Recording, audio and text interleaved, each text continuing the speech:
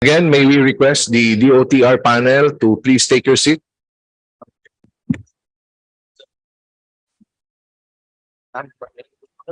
Boss, listahan. Dante. Morning, sir. Morning. Kong Dante. Pang 6. Number 6. Number 6.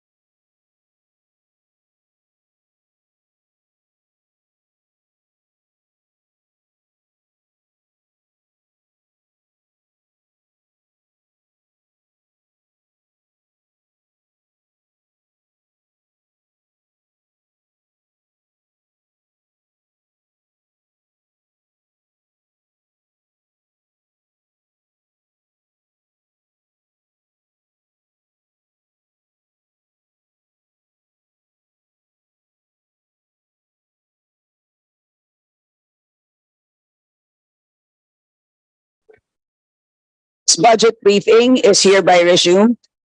Please stand for the singing of the national anthem and remain standing for a minute of silent prayer.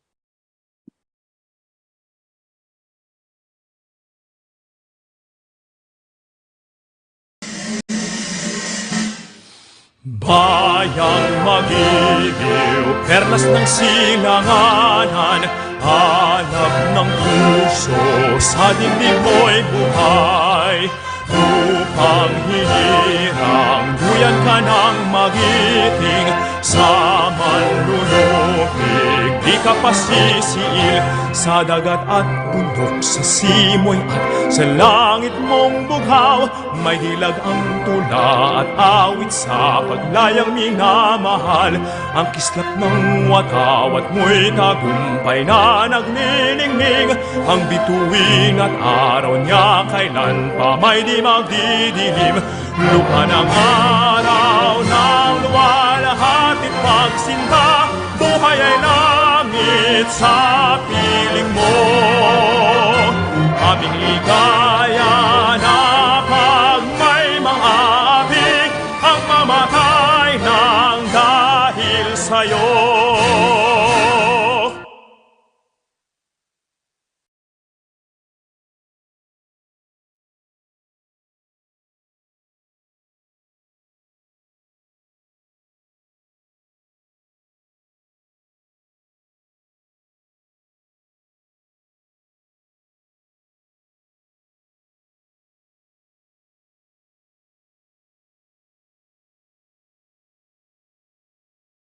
Committee Secretary, please acknowledge the resource persons and guests present today from the Department of Transportation, including its attached agencies and corporations. Good morning. Thank you, Madam Chair. May we request the DOTr family to please acknowledge when your name is mentioned. Thank you. Madam Chair,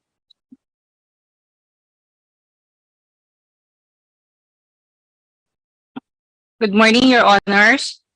We would like to acknowledge the presence of our guest resource persons from the Department of Transportation led by Secretary Jaime Bautista, Undersecretary Rainier Paul Yebra, Undersecretary Kim Robert De Leon, Undersecretary Timothy John Batan, Undersecretary Roberto Cecilio Lim, Undersecretary Cesar Chavez, Present. Undersecretary Anneli Lontok,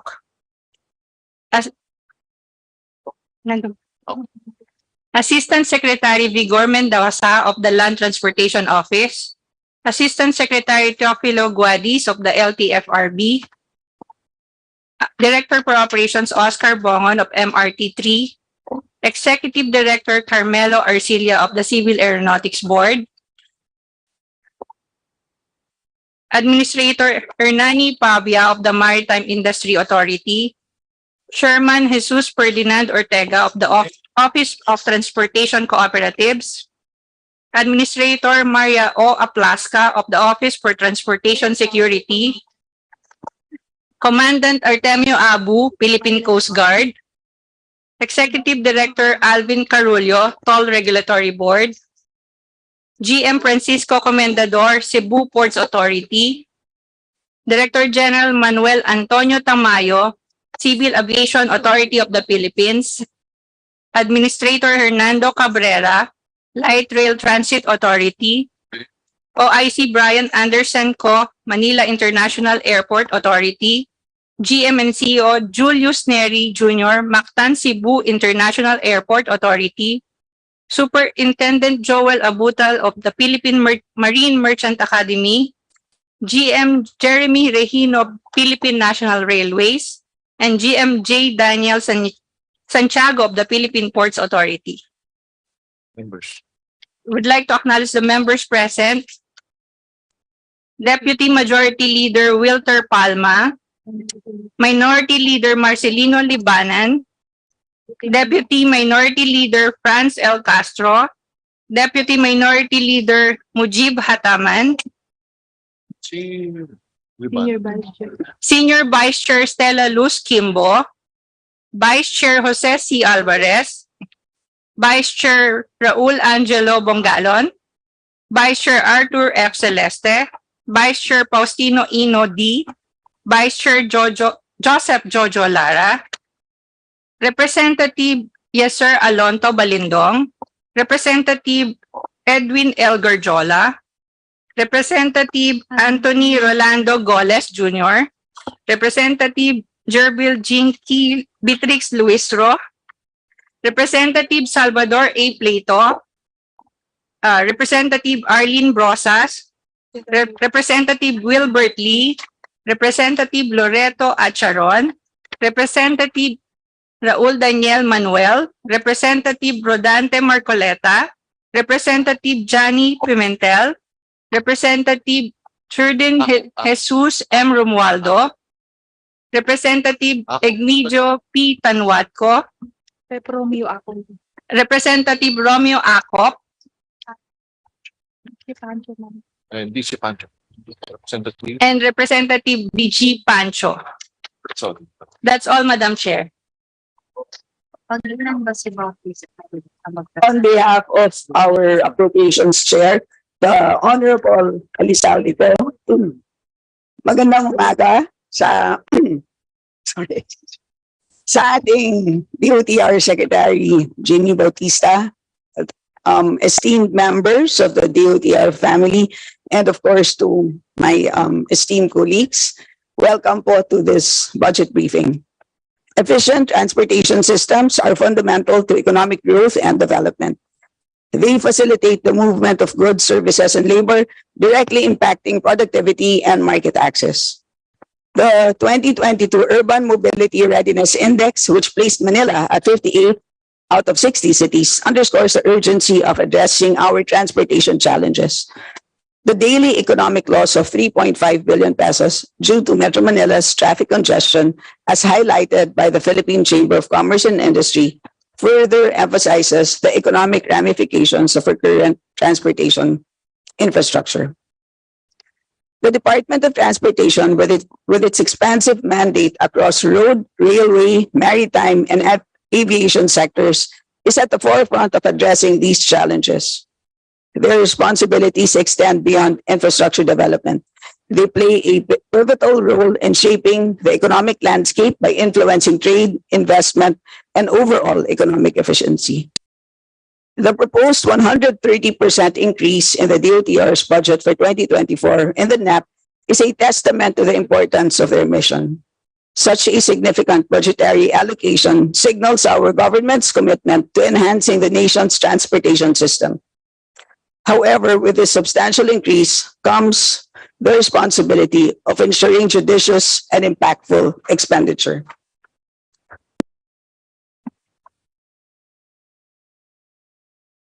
The DOTR is proposing a budget of 215.6 billion pesos. This allocation supports programs and projects consistent with the Build Better More program, covering the improvement of transportation infrastructure under the Rail Transport Program, Land Transportation Program, and construction, rehabilitation, and improvement of airports. The proposed budget is the sixth highest allocation in the fiscal year 2024 national budget. As members of the House, we must critically assess how these funds will be utilized, the projects they will support, and most importantly, the tangible benefits they will bring to the Filipino people. Thank you, and I anticipate a productive discussion. Magandang umaga po sa ating lahat. Right, so before we begin, the Secretary has informed the committee that he has to leave before noon as he will be joining the President on the trip. So, in the interest of time, I suggest to keep your presentation as short as possible. Kaya na po ba 15 minutes? 15 minutes kung kaya po. Oh, may request 10 minutes daw. Anyway po, everybody has a copy of the long version, so try to keep your presentation as short as possible. So at this point, Secretary Bautista, you may now proceed with your budget presentation. The Honorable Estela Luz Kimbo, Senior Vice Chairperson of the Appropriation Committee, honorable members of the Committee on Appropriations and House of Representatives, good morning. The Department of Transportation is pleased to present its humble accomplishments for the year 2022 and 2023 and its proposed budget for fiscal year 2024. As our guide, the department is committed to ensure comfortable, accessible, safe, sustainable, and affordable transportation system. For 2022, the department and its attached agencies received a total of 169.9 billion pesos in allotments from various sources. Of this, 163.09 billion or 95.97% of allotments was obligated as of year-end, while 117.368 billion was disbursed. For the first semester of 2023, the department and our attached agencies received a total of 222.607 billion pesos, most of which came from unprogrammed appropriations intended to cover the loan proceeds component of our various foreign assisted transportation projects. Of this amount, 93.7 billion was already obligated as of June 30, while 58.371 billion pesos were already disbursed. Historical disbursement rate was improved since the lowest in 2018 at 40%. Our full disbursement rate for 2022 is at 71.96%, while the first semester disbursement is at 62.29%. Obligations for the rest of the year is expected to further improve in view of awards of ongoing procurement activities and recognition of additional progress payments for ongoing civil works project. We have identified 4 major factors that affect our budget utilization rates for the first semester of 2023. First are the various projects under ongoing procurement process. We have several airport projects amounting to 1.7 billion pesos, as well as 3 contract packages of the Metro Manila Subway Project Phase 1. For the road sector, this includes the recently awarded contracts for the pre-printed driver's license cards and motorcycle and motor vehicle metal plates. Procurement is also ongoing for various contract packages of the Davao High Priority Bus System Project, the Cebu Bus Rapid Transit, and the EDSA Greenways project. Aside from ongoing procurement, right-of-way, site acquisition, and utility relocation continue to affect our utilization. For our major railway projects alone, we are targeting acquisition of several parcels of land with combined estimated value of at least 10 billion pesos and payable taxes of at least 2 billion pesos. Towards this end, we are working closely with the Office of the Solicitor General for the expeditious filing of the corresponding expropriation cases, as well as the Bureau of Internal Revenue for payable taxes that will arise from such right-of-way activities. Next is the ongoing documentation of claims from contractors of foreign assisted projects corresponding to their monthly progress billings. These projects require a specific set of documents that have to be complied with to facilitate disbursement of loan proceeds.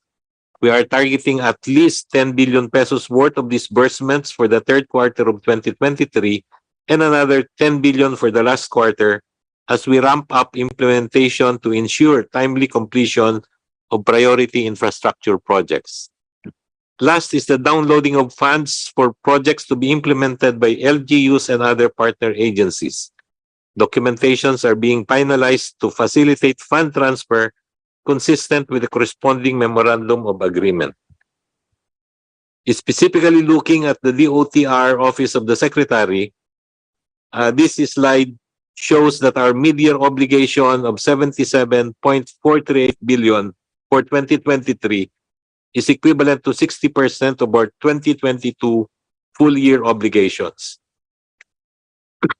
While disbursements of 47.356 billion pesos as of first semester is equivalent to 50% of our 2022 full-year disbursements.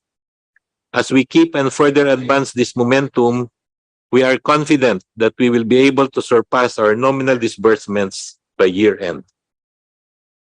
With better financial performance for the first half of 2023, we now ask Congress to support our expenditure proposal for fiscal year 2024. The total proposed budget for DOTr and its attached agencies is 214.296 billion pesos, 102.25% higher from our 2023 GAA levels. However, if we consider releases from unprogrammed appropriations for loan proceeds, this proposal level is even less than we currently have for 2023 by 43.779 billion pesos. By allotment class, bulk of the budget is for capital outlay, mainly for the big ticket transportation infrastructure projects that we are undertaking. Personal services got 10.9%, while MOOE got 9.6%. Almost 100% of our budget are new appropriations, and less than 1% will come from automatic appropriations for retirement and life insurance premiums, as well as 3 special accounts. The seatbelt fund administered by Excuse the me, LTO. Secretary. Let us pay due courtesy to the Secretary by observing silence. Thank you. Thank you, ma'am. The annual tonnage fee administered by Marina and the aviation security fees administered by the Office of the Transport Security. The DOTr, Office of the Secretary, will receive 87.4% of our proposed budget, again mainly for the flagship infrastructure projects. Philippine Coast Guard will receive 11.2% or around 24.019 billion pesos, with a big chunk allocated for its personnel services. Office of Transport Security will receive 0.7% or 1.541 billion pesos, followed by Marina with 0.5% or 1.171 billion pesos. CAB, TRB, and Office of the Transport Cooperative will receive 231 million, 75 million, and 46 million respectively. Breaking down further, DOTr OSEX budget will show that LTO will receive 4.799 billion, LTFRB with 500 million, and the MRT-3 with 1.269 billion. Our 2 regional offices in Caraga and CAR will also receive their usual allocation for operating expenses. These slides show that the top 12 line items in the DOTr budget, which accounts to 170 billion pesos of the proposal. The next slide shows airport development and other transport infrastructure projects that amounts to another 6 billion pesos to comprise most of the department's capital outlay proposals.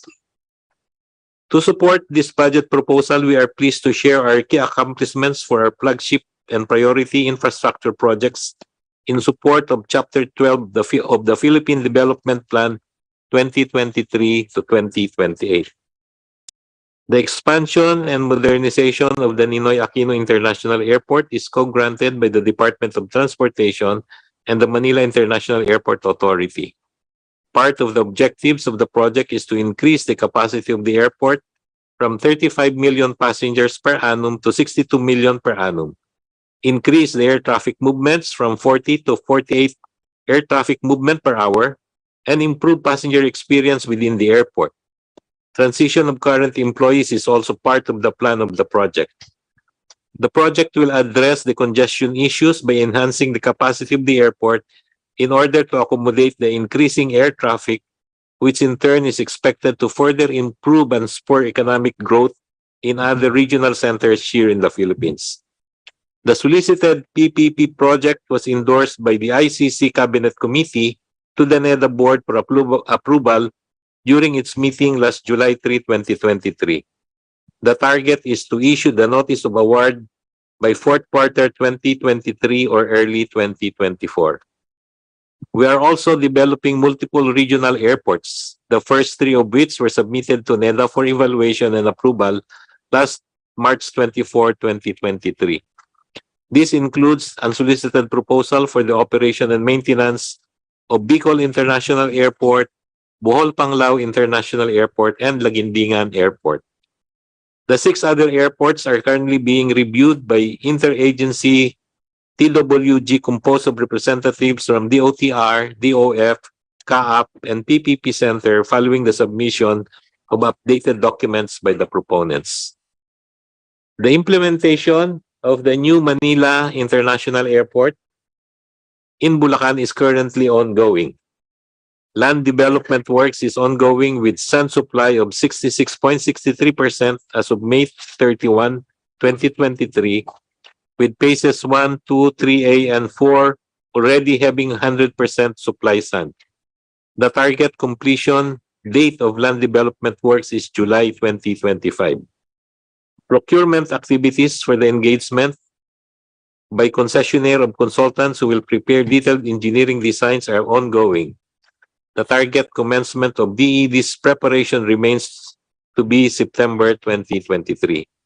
The development plans for New Manila International Airport are considered in the crafting of the GCR Airport Strategy, which is being prepared by the Asian Development Bank.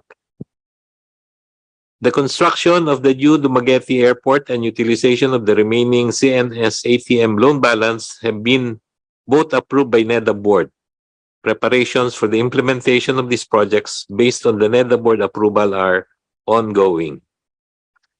A total of 24 airport development projects have been completed since July 1, 2023. Total project cost of these GAA-funded projects is 1.3 billion pesos. There are a total of 375 locally funded ports projects from 2015 to date across the country. 240 of these have been completed, including the 7 recently completed port projects as listed in the table. Currently, there are 34 projects ongoing construction. The Barangay Pag-asa Sheltered Port Phase 2 project located in Kalayaan Island Group was completed last April 11, 2023. The 227.5 million peso project aims to cater to large fishing vessels as well as government-owned vessels of the Philippine Coast Guard, Philippine Navy, the Bureau of Fisheries and Aquatic Resources for enhanced connectivity and strengthened border protection in the West Philippine Sea. The next slide highlights the DOTr accomplishments for rail sector financing. On February 9, 2023, the supplemental loan for NSCR N1 Malolos to Tutuban and the second trans loan agreement for NSCR extension were signed. On 26 May 2023, the exchange of notes between DFA and the Embassy of Japan and the supplemental loan agreement between DOF and JICA were signed for MRT Line 3 Rehabilitation and Maintenance. On February 2, 2023, the NEDA Board approved the supplemental ODA loan application amounting to Japanese yen 17,399.9 million to cover corresponding costs resulting from changes in scope, which covers the following: integration of MRT line to other MRT-3 projects, rehabilitation works that were not identified in JICA grant-assisted rapid inspection and project scoping, long-term operation and maintenance, addition and extension of maintenance work to account for the 6-month period of community quarantine due to COVID-19 pandemic. On May 30, 2023, 3 extension contracts were signed, namely RMA Amendment Number 1, extended maintenance services, second, variation order agreement, and third, supervision consultancy extension contract. In terms of railway sector contracts, we've accomplished the following. For NSCR, contract signing for NSCR Malolos to Tuban, electromechanical systems and track works on June 30, 2023. Contract signing for CPS 01, CPS 03A, and CPS 03C of the NSCR Extension Project on July 13, 23 in Malacanang. Contract signing for CPS 02 and CPS 03B of the NSCR Extension Project for the construction of viaducts, bridges, and elevated stations on 27 April 2023 in Malacanang. Contract signing for the electromechanical system CP-NS01 contract for the Malolos Clark and Manila Calamba segments on March 3, 2023. For the Metro Manila Subway project in November 2022, the contracts for CP-102, this is the Quezon Avenue and East Avenue stations, and CP-103, Anonas and Camp Aguinaldo stations were signed.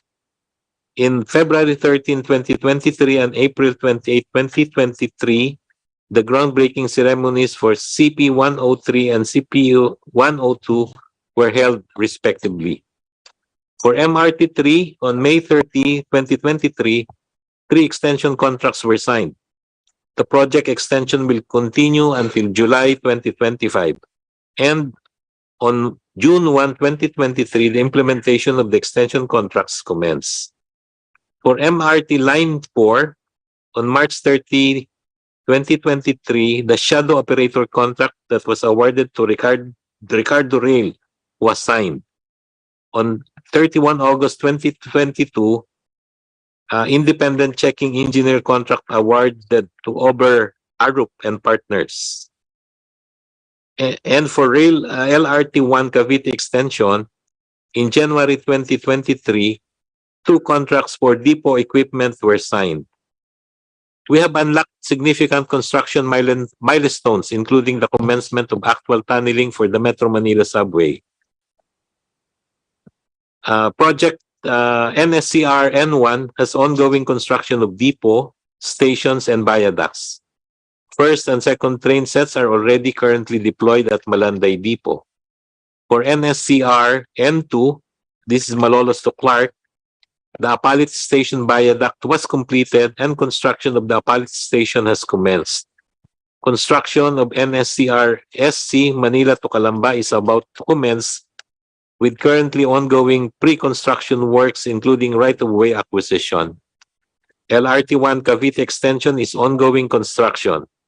The overhauling of 72 of the 72 light rail vehicles of MRT-3 was completed on February 2, 2023. For MRT-7, 16 kilometers out of 24-kilometer length has been poured, with 15.86-kilometer late tracks ready for electromechanical installation. The United Grand Central Station has completed its structural works, roofing and facade of station building, and utility works. Lastly, our key accomplishments of the road sector, starting with the Cebu Bus Rapid Transit. This project is one of the government's major projects that will provide a comfortable, accessible, safe, sustainable, and affordable public transportation system in the province of Cebu. This project of 13.18 kilometers of segregated bus lanes and 22.1 kilometer feeder line system is expected to cater to more than 60,000 passengers daily in its partial operations in the fourth quarter of 2023 and up to 160,000 passengers daily in full operations by 2025. The department broke ground for the Civil Works Package 1 of the Cebu BRT in February 2023, following its award to Hunan Road and Bridge Construction Group in November 2022, while Civil Works Packages 2 and 3 are awaiting completion for their detailed engineering designs. The Cebu BRT Project Management Office targets to bid out Packages 2 and 3 in the third quarter of 2023.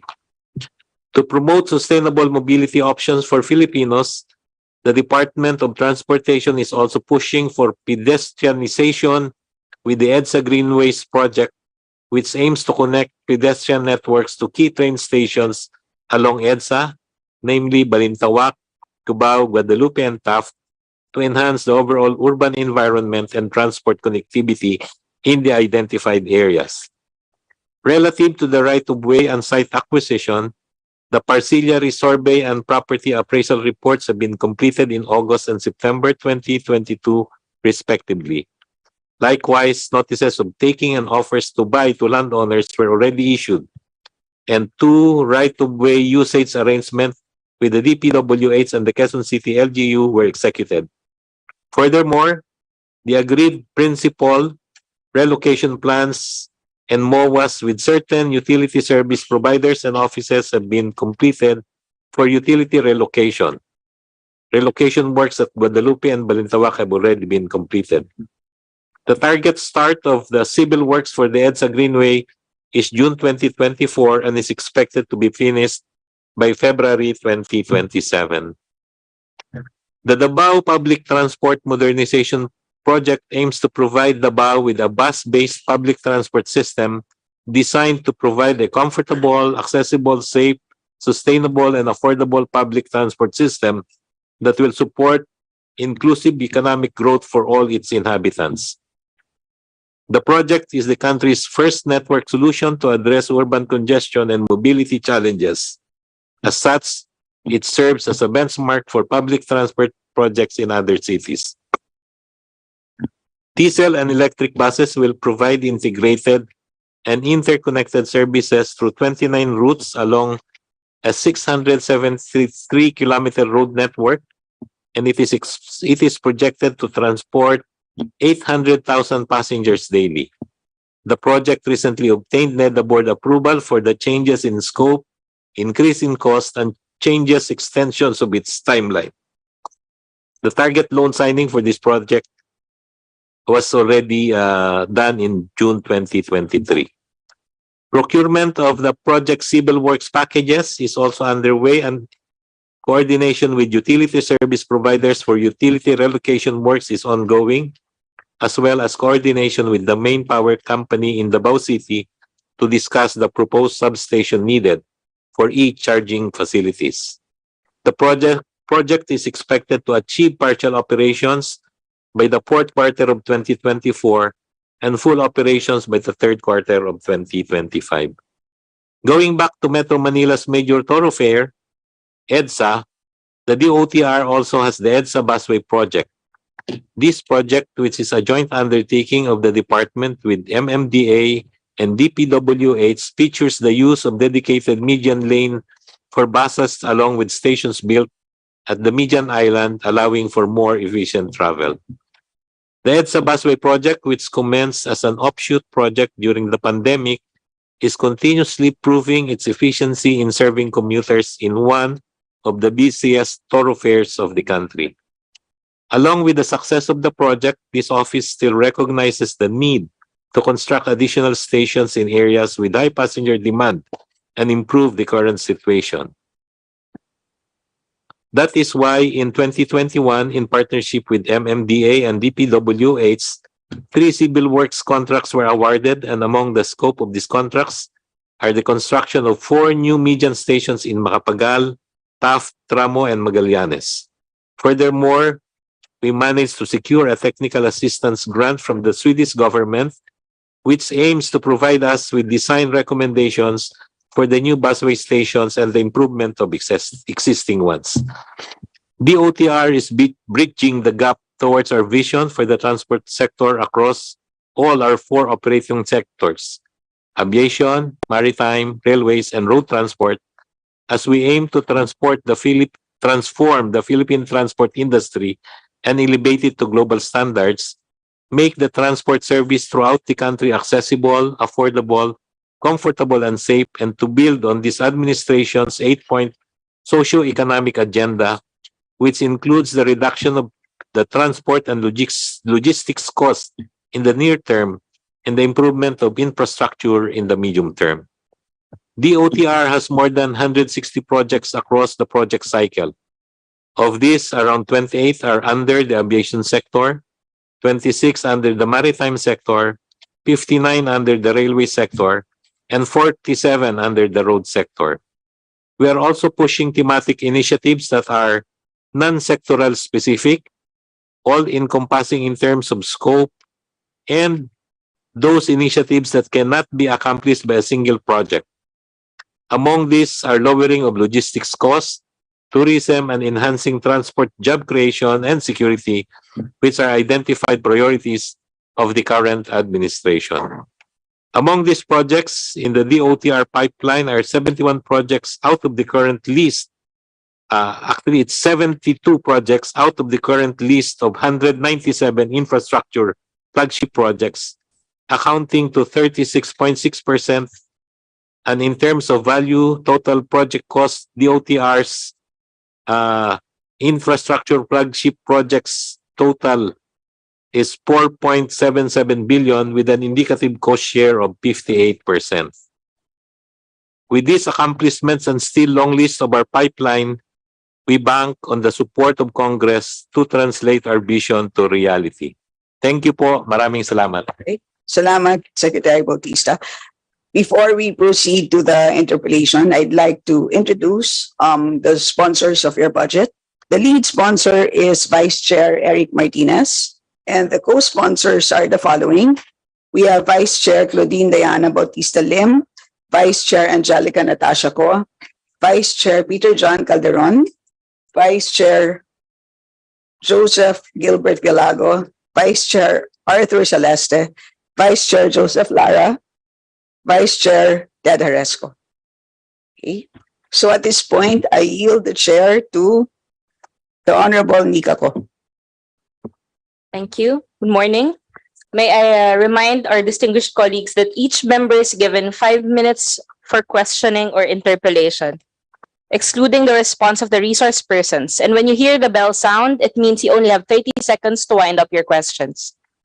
As part of the long-standing and respected tradition of the House of Representatives to accord preferential treatment to the minority members of the House and followed by the majority members in an alternating manner, the Chair recognizes from the Minority Leader Marcelino Libanan.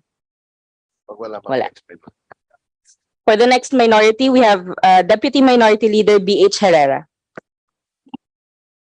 Thank you very much, Madam Chair. Magandang umaga po sa DOTr Family Secretary at our Executive Stella Kimbo. Sa inyo pong lahat, good morning. Well, I'll just go straight to the point dahil marami pong nakapila.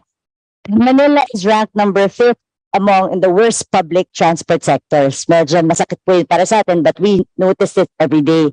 And while nakita ko ang laki ng increase ng DOTr budget, it also says that 85% of DOTr's program is devoted to the railway transport program. So ang laki ng increase natin doon.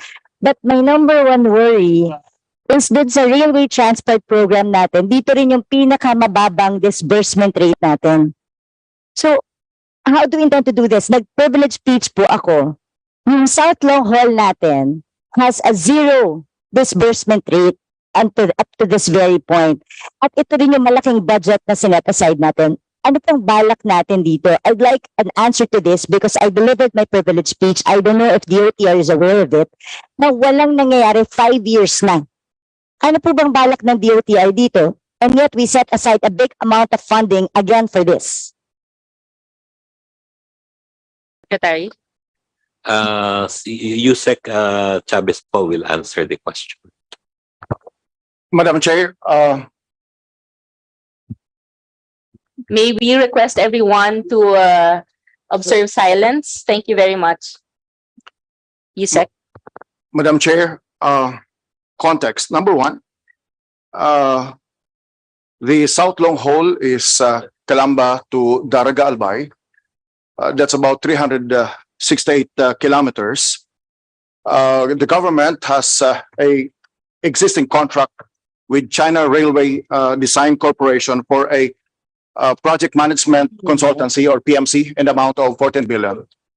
But there's no contract and loan approved or granted to the Philippine government from the China. The China Railway Design Corporation is a Chinese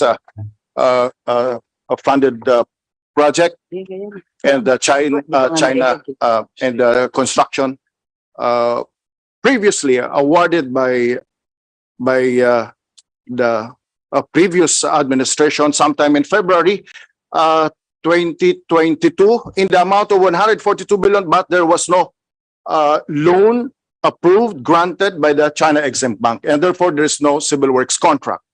Number two, the Office of the Secretary has given us a guidance on the way forward. It has been notified, we have notified the other government agencies because DOTr is only an implementing agency. Any change in the character of the loan continue or otherwise have to be approved by the NEDA. And the lead here is not only NEDA, but the Department of Finance. And therefore, after a year and 2 months, even before this committee hearing, the Secretary has advised the team to meet with the China Exim Bank and to the Chinese Embassy to ask them, really, do you really want to give us a loan of 142 billion? Otherwise, without 142 billion, there is no civil works contract. There is a project management consultancy for 10 billion. We've spent almost 2 billion already, but there is no civil works contract. So that's the status. The way forward is that this administration, DOTr in particular, is doing its best to talk with the NEDA and the Department of Finance, because in this case, Department of Finance is the one that applied for the loan, negotiated for the loan, signed for the loan. As you are aware, Madam Chair, the previous Secretary of Finance withdrew the contract, the application for loan, because there was inaction by the Chinese Exim Bank, inaction. And immediately after the Marcos administration came in, Secretary Bautista repeatedly informed the Secretary of Finance and the NEDA and the other cabinet members, informing them on the way forward. We requested that the Department of Finance make another representation to the China Exim Bank, and it did. At one point, about 3 or 4 months ago, Yusek TJ and I and the former Undersecretary of Finance of DOF met with the Chinese Embassy, the Economic Counselor, and informed them, what's your definitive plan on the South Long Haul? And we were given no clear direction on this, and there is the status. Therefore, finally, our position is that by the end of December, the Department of Transportation will have to go back to NEDA to ask for a guidance whether to still a request for funding from the China Exim Bank or to terminate the private management consultancy, and also to withdraw the loan application, reapplication for the China Exim Bank. That's the status po. Thank you, Madam Chair. But for the meantime, anong timetable natin? We set aside 3.1 billion dito. Kung wala tayong gagawin, sayang naman yung pera kung up in the air tayo dito. Again, the context is, kailangan ba natin ang South Long Haul? Yes, kailangan natin ang South Long Haul. In all government projects, especially in the railway projects, the role of the land acquisition is always with the government. And therefore, ang direksyon ng DOTr po ay ituloy ang proyektong ito pending kung sino man ang magiging partner dito. So, Yes, Madam Chair. Yes, of course, kailangan ituloy. Pero gaano kayo katagal na maghihintay? Until when will we wait for this? Because 5 taon na po ito. Ano po ang timetable na tinitignan natin para alam din po namin dito sa committee kung ibibigay namin yung kailangan ninyo? Kasi kung di rin naman pending din naman, sayang ang pera. my office recommended to the Secretary to courses of actions in this case. If we cannot get a definitive reply from the foreign funding, we need to terminate the project management consultancy so that we can proceed with another options. The other option is that we can still negotiate. DOF together with NEDA and the entire economic team may still decide to proceed this with another foreign funding institutions, or we go with the PPP modality. PPP, we have defined it with the Office of the Secretary. We may go to JICA, we may go to Asian Development Bank, we may go to foreign partners for the electromechanical, and the rolling stock. Government will still be in charge of the right-of-way, the civil works with a private contractor. That's the way forward po. Madam Chair, I will request that before plenary, may sagot tayong malinaw para lang makasubmit sila at sana madali ng DOTr ang pagdesisyon nito. Yusek, and can you please submit the requirements by our Deputy Minority Leader B.H. Herrera? Apo, we can submit my recommendation to the Secretary, a copy furnished with And this please committee po. also copy furnish the Committee on Appropriations. Also. Apo. Yes. Next, Madam Chair, ang majority din dito sa 85% increase is the payment to the, yung North-South Commuter Railway. Ano naman status nito? Is this ongoing? Is this on time? Maayos ba ang mga contractors ito? May problema po ba tayo? I'd like to know the situation of the North-South Commuter Railway. North-South Commuter Railway project is composed of 3 projects: Manila to Malolos, that's N1; Malolos to Clark, that's N2; the South Commuter, that's South Commuter. As far as N1, Malolos to Clark, only 3 stations have not yet been awarded. That is Tutuban, Soles, and Caloocan. Otherwise, all the stations from Valenzuela to Clark ay tapos na po, ongoing construction. In fact, Balagtas Station, Malolos, and Giginto is between 60 to 84% civil works. All contracts po, rolling stock, bagon, electromechanical, relays, signaling, operations, power, automated fare collection system, okay na po siya. We're encountering some delays, and in fact, we have to acknowledge that in the some delays. But let me inform this committee that in the North-South Commuter Railway project, Manila to Malolos, that's about 18 hectares. We already acquired 16 hectares. The Malolos to Clark is about it's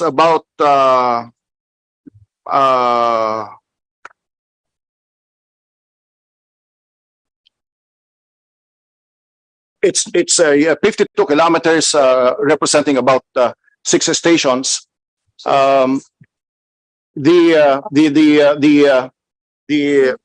We're almost 60%. Sorry, almost 70% acquired already. Let me inform this committee that in the Manila to Clark, 75% of the land is owned by the government.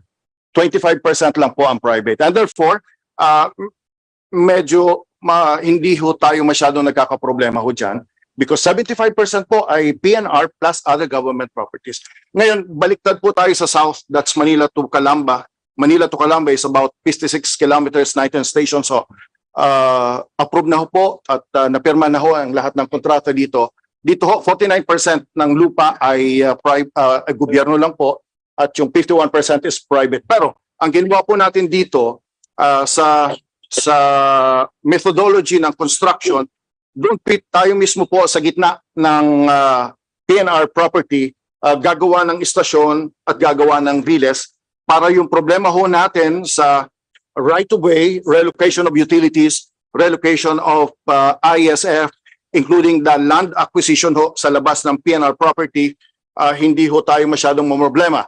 So, tsaka malalaki po ang kausap po natin sa right-of-way sa private sector, sapagkat ito po yung Maynilad, Meralco, and therefore, bultuhan po ang usapan sa right-of-way po dito. Madam Chair, marami nagrereklamo sa tabi ko eh. Kasi yung disbursement rate nyo dito is 29.3% eh. So, pasubmit na lang po because hindi nagtatali doon sa nangyayari sa ground, doon sa report ng DOTr. So, may we please get a copy of the performance when it comes to that? Kasi medyo mubulong po yung mga katabi ko dito. Madam Chair. My next question, Madam Chair. Dun sa railways and other kamusta ang accessibility to PWDs? Kasi ang daming complaint dito that most of our MRT stations, hindi, yung LRT natin, yung PNR natin, very poor daw ang ating accessibility to PWDs. Is this true as reported by several PWD organizations? We would like to humbly acknowledge that the report of Rappler is correct. But in the new projects, North-South Railway Commuter project ho, pati sa subway, embedded na po yung mga reforms na dapat gawin. Remember that the Line 1 was established sometime in 1981, completed in 1983, started operations in 1984. Ganon din po yung ibang istasyon, started in 1997, naging operational 2000. Noon ay hindi pa ho masyadong tumitingkad yung accessibility issue. But let me assure this committee that what is lacking in the design of Line 1 po, MRT-3 and LRT Line 2 is now addressed in the detailed engineering design of Manila to Clark and Manila to Calamba and Metro Manila Subway po. Please po. To everyone, may we request again your silence? Thank you. Madam Chair, my next question. Nakapag-set aside po ba tayo ng payment na kay Stradcom and then Dermalog para lang po makamove forward na tayo sa LTMS issue natin? Madam Chair. Yusek? For 2024, part of the net level of DOTr is 1 billion pesos to partially settle the standing arrears with Stradcom, which is brought about by the phase-out agreement. So that is just partial, Madam Chair. And we are expecting, or we are waiting for further releases from DBM for this year, because under the 2023 GAA and programmed appropriations, there's a 2 billion allocation for the LTO IT service fees as well. But this combined will still not fully settle our outstanding obligations with Stradcom. What about for Dermalog, Madam Chair?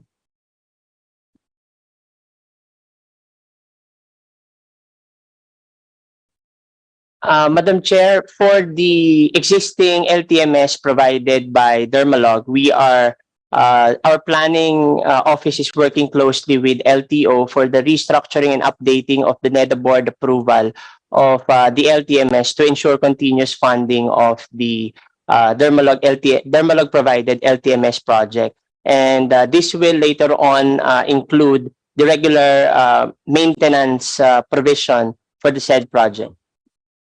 Madam Chair, paano na po ang sitwasyon ng driver's license ng ating mga kababayan considering may PRO from RTC? So wala na naman pong driver's license ang ating mga kababayan. Ano po ang ginagawa ng DOTr and LTO dito? Madam Congressman, well, we hope the PRO will be lifted this Wednesday. The 20-day period will expire this Wednesday po. But if it is not lifted and then matuloy-tuloy na po yung injunction, then we will be constrained to extend the licenses of our motorists po. So wala po ba tayong other option that we can do as of now para merong lisensya ng ating mga kababayan? 2 days po ang hihintay ho namin. We are now coming up with alternative plans including the electronic licensing.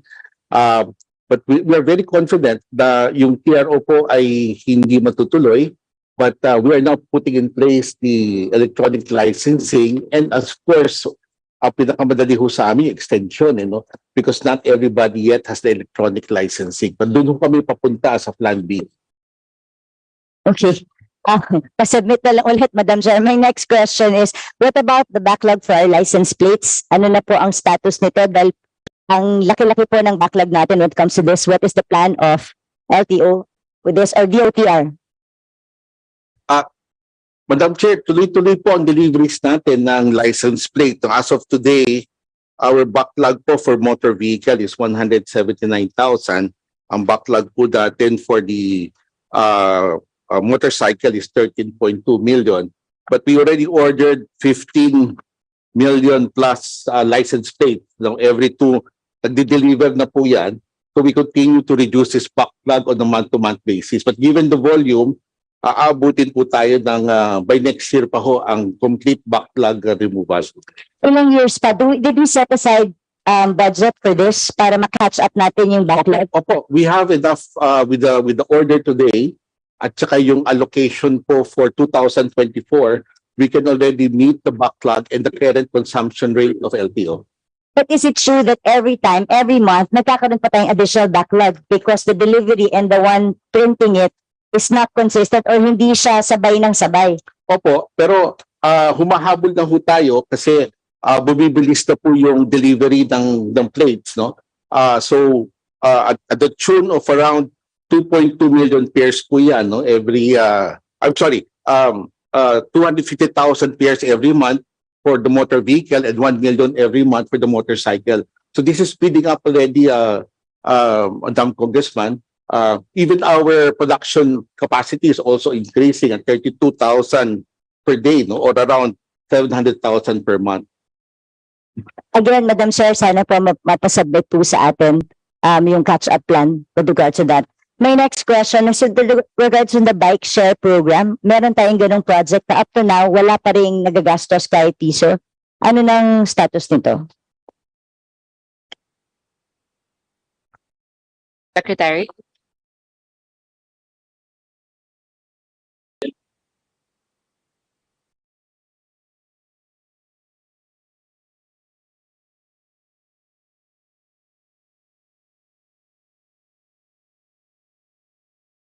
Hindi lang po.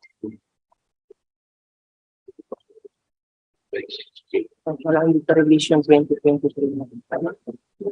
Yung 2023 siya, ang release.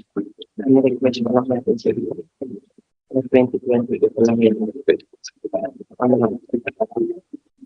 Madam Chair, on the status of the appropriations for active transport, we confirmed that as of now, what the department is utilizing is still the continuing appropriations from the 2022 GAA. As for the allotment, the 705 million appropriations for active transport for 2023, we have just submitted the request to the DBM for the release of the SARO, as this was tagged as a for later release item. So, but what we are implementing right now is the projects funded under the 2022 GAA for active transport.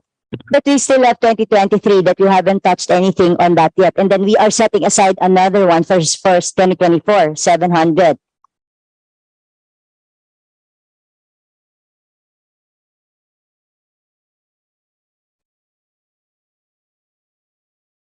We have 500 million for 2024, 705 for 2023, but it remains unobligated.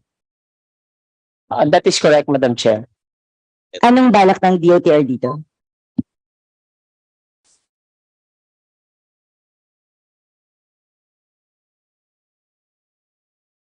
Madam Chair, the 2023 budget is to be spent for the extension of the bike share, and also we're now processing the MOA for the fund transfer to several LGUs by October to November, and also for the maintenance and upgrading of existing bike lane network. Also for the establishment of end-of-trip cycling facilities, construction of public transport stops, and for consultancy services. We plan to have or our planning and policy unit or services would be procuring consultancy services for the preparation of feasibility study for the active transport program. So feasibility study pa lang tayo? In the meantime, kasi po we will be our master plan is just for the for the metro cities like the Metro Manila, Davao, and Cebu. So, but And we need 1.2 billion for feasibility study of an active bike system? Kasi meron tayong 700 last year, 500 this year. Nawala pang nagagalaw. Is that for feasibility only? No, sir. No, ma'am. If I may detail all the expenditure targets. Well, in the interest of time, ma'am, pasubmit na lang, Madam Chair. I'll wind up na lang with my last question. Yung fuel subsidy to transport sector, hindi pa rin ito nagagalaw, 3 billion. We set aside 2.5 billion for this year, for 2024, and then yung 3 billion last year remains unobligated in the first 6 months. This is fuel subsidy para sa ating affected transport sector.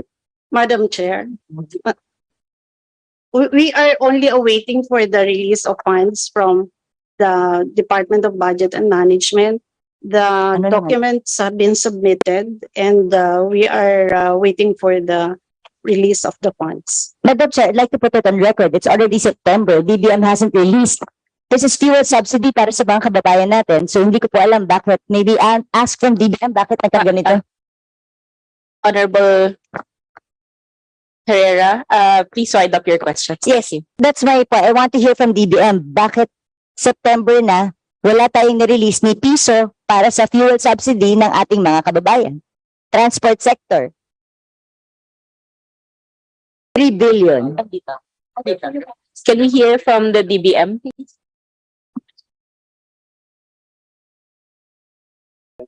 DBM? DBM, please explain the specific conditions for this release.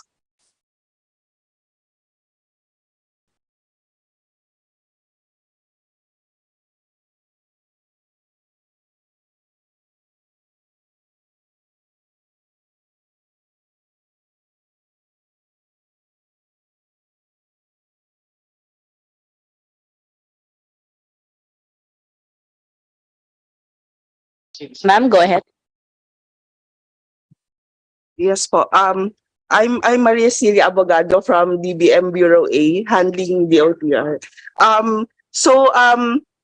We have a chronology of events of what has transpired as regards the release of the fuel subsidy program. So as we all know, we have a special provision requiring that for 3 consecutive months, the average crude oil price based on the MOPS Dubai, Dubai crude oil price based on MOPS should be at the, an average of $80 per barrel. So during the first quarter, this was already breached, but during May, it went below. So right now, we have already reached that, and upon reaching that, the DOTr has already submitted a request last August 9, but we have returned it to DOTr due to some noted deficiencies in the request, among others, including the required joint memorandum circular between the DOE. It's also in the special provision between the among the DOE, the DOTr, and the DBM. So when I say DOTr po, kasama yung LTFRB among the signatories. So on August 22, an online meeting was held among the aforesaid departments or agencies, wherein we finalized the guidelines, the joint memorandum circular po. And then after finalizing the guidelines po, we were able to send our comments to the DOTr via email on August 23, the very next day po. And then po on September 2, it was submitted via online due to the suspension of the government work as well as of all levels of classes po. And then we received earlier today, we have yet to receive today the hard copy of the request, but we are already processing the request po as of today. Since the DOTr was able to submit na po the copy of the joint memorandum circular, a revised set of documentary requirements po, including yung MOA and the financial accountability reports that we asked them to submit. Thank you, Madam Chair. Round 2 na lang po. Thank you, DOTr family. Ang laki kasi ng budget that we set aside for you, and we are looking forward na sana ma-maximize yung spending natin. Thank you very much. Thank you. Now we go to the majority. We have Representative Salvador Plato. Thank you, Madam Chair. Sa ating mga kaibigan sa Executive Department, ang DOTr family, our dear colleagues, magandang umaga po sa inyo lahat. Didiretsoy ko na agad si Secretary, yung po pwede, Secretary, o kaya any of the undersecretaries. There were reports, Secretary, that DOTr is planning to transfer ownership of the assets of MRT-3 to LRTA. Bakit po? Ano kaya ang dahilan? Is DOTr not efficiently managing MRT-3? O balik rin natin, is LRTA capable of managing MRT-3 when it was already line 1 and line 2? Thank you, Madam Chair. Madam Chair, if I may. LRTA, LRT Line 1, and LRT Line 2, they are operating rail lines under the LRTA, Light Rail Transit Authority, there is a governing board, there is a NEDA representative, the secretaries of NEDA, finance, DPWH, MMDA, private sector, LTFRB, members of the board. In PNR, still operated by PNR with a PNR board, also has a member of DOF, NEDA, private sector, Office of the President, Department of Budget and Management.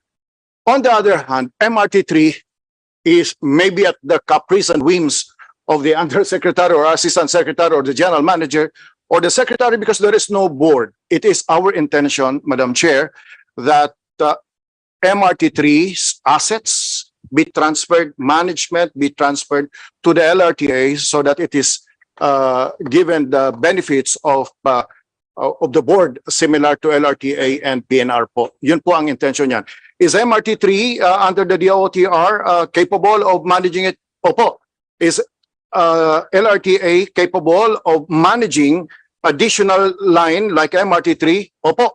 Pero ang tingin po namin, mas magiging panatag ang bayan kapag may board sa MRT-3. Lalong-lalo na po, patapos na ho ang build list transfer ng MRT-3 sa Sobre Peña Group by 2025, and therefore, mas mabuti hong nasa loob na po siya ng authority na mayroong board para nakakasama na agad ang DOF, ang Office of the President, ang Department of Budget and Management, private sector in the discussion on the way forward of MRT-3. Salamat po sa napakagandang sagot, Secretary Yusek Chavez. Pangalawang tanong ko po regarding MRT-7 naman. MRT-7's last station ang pagkalab ko dito sa dulo ng San Jose del Monte City sa under ng aning Congresswoman Rida Robes. At makikinabang din po ako because my district adjacent po itong Norsagaray at Santa Maria. Ang pagkalam ko, nag-groundbreaking ito sa Memorial Circle, sa Quezon City Memorial Circle noong pang April 2016. At alam ko rin na there are two components here of MRT-7, yung railway component at saka road component. Interesado kasi ako sa dalawa eh. But unahin ko na lang yung roads, po. Yung road component is 23 kilometers and the railway is 22 kilometers. Yung railway component ay sa North Avenue between East M and Trinoma to San Jose del Monte. Ang road component is from San Jose del Monte City to NLEX, doon po sa Balagtas, section dito sa NLEX. The alignment of road component is started. Ito yung original assignment, kaya interesado po ko rito kasi dadaan sa bayan ko ito eh. The road component started in San Jose del Monte City, passing to Santa Maria, my hometown, then Bukawi, and ending in NLEX, ng Balagtas section. What happened to this alignment, Secretary, which is 23 kilometers in length? Nag-start na ba ho kayo mag-acquire ng right of way po dito? Sa tingin ko po kasi nababagalan po ako sa pag-usad ng MRT-7. Madam Chair, it is true that under the PPP arrangement between DOTr, then DOTC, now DOTr, and San Miguel Corporation, the developer of MRT-7. It's about 23 kilometers, 17 stations from North Avenue to San Jose del Monte. It is true po that Del Monte to Balagtas, there's a road component po about 23, 22, 20 kilometers. So it is true po na dadaan po ng Santa Maria, Bulacan. In our meeting, in the last project management meeting with MRT-7, we reiterated to them their obligation that the road component, the highway component be expedited and based on the timeline given. So hindi ho bumibitaw ang DOTr po doon sa pagtutok at nagkakaroon lang po ng delays sa implementations ng RILES from Manila to Del Monte. Pero ang commitment na binigay po ng San Miguel Corporation ay itutuloy. In fact, The right of way, the alignment has already been presented, and Tuloy po ba itong alignment nito, the original alignment? Kasi wala, may alignment po kayo kasi wala pa rin nag-acquire na nababalitaan ko up to now. Kung dadaan po sa amin sa yung alignment na old, this is the old alignment. Ito rin ba masusunod na alignment? ang pagkakalam po, sa meeting po namin, yun din pa rin po ang commitment nila. At ang pagkakaiba ho ng MRT-7, the land acquisition is by the private sector. Magbabayad na lang po ang gobyerno pagkatapos. So sila po ang lead. Unlike other railway projects, gobyerno DOTr ang land acquisition. In this case po, sila ho ang nanguna with the assistance ng Department of Transportation. And it is the responsibility pa rin ho ng Department of Transportation. We would like to assure this committee, Madam Chair, that San Miguel Corporation, the developer of MRT-7, has committed that the old alignment and that the land acquisition po will be expedited. Naiinip na rin po kami because this is part of, there's no MRT-7 kung wala hong highway component ho. So, obligasyon po nila yan sa DOTr. Ang hinihiling po namin sa kanila, by 2025 there should be substantial construction already nung lugar na yun po. Nainip na din po kami kasi alam po nyo, napaka-traffic ngayon ng Santa Maria kung alam no sa Garay. Kasi nandun po yung Philippine Arena at saka yung new international airport ginagawa na. Kaya kailangan siguro ma-expedite ito. Ilang percent na ba ito? Mayroon na po silang ongoing, yung alignment po, tapos na po siya. May ongoing na po silang right-of-way acquisition. Nagsisimula po sila sa San Jose del Monte, kung saan yung last Ilang station percent po? Alam ko na PPP project kasi for your information, ako rin po principal author, isa sa principal author ng PPP, which is certified urgent by the President, nasa Senate na. At sana mapunta na sa Pangulo kasi kailangan natin itong PPP. At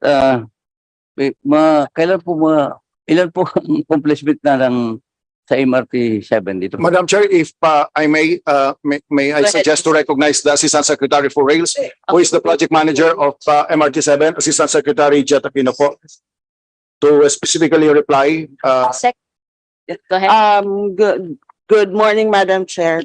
Regarding the completion or percentage progress on the road component for the MRT-7, currently we are at 0.18%. Total affected lots for the road component is around 1,083, and 14 have been issued offer to buy. Thank you po. Okay, thank you. During po sa budget, nung hearing last year, we discussed MRT Line 7 project, and I requested that San Jose Station be extended to Norsagaray. Nakausap ko si Secretary dito ilang beses na eh. At ako, siyempre, Norsagaray is a part of my district. Masayang-masaya po kami at ang ating kasama distrito at ang buong lalawigan ng Bulacan. Dahil sa agad-agad po na sinagutan tayo ni Secretary sa magandang suggestion at isasama na sa plano ang nasabing MRT station. I would just like to know what were the steps taken to include Norsagaray in the said plan. Have we conducted a feasibility study on said inclusion, Mr. Secretary? Sabi mo, Secretary, may loan na darating na $6 million. Saan po ginamit itong $6 million? Hindi ba nakasama kami sa feasibility studies dito? Through the chair po. Madam Chair, currently po yung MRT-7 hanggang San Jose del Monte, Bulacan lang.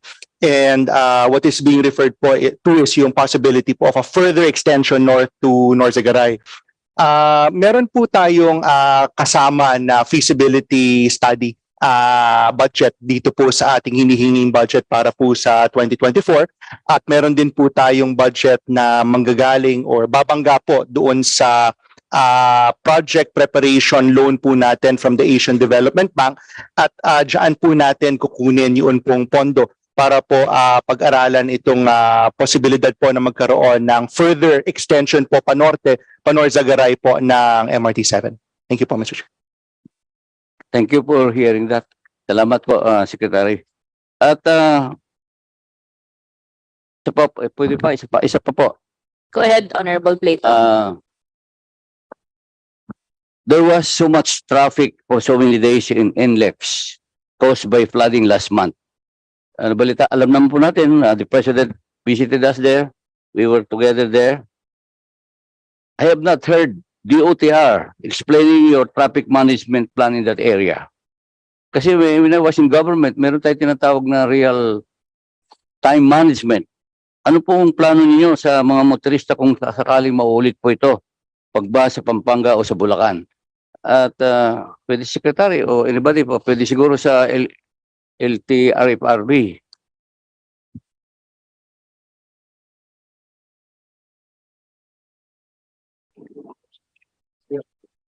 Madam Chair, si Chairman Alvin Carullo, ED Alvin Carullo will Chairman, answer. you're recognized. Tungkol po doon sa nangyari sa NLEX, yung pong specifically, yun pong sa Tulaok Bridge. Bali po ang magiging solusyon, midterm, ang magiging solusyon po ay itataas po yung... Sino to? Sino to? Identify yourself? Ako po si Attorney Alvin Carullo, Executive Director of Toll Regulatory Board. Ito tal. Akala ko si Public Works. Apo, sorry. kasi po ang NLEX po ay under po sa jurisdiction ng Toll Regulatory Board. Ang nangyari po doon kasi umapaw po yung ating Pampanga River. So inabot po yung level ng tubig yung ating NLEX doon sa may Tulaok Bridge. So upon instruction of the President, ang magiging solusyon po is i-elevate po yung level ng NLEX at that point to additional 0.7 meters. At the same time, meron po kasi siyang overpass in coordination po sa DPWH. Itataas din po yung overpass para naman yung ibang mga malalaking truck makadaan pa rin. Hindi po yun ang tanong ko po. Hindi yun ang tanong ko po. Kasi I know at yung 0.7 plus 4.5, yung tulay, public roads ang gagawa, 5.2 meters itataas. At yung kalsada ay rehabilitate ni Secretary, the then Secretary Bib Singson, who is now in charge of NLEX. Nag-meeting na ho kami ni Secretary Singson doon sa drainage, improve din na drainage system. Ang tinatanong ko po, yung real-time management, para hindi mauulit yung ganong ka-traffic, pwede naman natin gawin na sa mga taga-Ilocos Norte, huwag muna kayo bumiyahe, matraffic. Mamaya na kayo ng konti, mga taga-Ilocos Sur, taga-Pangasinan. Honorable Plato, please wind up your questions. Real-time management, hindi po yung mismo, hindi yung physical, kasi alam na namin yun Alam na natin yun. Ilang beses na kami nag-meeting tungkol dyan. Yung concrete na plano, ano ang plano ninyo sa mga para sa mga motorista, para hindi baka maulit po yung pagbaha, anong gagawin natin? Sa napaka-traffic kasi ito as mga 10 hours, 12 hours, pwede namang ma-minimize yun Kung mayroon tayong real-time management na ginawa ng DOTr. Tama po kayo, sir. Kailangan po merong proper coordination talaga sa mga LGU para kung meron pong pagta-traffic, masabihan kaagad yung mga motorista. At yan naman po ay ginagawa ng TRB in coordination sa mga toll operators. Nag-establish na po kami ng protocol how to go about it para po if not ma-mitigate po yung mga traffic sa ating mga tollways po. Thank you po. Yun ang tamang sagot po. Thank you po. Thank Thank you. you, Secretary. Thank you, Madam Chair. Thank you, Honorable Plato. Now, let's proceed with the minority. We have Honorable Representative Wilbert Lee. Morning, Madam Chair. Good morning, my esteemed colleague. Good morning, Mr. Secretary. Good morning, dear DOTr family. In the interest of time, iksiyan ko lang po and simple lang po, no? Alam po natin lahat na nagkaroon ng TRO dun sa driver's license, no? And then, in spite of that, this year, nababaan yung budget natin for the driver's license, no? Kahit mayroong backlog, no? So last August 16, I filed a House resolution urging the DOTr and LTO to automatically extend the validity of the driver's license to all qualified drivers. No, So ang tanong ko, Mr. Secretary, Madam Chair, Mr. Secretary, can we have an update? Ano ba talaga ang plano ng DOTr dito sa mga nangyayari sa TRO, sa backlog? And then, ngayon kasi ang nangyayari, ano bang nangyayari ngayon? Pag nag-renew ba ng license, binabayaran na yung fee para doon sa plastic card? Saan po ito napupunta? And then, ang ini-issue kasi ng, ng LTO ngayon, isang printed nasa bond paper na picture nung license, no? Tapos ipapalaminate pa ng nagpa-renew, no? Hindi ba dagdag na gastos na naman po ito sa ating mga taong bayan, no? So, and then not only that, gastos din ito additional sa ating gobyerno, no? Yung pagpiprint ng papel na to, no? So I'm urging the LTO rin na ang pwede gamitin, baka pwede yung ORCR na lang, no? Para hindi doble-doble yung gastos. May we hear from the DOTr, Madam Chair. Before that, may I please request everyone to observe silence? Thank you. Secretary? Si ASEC Bigor will respond to that, Your Honor. Madam Chair, as we mentioned a while ago, no, yung TRO po will expire on Wednesday po ang expiration ng TRO, which we are confident naman po sa hindi ho pag-grant ng injunction. But as you said, Madam Chair, in case mag-grant po yan, we will extend po yung mga licenses ng ating mga motorista. Hindi, right now po, hanggang Oktubre po yun, hindi ho po nila kailangan bayaran yung extension fee, no? Pero yun po yung pinag-aaralan po namin because that will have a direct impact to our revenue generating capacity for the year. Pero sa ngayon po, ang policy po, extended po hanggang Oktubre po ang ating mga lisensya na mag-expire from now until then. Tama po kayo, no? Pwede naman ho namin kadalang po yung OR sa likod na extended. Yun ang aming iniisip para wala nang dagdag printout, wala nang dagdag trabaho para sa ating mga motorista. So yun po ang aming thrust going forward. And we will be disseminating this information sa lahat ng region by next week, depending on the outcome of the Wednesday hearing on the TRO po. Madam Chair, pwede ba natin itong agreehan na 12 months extension na lang, Madam Chair, Mr. Secretary? ASEC? Madam Chair, I will get guidance from DOTr kasi may implication po to sa revenue generating capacity po ng LTO, no? Pinag-aaralan na po namin yan. And by next week, makakapagbigay na kami ng rekomendasyon sa DOTr as to the next steps to be done. Binabalanse lang ho namin yung convenience ng ating motorista as well as yung aming mandate to generate funds for the government. Madam Chair, maraming salamat. Natutuwa ako dahil nabanggit yung binabalanse, yung convenience, no? Kasi yun din yung iniisip natin kung pabalik-balik ang ating pong mga kababayan para po sa pagre-renew ng lisensya. I will go to my next question, Madam Chair. Dito po sa NEP, I noted the 6 billion Aviation Infrastructure Program. Ito po ba ay para na po dito sa mga nakita nating problema sa ating mga airports?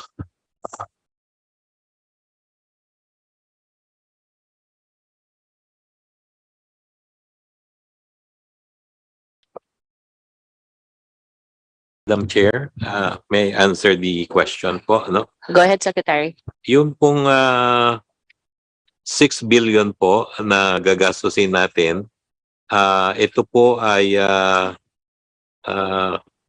para po sa New Bohol Airport construction, no? At saka po para doon sa new communication, navigation, and surveillance air traffic management system ng CAAP, no? And para po sa new Dumaguete Airport, no? And in addition to that, kailangan po natin ng construction, rehabilitation, and improvement of other aviation related projects, no?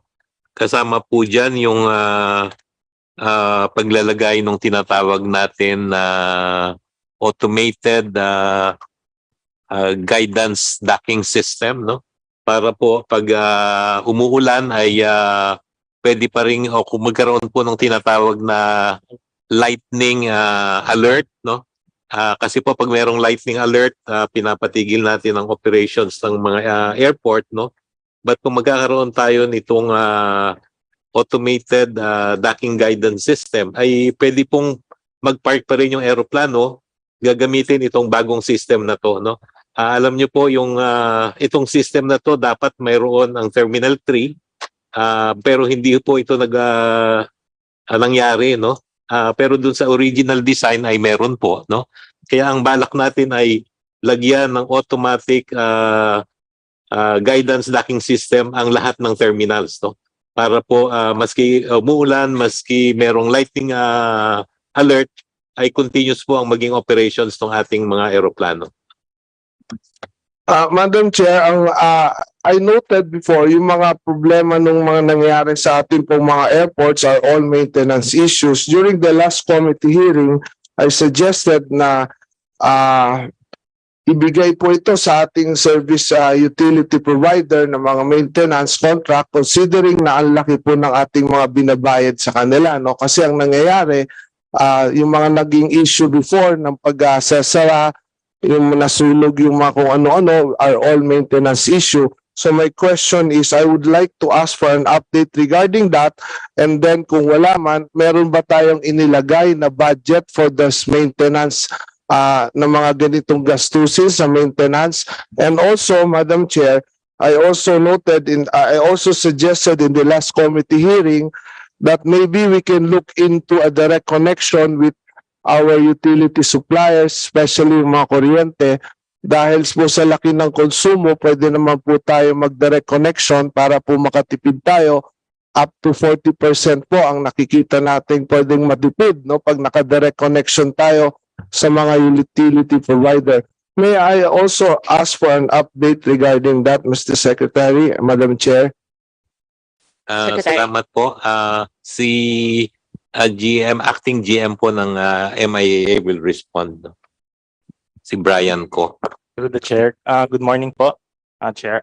For the update po, for the first question regarding the maintenance provider or the maintenance services, since the last hearing po, we have already engaged Meralco. They are already deployed alongside our maintenance personnel po sa NAIA Terminal 1, 2, and 3. So while we still do our own maintenance and we plan to do some outsourcing of the critical high voltage O&M, ang Meralco po ay may permanently deployed na silang mga crew every day, 3 shifts a day po na sumusuporta sa ating operations as suggested po during the last meeting. With regard naman po sa mga upgrades at mga repairs that are necessary, nasimulan na natin to long before po. In fact, last month meron tayong temporary interruptions sa NAIA Terminal 3 because po may in-energize tayong bagong rehabilitated facility. It includes the replacement of the underground cables and some of the circuit breakers, current transformers, as well as the relays po. Yun po yung mga nai-identify po natin sa last committee hearing na mga needing for replacement. And based on what we discussed po na lahat po ng kailangan palitan ay papalitan because of the age. Hindi lang po yung condition-based kasi na-mention po natin na most of the equipment of NAIA Terminal 3 are nearing or already exceeded their designed life. Kaya po ongoing naman po at hanggang next year po naka-allocate naman po ang ating budget para sa subsequent replacement po ng mga various equipment sa Terminals 1, 2, and 3 po. And for the third question naman po regarding our COA o yung open access, na-explore na rin po natin to. In fact, we have submitted all of the requirements in terms of getting the load profile and we have come up with the terms of reference po so that we can bid out the requirement in terms of the direct connection. Kasi we believe po, tama po kayo na dahil dito sa direct connection, malaki po ang matitipid natin sa electricity bill po ng NAIA that we have around 80 million every month. So, meron na po tayong TOR na ginawa upang makapagkuha tayo ng mga proposals at various power generation sources can bid for our requirement po. So we can expect that within the year po, the TOR will be released. It's currently being reviewed po by our Bids and Awards Committee po. Thank you so much, Madam Chair. GM, natutuwa ako dahil malapit na yung peak season and I'm happy to note na nagawa ng paraan itong ating mga maintenance issues. My next question is actually regarding our modernization program sa ating pong mga PUV, no? PUJ. I noted in this dito sa ating NDP for this year, 0 budget po ang nakalagay dito, no? Are we saying that we are abandoning now the modernization program of this government? Can I have an update with regards to this, Mr. Secretary, Madam Chair, Mr. Secretary? Secretary? Regarding the PUV Modernization Program po, we requested from DBM a budget of 1.8 billion pesos, no? Unfortunately po, hindi po tayo nabigyan ng budget dito na ma-include sa NEP, no? But we will continue the modernization program po. There are many components of the modernization program, no? One po is the industry consolidation, which we are now working, no? We have given a deadline or up to December 31 for the industry to consolidate, no? Ito po ang una sana na gusto naming mangyari para yung mga operators and drivers will work as one so that they don't compete with each other, no? So yun po ang unang gagawin natin, no? Meron pa rin po kaming mga programs on how to help those who will be affected by the implementation of the modernization program, and ito po ay yung yung continuing training po nitong ating mga affected drivers. So we will implement that, no, using our existing funds, no, na hindi po natin magagamit ngayong 2023, no.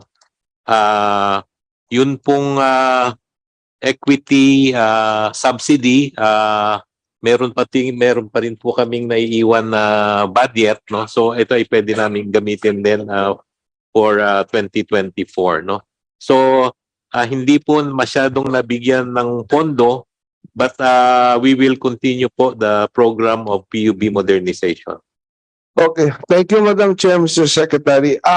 Kasi zero budget, no? So, are you saying na hindi maapektuhan, no? Kasi ang concern ko dito, for the last several years already, I think since 2017 yata, walang mga bagong linya pong nabubuksan, walang mga bagong prangkisang nabubuksan, which is resulting to konti po yung mga nagbabiyahe na nakaka-apekto po sa ating mga consumer. So meron ba tayong nabago, no? Or has there been changes introduced in the omnibus franchising guidelines, which is the main policy that guides the PUV modernization program of the department? Mr. Chair, may I answer in behalf of the department? Yes, please. For the Chairman Guadis po. Chairman Guadis of the LTFRB, I believe that belongs to my agency. As to the query on whether there are routes open, yes, starting January of this year, we have already returned the buses on their old routes, the pre-pandemic routes. Number two, for the jeepneys, we have likewise also reopened the routes for the jeepneys, and we have returned them to their pre-pandemic routes, and we are continually opening routes right now, that which we call developmental routes or new routes, for in response to the needs of the economy. So patuloy po yung pagbubukas ng rota, patuloy din po ang pagbibigay namin sa mga jeepneys ng jeepney operators ng assistance in form of equity subsidy to those who are ready to modernize. Chair. Thank you. My last question, Madam Chair, with regards to the plate numbers. So during the last budget hearing last year, I mentioned this already, we have a lot of backlogs. And then this year, napansin ko, binabaan lalo po yung ating pong budget para dito. Marami po tayong sasakyan na luma na, wala pa rin plate number. And with the increase in crime rates now, isa po itong importante na plate number, no, para po sa ating mga law enforcers, no. Ano po ang update natin dito, Madam Chair, Mr. Secretary? Mendoza po will respond. Madam Chair, if I may, opo, tuloy-tuloy po yung plates ho natin. The delivery po ay 250,000 plates every month for motor vehicle. Madam Chair, for motorcycle is 1 million a month, no. Yung sa motor vehicle po, ang backlog ho natin dyan, nasa 179,000 plates. No? So easily we can wipe out the motor vehicle backlog. Ang problema hulog talaga natin yung sa motorcycle kasi mga 13 million po ang ating backlog dyan. Ang delivery schedule po ay 1 million a month. No? So aabutin po tayo ng mga 1 year, next year pa po natin ma-wipe out po yan. So we are balancing po yung current supply, yung current demand po natin ng mga ng plates versus yung backlog po natin. So we have come up with a mechanism po na hinahabol po natin yung current at the same time binabawasan na po natin yung backlog. And we have enough plates po. Marami po ang na-deliver na continuous po, no? More than, I said, 15 million plates. No? Ang dinideliver po yan, 1 million per month po yan. Plus, we have a 2024 budget that will augment po yung ating requirement for next year. Thank you, Madam Chair. So I'm expecting that by next budget hearing, wala na tayong mga plate number backlogs. No? That's all for now, Madam Chair. Thank you, Honorable Lee. Next, for the majority, we have Representative Rodin Romualdo. Thank you, Madam Chair. Good morning to honorable members and DOTr family. First things first, I would like to ask a question regarding sa CAAP po, Madam Chair. May I know, Assistant Secretary, what is your yearly revenue of CAAP? Si DG Tamayo will respond to that, Your Honor.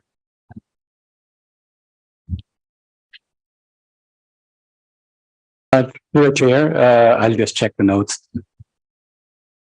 Yes, and please, anyway, I have a second round pa.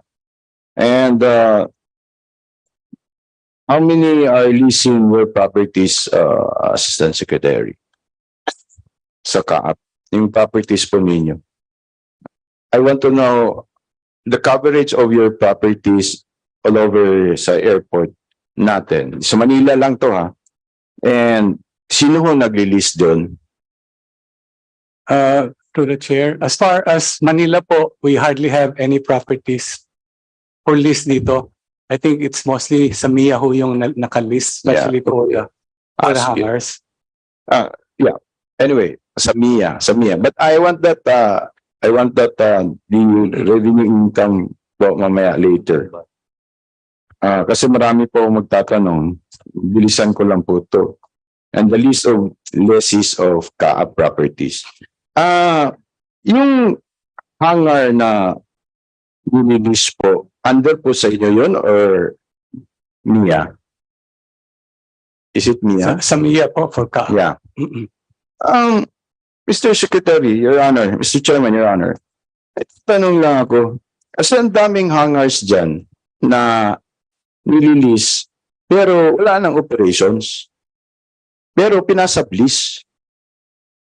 Yan ang rason po natin eh. Sabi ni Congresswoman Herrera kanina, number 5 sa worst airports, talagang maging worse tayo kasi yung nililis na hangars, sinasublease. Do you know that? Alam mo yun? For example, isang hangar, naglilis ng 150,000 a month, pero nililis isang airlines na 5 million a month. Through the chair, yes, we do have several hangars in our Closer to the mic. Yes, sir. Through the chair, yes, we do have several hangars po dito sa ating general aviation area at NAIA. I think more than 30 sila in both North Gen Ave and South Gen Ave. And some of them, sir, are subleasing and those are needed to be declared with us. But in terms of the initiative to actually have in terms of a better rate for MIA, because we discovered when we came in yung mga rates po na na-apply are quite low. We are in the process of increasing po itong AO rates natin or yung administrative order rates that was last updated po noong year 2000. So we're in the process so that we can already increase the lease rates para po ma-avoid natin yung mga ganyan that are some are leasing at a lower rate tapos sina-sublease po at a higher rate. So we're in the process of improving that po in terms of the rates that MIA has published po. Ang tagal na ng review na yan. Ang tagal na. Yung Congressman pa ako, 11, 12, 13, yun din ang sagot eh. Nakabalik na lang ako after 15 years, nag-local ako, ganun pa rin ang sagot. Nire-review ninyo. Eh, lugi talaga ang airport. Eh, kawawa naman si Secretary Jimmy dyan. Binabakbakan nga, worst airport. Tapos, mayroon pala kayong pera. 150,000 a month, tapos 5 million pinapalis nyo. Are you allowed to sublease those properties? Through the chair, the lessee is the one subleasing, sir, but they have Yes, to share with us. it's not allowed. Ay, ibig sabihin, binabayaan ninyo yan. Wala na silang aeroplano, wala lahat. Nandyan yung building, nandyan sila nag-lease, pero pinasa-sublease. And you know, for a fact na sinasublease yun.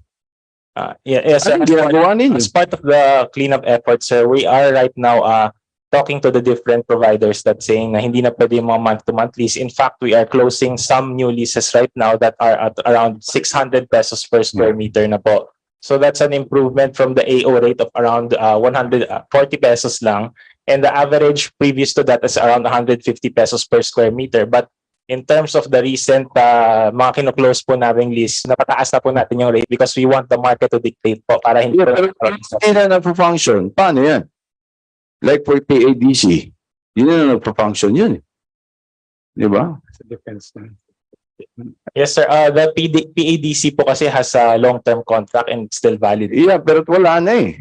I mean, pwede nila sublease yung gano'n. Eh, lugi ang gobyerno. Hanap tayo ng funds, hindi kayong pera sa Congress, kaya pala natin pataasan, di ba? Kaya pala. Meron palang ganito, di ba? Yeah, can we have copies of the contracts and all of these things that are leasing, no? And also your properties, for example, yung outside ng yung no, yung for example yung mga aside sa hangars or terminals. For example, yung nasa labas, yung park and fly, di ba? Sa inyo property niyo yun, di ba? How much are they leasing for so many years? Can we have a copy? Anyway, matagal pa to eh. Marami pang magtatanong. But before ito, bago tayo mag second round sa lahat, can I have a copy of this list of contracts? How much are they paying for the contracts and all of these things? Yes, sir. We will submit it to you. Bigyan mo sa akin today, Yes, sir. para ano tayo. Kasi hindi tayo nanghingi ng pera. Ang dami pala ganun. Sarado na, walang operations. Pero parang ang tagal na. As I said, 11, 12, 13, I went to local for 15 years. Balik ako sa Congress. Ngayon, yun pa rin ang sagot niya, nire-review. Diba? 150,000, nililis ng isang company, 5 million. Eh, yung nag-sublease, kumikita ng 5 million, tapos yung gobyerno, 150,000 per square, o yung computation nyo. Diba? Yes, sir. We will submit po. Pakuha ko po. Yeah. Kasi mukhang malaking mali doon. Eh, palagi lang tayo binakbakan, worst airport. Hindi natin ma-develop kasi walang funds. Meron palang funds. The properties under MIA na nililis, sinasublease, yeah. Can I have that, all of this, the whole of your property? If you can have a map, and also if you have a map sa lahat ng properties ninyo, Manila pa lang yun, ng other airports, can I have that? Para ito property na. Kasi alam ko, sakop yun. Halos buong ng airport dyan. Yes, Pinalis nyo. Yes, sir. Yeah. Honorable Romualdo, please wind up your question. Yes, ma'am. Before we continue, anyway, I think I have a second round. Thank you, Madam Chair, Your Honor. May I defer the budget of Marina? I want to defer the budget of Marina, Madam Chair, without prejudice to asking questions with the other honorable members. I want the budget to be deferred, Madam Chair. Thank you, Madam Chair. Briefing suspended.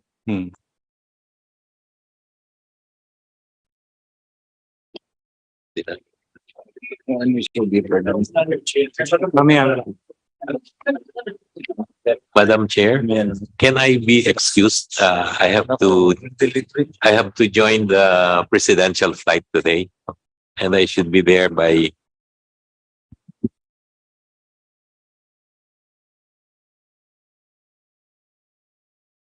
Secretary, your letter says 11:30. Secretary, pasensya na, it's 11:01. Just give us 29 more. We have 29 minutes, sir.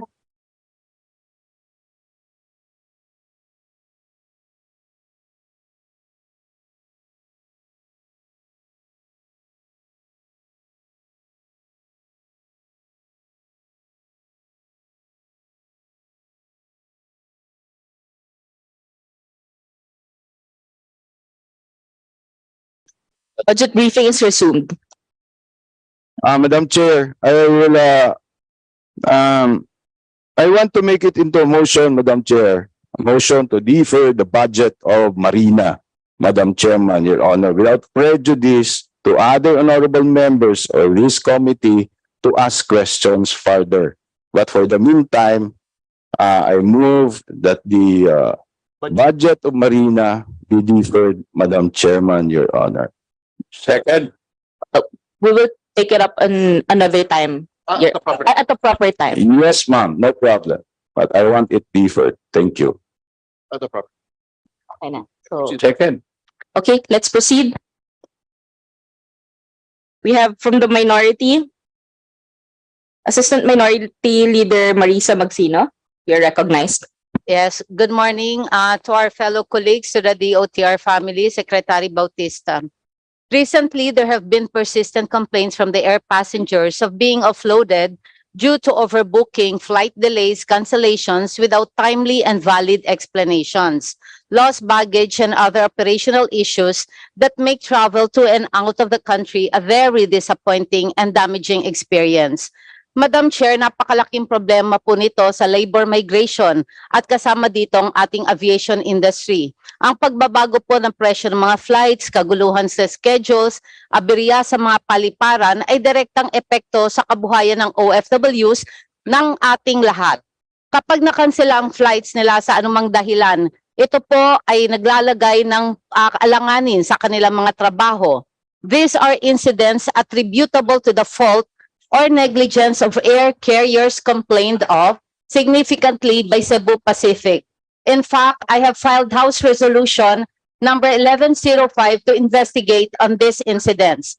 Under Joint DOTC DTI Administrative Order number 1, Series of 2012, Air Passenger Bill of Rights, air passengers have, among others, the right to receive the full value of the service purchased, to entitlement to reparation and compensation for damages in appropriate cases. Madam Chair, I would like to ask how many complaints related to violations of the Joint Administrative Order has been received and acted upon from 2022 up to the present? How are the offended parties compensated for the damages that they have incurred, Madam Chair? Before that, may we excuse the good secretary? You are now excused. Thank you very much. Thank you. ED Arcilla will respond to the question. Please state your name na lang po. Thank you very much. Good morning, Your Honors. My name is Carmelo Arcilla. I am the Executive Director of the CAB. Yes, Honorable Congresswoman, we recognize that there was this high incidence surge of complaints and even canceled and delayed flights, especially in May.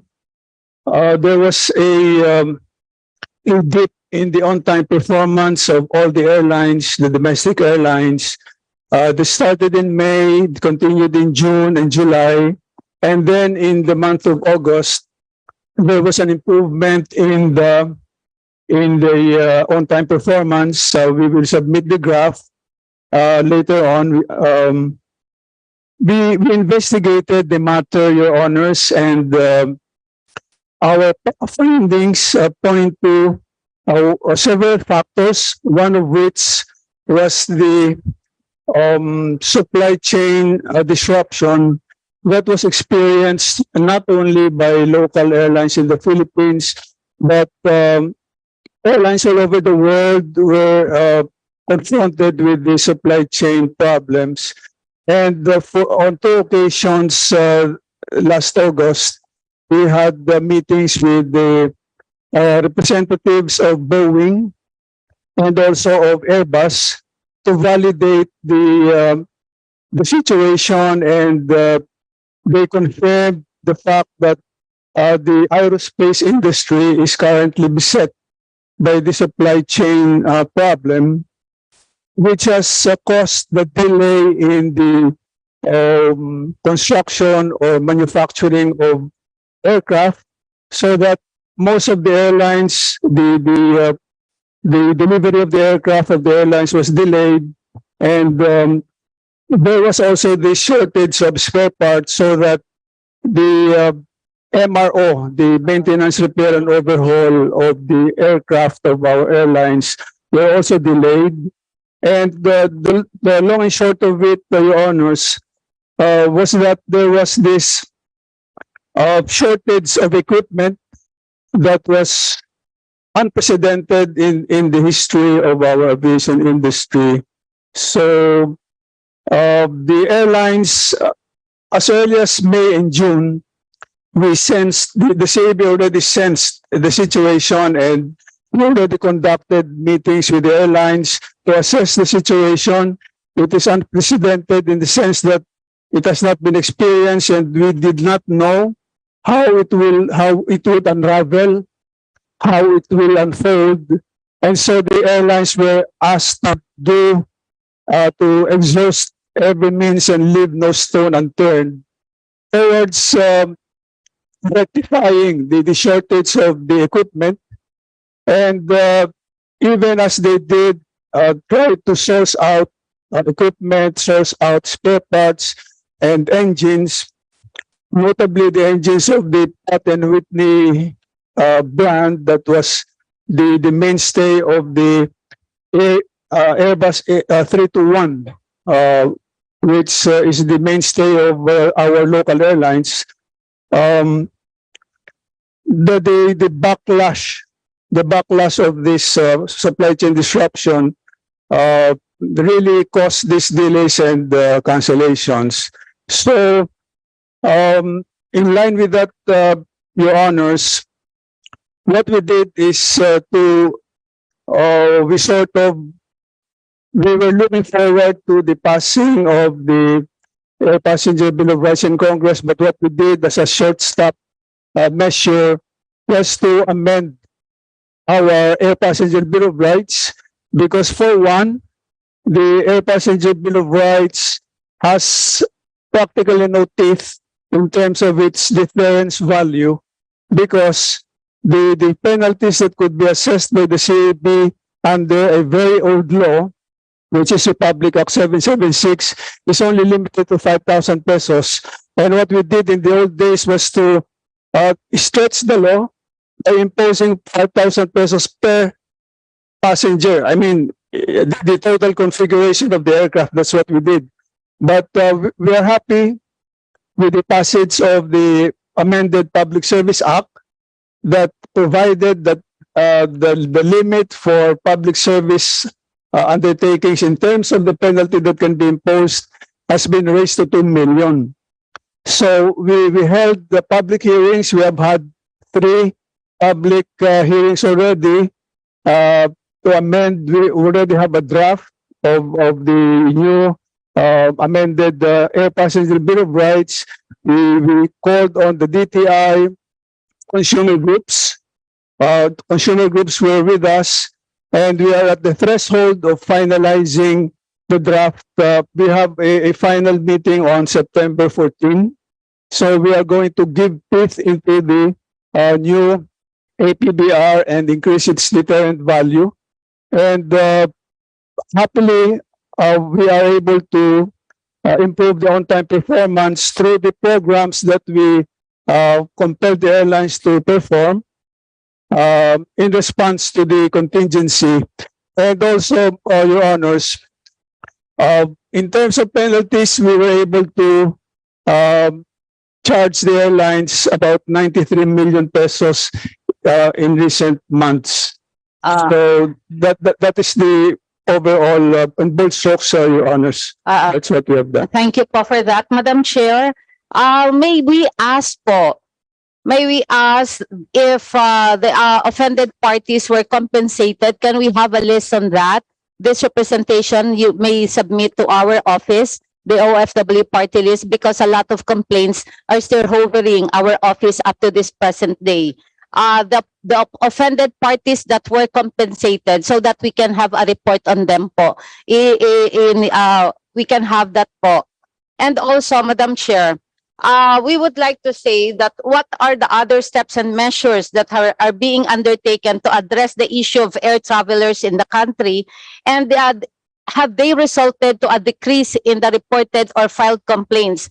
The reason is I would like the department to put more resources and priority to this concern, because this is negatively, this will affect negatively to our passengers and undermines the critical pillars of our economy, the tourism industry and the labor migration. Can we have a commitment po from the DOTr and concerned agencies on this matter? Dahil hihingi po ako ng resibo sa susunod na budget deliberation po sa susunod na taon ang OFW party list, Madam Chair. Yes, Your Honors, we'll submit the appropriate documentations po. Thank you po. Madam Chair, on January 9 po, ang CAAP detected electrical problems with its Air Traffic Management Center at the NAIA, which brought the center's radios and radars offline, necessitating the full lockdown of Philippine airspace on a holiday when air traffic is too heavy. Around 282 flights to and from various Philippine airports and over 56,000 passengers, many of whom were OFWs, were affected. Then on May 1, the airport's Terminal 3 suffered an almost 9-hour outage that led to the cancellation of 48 Cebu Pacific domestic flights on a Labor Day long weekend holiday. 2 more closures were performed on May 3 and May 17, both lasting 2 hours, to perform upgrades on the ATMC's power supply system. The airspace closures that occurred between January to May this year caused significant delays in the domestic and international flights, resulting to economic losses and made aircrafts vulnerable to potential mishaps in the air. Unfortunately, the damages incurred by the affected passengers are not attributable to the fault of the airlines, but by the government shortcomings, and thus they have no recourse for compensation. Madam Chair, do we have procurements of needed power supply related equipment and upgrade of our air traffic facilities to prevent the occurrence of airspace closures in the country, Madam Chair? To the Chair, regarding the closure of the airspace last January 1 due to the failure of the CNS-ATM, it was determined the primary cause of the failure is more on the power side. So we acted on this immediately. We have upgraded already the cost or the equipment. Ang pinakaunang ginawa ho namin was to replace the UPS because it was midlife. So instead of just fixing it, we procured 2 of this. So this is fine. And then another issue we found was the AVR, which at that time was inoperative. It is now working. We had rehabilitated this and we intend to procure a new one. Moving forward po, in addition to this po, ang isang nakita natin is yung circuit breaker po na we discussed this thoroughly during the hearings. That also failed. We replaced not only the circuit breaker at fault, but the others that were related to this.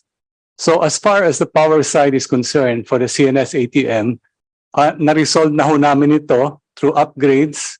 We got, in addition, new batteries for the UPS.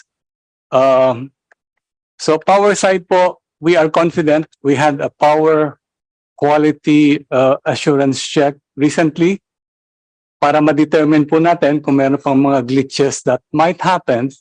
And they said the result of this, and this was only last month, we need to increase or procure some filters as well to alleviate the minor defects of the system. Now, the past several months, since we upgraded this, nakompleto ho namin, this was in May 17, as you mentioned. We had several power outages already from the Meralco side, and we were not affected.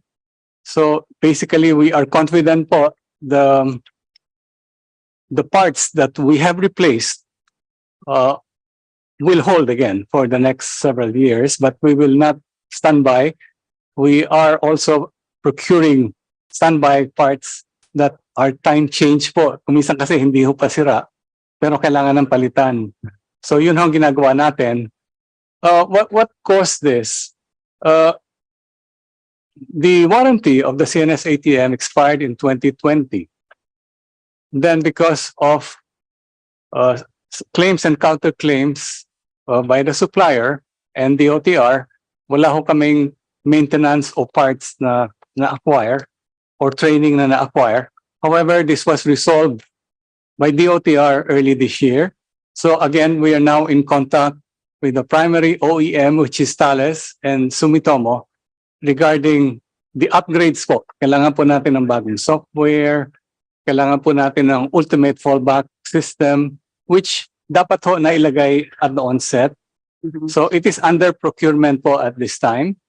For the initial requirements, we are using CAAP funds amounting to about 200 million coming from our savings. However, DOTr was able to negotiate as far as the JICA loan is concerned. Yung JICA loan ho natin was amounting to about 13 billion. Ang nagamit lang po dito was 10.8 billion. Ngayon, because of the negotiation that was done, we can again avail of 2.1 billion for the CNS-ATM moving forward, and this is good for 5 years. Pero kulang po ito for the 5 years, but at the onset, okay na ho ito. Thank you for that po, Madam Chair. So it appears that the breakdown of the facilities was not reasonably anticipated due to the lack of efficient maintenance schedules and interventions. This is important po kasi in terms of forward planning for budgetary requirements to sustain the maintenance of these facilities. So, Madam Chair, for 2024, the Department of Transportation has a total allocation for capital outlay for aviation infrastructure project in the amount of 6,094. Can we have a listing po of new airports to be constructed or maintained, rehabilitated using this funding, including aviation navigational facilities, Madam Chair? Yusek? Madam Chair. Yusek. For the 6.094 billion proposed expenditure program for the aviation sector under the 2024 NEP, around 1.850 billion pesos is intended for foreign assisted airport development projects. That includes the one that was recently mentioned by the Director General of CAAP, which is the backup CNS-ATM system development project, amounting to 1.253 billion pesos, and as well as the new Dumaguete Airport Development Project with an allocation of 500 million. As for the locally funded airport projects, out of the several airport development projects that were submitted for consideration of the DBM for inclusion in the NEP, we were provided with 4.2 billion, composed of the following: 1.636 for NAIA, covering the audiovisual guidance docking system mentioned by the Secretary and the repair of passenger terminal boarding bridges. We also have 500 million for Lawag International Airport, 200 million for the independent consultant for the new Manila International Airport in Bulacan, 405 million for Busuanga Airport, 581 million for Calibo Airport, 500 million for Tacloban Airport, 300 million for New Zamboanga, 120 million for Bukidnon. We will be submitting this list as well to the Committee on Appropriations. Thank you for that. Madam Chair, so is this the same amount po that will be transferred to the CAAP as equity contribution of the national government in the construction or maintenance of airports under Special Provision Number 4 pursuant to RA 9497? Madam Chair. Madam Chair, in general, these are not equity infusion to CAAP. These are capital investments of the national government. Although part of these airport development projects may be undertaken by CAAP, but not directly as an equity infusion, Madam Chair. Okay. Madam Chair, just to wind up, I ask this because the NEP does not indicate such transfer in the budgetary adjustments of the department. Moreover, there are no proposed budgetary figures appearing in the budgetary support to government corporations under CAAP. Of course, I am aware that CAAP is a given fiscal autonomy under RA 9497. May I be clarified on this? Kasi mahalaga po ito para mabatid natin kung anong ahensya po ang sisiningilin natin pagdating ng pagpapatayo at pagme-maintain ng makabagong paliparan sa ating bansa pagdating po ng panahon, Madam Chair. We confirm, Madam Chair, that as per the NEP, there's a zero allocation for the CAAP, although there are, of course, proposals submitted by the CAAP to further improve the operations of our airports, which we welcome the support of this August committee if it can be considered, and we can submit that separately. Thank you, Madam Chair. Thank you. Now we go to the majority with Deputy Majority Leader Wilter Palma. Thank you, Madam Chair. Fellow workers in government, good morning. May I direct my question for the CAAP Director Arcilia. What is your primary function and duties? Yes, Your Honor. My primary function of the CAB, it is an economic regulator that regulates the economic aspect of civil aviation in the country to promote its growth and development and support the needs of trade, tourism, and investments.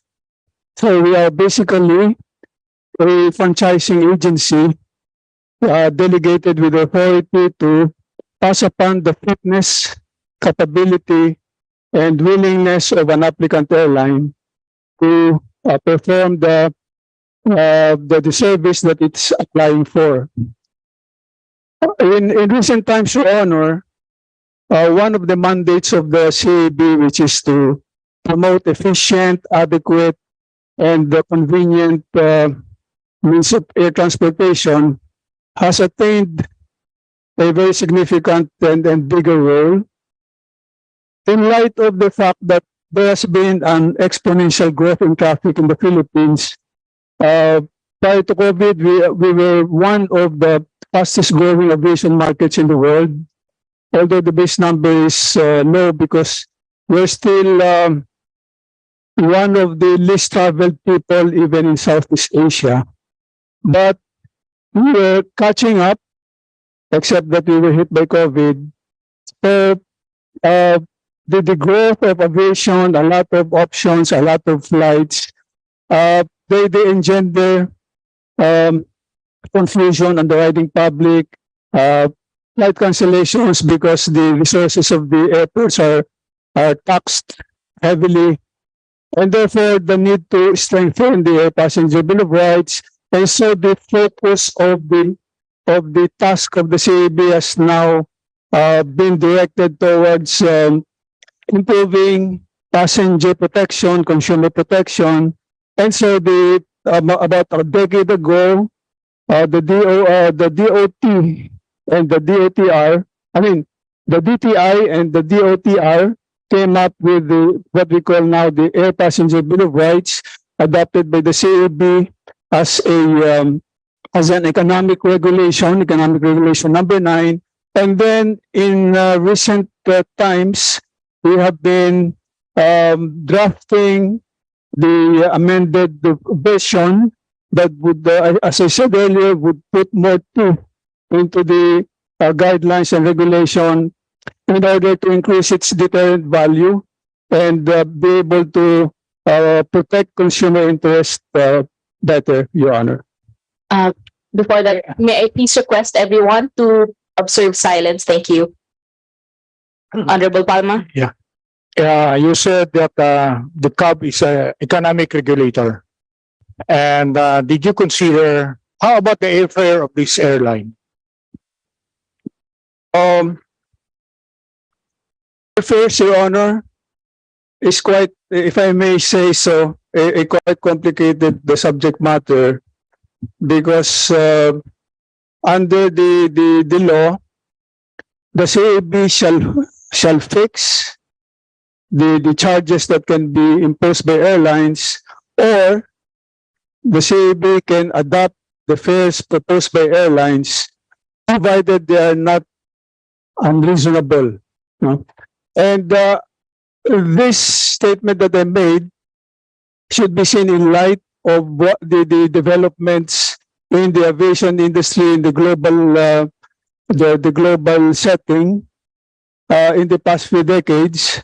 The number one, aviation is the most global of all industries, as they say, and it's also the most deregulated industry in the world.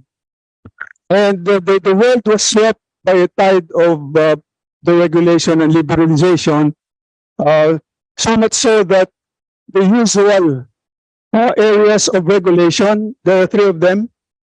Number one would be entry and exit into the market. Number two would be the routes that can be operated by an airline. Number three would be the capacity, and I mean the routes and capacity, and number three would be the fares.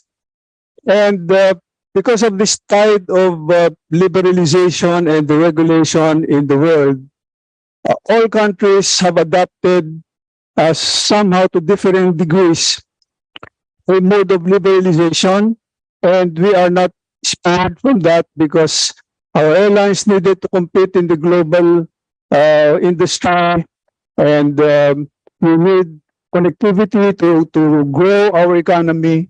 And so what happened is that in 1995, President Ramos, in July 5 of 1995, issued Executive Order 219 that defined what they call progressive liberalization of the air transportation industry in the Philippines, that deregulated the routes. It opened up the industry for players because in the old days, an incumbent in the industry and on a route can oppose. Excuse me, Madam Chair. Mr. Arcilla, can you go direct to the point? I'm asking only the airfare. The airfare. We can move on. Thank you, sir. Airfare, there is such a thing as, sir, yung revenue management system. It's a dynamic pricing system adopted by all airlines all over the world. And so the kind of regulation of airfare that is being practiced not only in the Philippines but all over the world is a liberal kind of system. So what we do, we benchmark fares because there's so many variables. It is not easy to pin down the costing because there's so many kinds of equipment, so many, for example, short hauls, they are more costly than long hauls in terms of you look at the per unit per distance, no, of the cost. Because when an aircraft takes off and lands, they call it the cycle of depressurization and pressurization. In other words, to make the long story short, fares are monitored by the CAB, Your Honors. They are being computed and checked for purposes of reference, benchmarking, and then we approve it if we find that it is not really unreasonable, and we compare it with the previous fares in the preceding years, and that's what we do, Your Honor. So it is not an abandonment of the task of the CAB to approve fares. We continue to approve fares, but instead of the CAB fixing, although we do also costing, we do costing only for reference purposes, Your Honor. Mr. Arcilla, did you notice that our airfare is more costlier in domestic-wise than traveling abroad? Yes, Your Honors. Yeah. And what is the CAB is doing as far as the airfare is concerned? For example, today is September 4, 5. and your flight will be on September 10. Your ticket is 3,000, 4,000. When it's near September 10, it will shoot up to 10,000, 12,000, 14,000. What are your agencies doing about it?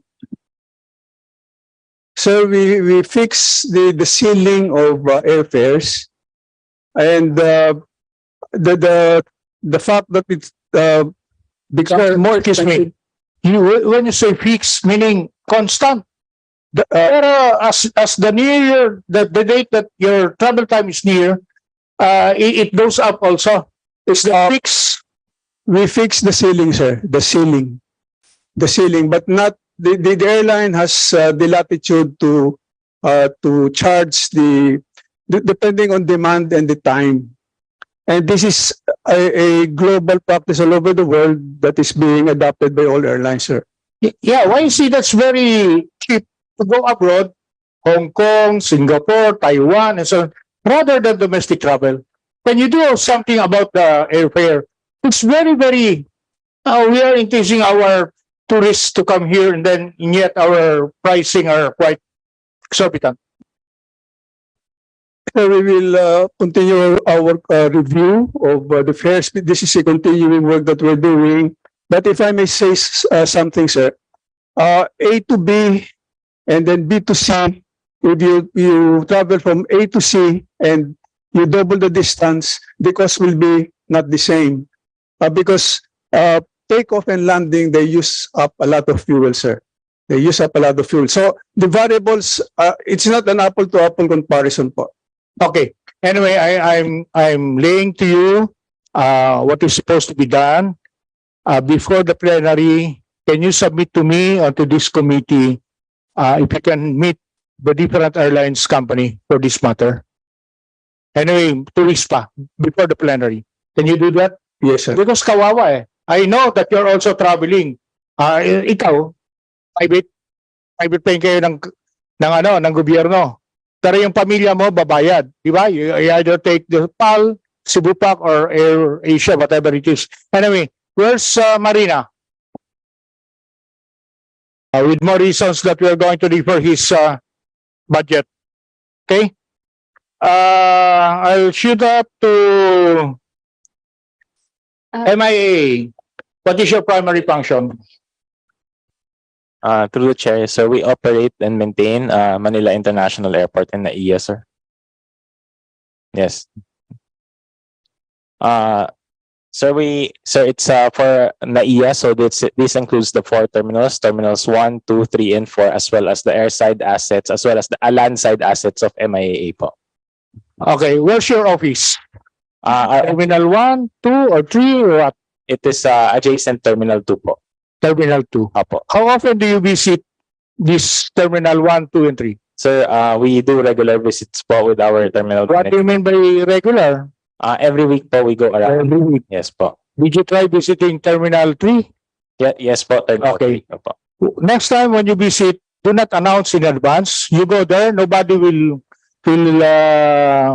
hurt you. Just go and see for yourself. Ano nakita mo sa Terminal 3? Yes, sir. Terminal 3 is home to most of our flights. In fact, 50% of our volume po is Terminal 3 po. How about the passengers? Passengers po, that's where we have both international and domestic flights. Again, half of the volume of Manila po is processed at NAIA Terminal 3. Ano nakita mo? Pag-akyat mo? Level 2? Departure. The right? Yes. Yeah, departure. Yes. Ano nakita mo? To the right po is the holding area. In the Cebu Pacific check-in counters po at Terminal 3. No. If you go the VIP parking area, take the elevator. To go to the check-in area, sir. Yes. Yes po. Opo. Ano nakita mo? That's To the right? To the right po, yung sa may bintana po, that's Akyat mo elevator. Okay, I'll brief you. Di ba nakita ang daming OFW natin nakahiga, and yet we are telling them they are the modern heroes of the Philippines, and yet nakita ninyo ang kawawa yung mga OFW. Anong ginawa natin? During the time of GM Chong, he promised to me that he is going to build an OFW lunch. Ano na ngayon ang nangyari niyan? Hindi kayo naawa sa mga Pilipino na nagdadala ng dollar sa atin? Marisa, may utang ka. Wala na. Yes, sir. Just an update on the OFW lounge, sir. We've already allocated that space with OWA. So, sir, based on our agreement, so it will be rent-free. Meron na tayong space, more than 300 square meters po ang na-allocate sa kanila. So, we're just waiting for the plans for them to operate, renovate and operate the lounge, sir. Kailan kayo yan? Sir, we will make a follow-up with OWA po. So I'm requesting for a OFW lunch with a provision na may mga double decker or 3 na makahiga yung mga OFW, may mga restroom, may mga CR for them also to refresh para pagdating sa bayan nila, mabango naman sila. Sasalubungin sila ng asawa nila. Hindi ka nakaligo ng 3 days. When can I expect that? Sir, we'll follow up po with OWA regarding their renovation plan. When is the tagal na yan. Yes, sir. When? Sir, kasi the commitment of MIA is to provide the place rent free as well as the utility po. Pero sir, the OWA will be the one who will refurbish and operate. Can I have that before the plenary? Sir, we'll give you an update. Okay. Opo. You talk to OWA, you talk to DMW po. Department of Migrant Workers, DMW pala. Okay? Yes, sir. Expect that. Yes, sir. We'll give you Plenary. Yes, sir. We'll give an update. And probably in honor of the DMW, you can name that place as Secretary Tusople OFW lunch. Suggestion lang yun. Please wind up your. Yeah, thank you very much, Madam. If I may be allowed for the round 2. Ang dami kasi walang yung taga Marina. So with more reasons that we are going to defer his budget.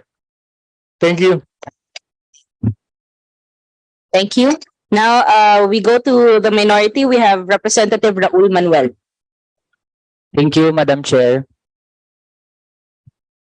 Madam Chair, follow up ko lang po yung kasi for this year, 2023, ay meron ngang 705 million na budget for active transport. Inisert pa natin ito dahil nga originally hindi aabot ng ganito yung budget for 2023. Pero bakit po ba sobrang naging mabagal yung paggamit ng pondo?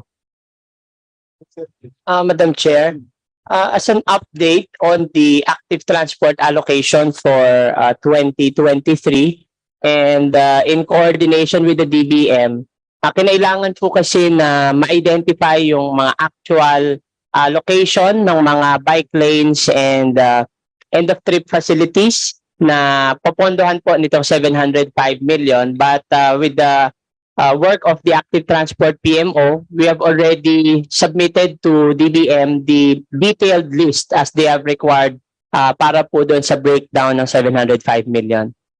Madam Chair, mako-commit po ba ng ahensya na magagamit ng lubusan yung 705 million bago matapos yung taon?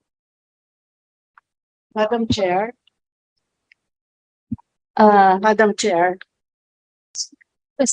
Yes, you said you may answer. Thank you. Yes po, we commit to complete all the projects using the 2023 funds. Meron na nga po nasabi po ni Yusek Kim that we have already submitted to DBM where will this be located? At yun na lang po ang hinihintay namin. And we hope to, and we are now working with the various LGUs for the MOA para po doon sa pagtatayo nitong mga bike lanes. Madam Chair, for 2024 naman, 500 million lang yung pinopropose na budget for active transport. Wala pa naman po tayo sa point, Madam Chair, na sobrang dami na nating na-invest for that, kaya magpapabab tayo ng budget. So bakit po ganito lang yung proposal? Madam Chair, if I may respond to the question.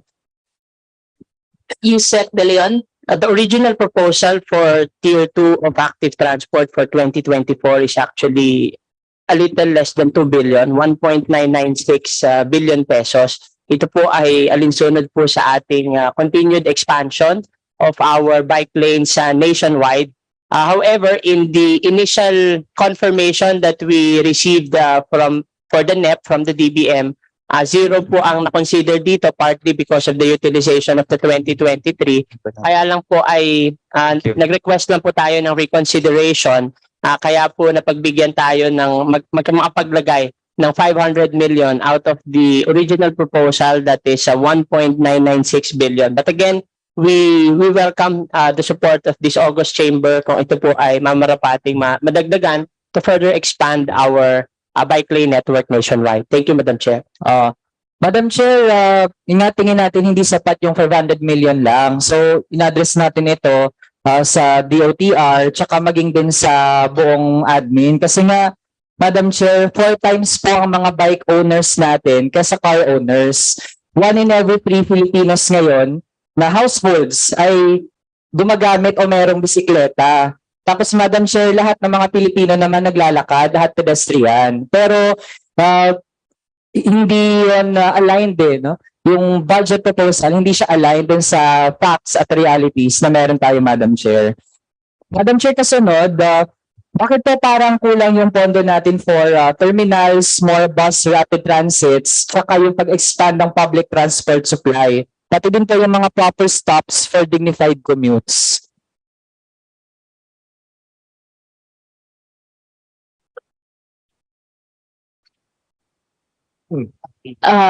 Yusek De Leon, who is going to answer? Yusek Lontok. Yes, yes, Madam Chair.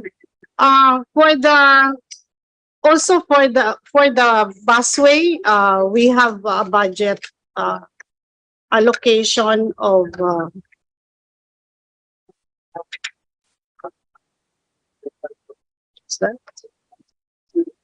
909 million, which will be used for the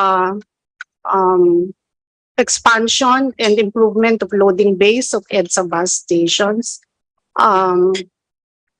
procurement of janitorial and security services, retrofitting of roof structure and footbridges of our EDSA busway station, rehabilitation and improvement of EDSA bus lane. Our active transport has also which has a budget of 500 million, has allocation for PUV bus stops as well, Madam Chair. Yeah, Madam Chair, ayun, bagamat na-recite po sa atin yung kung ano yung current na proposal, again, kulang pa rin talaga yun. Parang bang nananatiling car-centric yung ating mga plano regarding our transport system sa bansa. Madam Chair, regarding naman sa breakdown ng mga transport infrastructure or improvement projects, napansin natin na out of 19 po doon concentrated sa Luzon. Tapos 7 are based in or will run through Metro Manila. Madam Chair, hindi naman sa parang sa ating nag-compete yung ating mga iba't ibang rehiyon. Pero as we see, parang may concentration dun sa Luzon or NCR pa rin. So, paano po natin matitiyak sana na pati ating mga far-flung areas, yung ibang mga rehiyon natin, ay makapag-develop din by investing in them as well? Madam Chair, if I may. Yusek De Leon, you're recognized. Actually, Your Honor, in the original proposal of the Department of Transportation, may long list po tayo ng mga proposed development, maritime ports, airports, across several regions of the country nationwide. However, yun pong sinasabi po ni Congressman Manuel was the only appropriations approved by the DBM for inclusion in the NEP. So we'll be happy to furnish the committee with a list of proposed projects nationwide kung sakali pong masusuportahan na mabigyan po ng pondo in the GA. So, ibig sabihin po ba DBM yung nag-identify na dapat Calacan ay nasa NCR lang o nasa Luzon? Madam Chair, we yield to DBM but we have submitted the list of our priority projects nationwide. Yeah, so Madam Chair, at least at the moment, we have to note na uneven pa rin talaga na maintain yung, again, yung sentiment matagal na Luzon-centric or NCR-centric yung ating mga proyekto. Madam Chair, ito naman on the modernization program, nabanggit po kasi kanina na kung pre-pandemic routes daw ay nabalik, can LTFRB qualify na yun ba ay lahat ng mga ruta?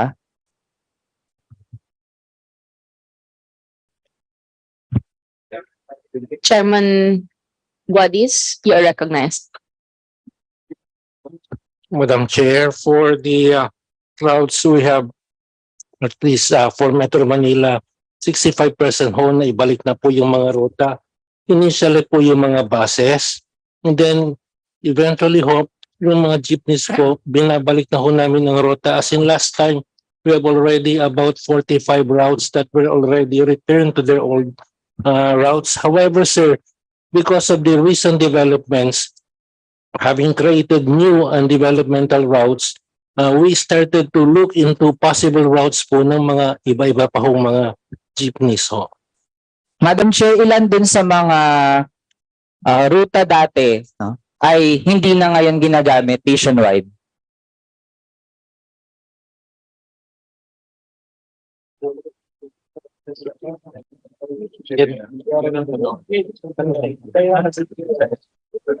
To be more accurate, Madam Chair, we will be given time to submit exactly the number of routes. I do not have the exact numbers if the good congressman would allow. Madam Chair, at least umabot ba sa kalahati or kalakhan ba ng mga ruta dati ay wala na or less than half? Kahit ganong estimate po, Madam Chair. Less than half, Madam Chair, ang naibalik na namin po for the jeepneys. For the buses, it's about 65% po ang naibalik na namin for the area. I'm referring to the city buses ho. Dahil yung mga provincial buses, it's about 90% po nakabalik na po sa mga ruta nila. Madam Chair, sa lahat ng mga routes ngayon, ilan naman dun yung pinapatakbo na or handled ng mga consolidated na cooperatives? 5%. Madam Chair, it's about 75% na po ang pinapatakbo ng mga modern, mga consolidated cooperatives po. Madam Chair, doon naman sa mga natanggal na ruta, gaano ba ka-exhaustive yung ginawang mga consultations o mga public hearings? Kasi we often receive reports na hindi naman well consulted yung mga rerouting. Kaya meron talagang mga ruta na nakakatay, no? Gamit mismo yung term ng ating mga drivers. Tapos, while nandiyan pa rin yung ruta nila doon sa bagong mga plano, pero it seems na parang sobra ikli ng ruta, kaya kesa totoong nasa cooperative sila, nag-consolidate sila, magde-decide din sila na titigil na doon sa pamamasada, Madam Chair. May I answer that, Madam Chair? Yes. For the routes, we would like to inform the body that it is not only the LTFRB who makes the decision. There is such a thing as LPTRP, wherein the local government units are consulted, and the local government units through an ordinance would enact ordinances defining routes for the modernized as well as for the traditional jeepneys. So this is not just a job of the LTFRB. And what we can assure you, sir, is that yung mga routes which you said are kinatay na, sir, we have alternative routes, and we give all of these jeepneys the opportunity to apply to this new or to these developmental routes. Madam Chair, while hindi lahat ng trabaho ay nasa LTFRB, pero bahagi siya ng trabaho. In fact, nakapirma po ang chairperson ng LTFRB dun sa mga bagong, kapag may mga new route plans na inaaprobahan. Tapos case in point, Madam Chair, I'm from Iloilo City, tapos nagrereklamo talaga yung mga tao kahit in-enhance na yung ruta. Ito, Madam Chair, last few questions. Kasi dati nag-threaten po yung LTFRB na ika-cancel yung franchise ng mga magsastrike na driver. May mga na-cancel po ba ng mga prangkisa? In deference to the wishes of the Secretary, we did not cancel any route.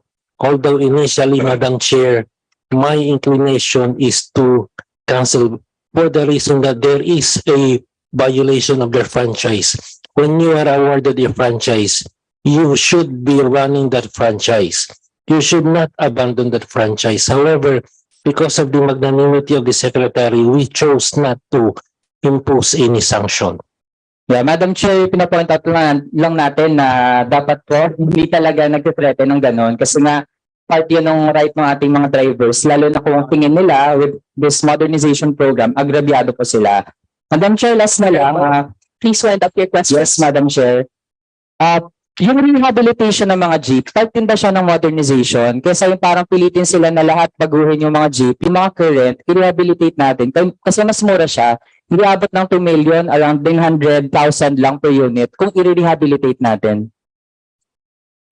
Madam Chair, of course, Madam Chair, rehabilitation is part of the modernization program. What matters for these jeepneys is that they conform to what we call the Philippine national standards. We do not prescribe any type of jeep. So long as you conform with the standards of the Philippines and so long as they pass the LTO's inspection, then if these jeepneys are roadworthy, they will be allowed to ply their route. Madam Chair, meron po bang program yung DOTr para supportahan yung ating mga local jeepney manufacturers para hindi tayo umasa dun sa import ng mga foreign na jeep?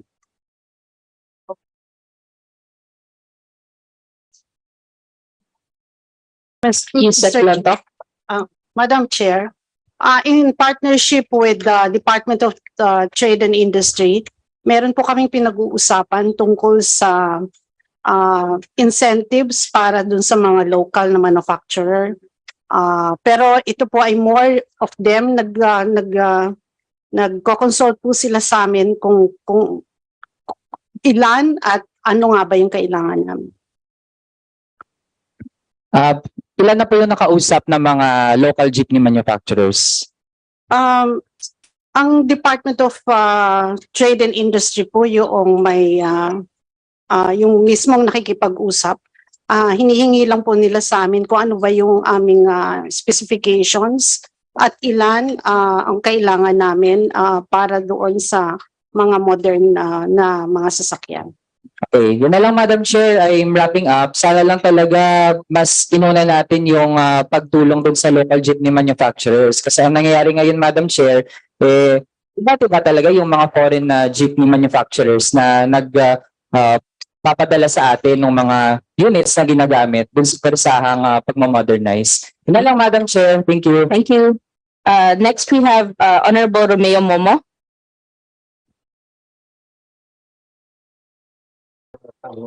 Ayan.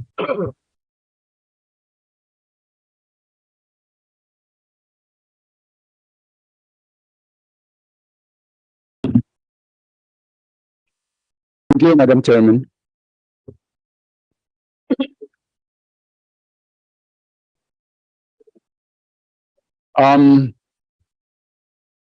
Good morning to the DOTr family.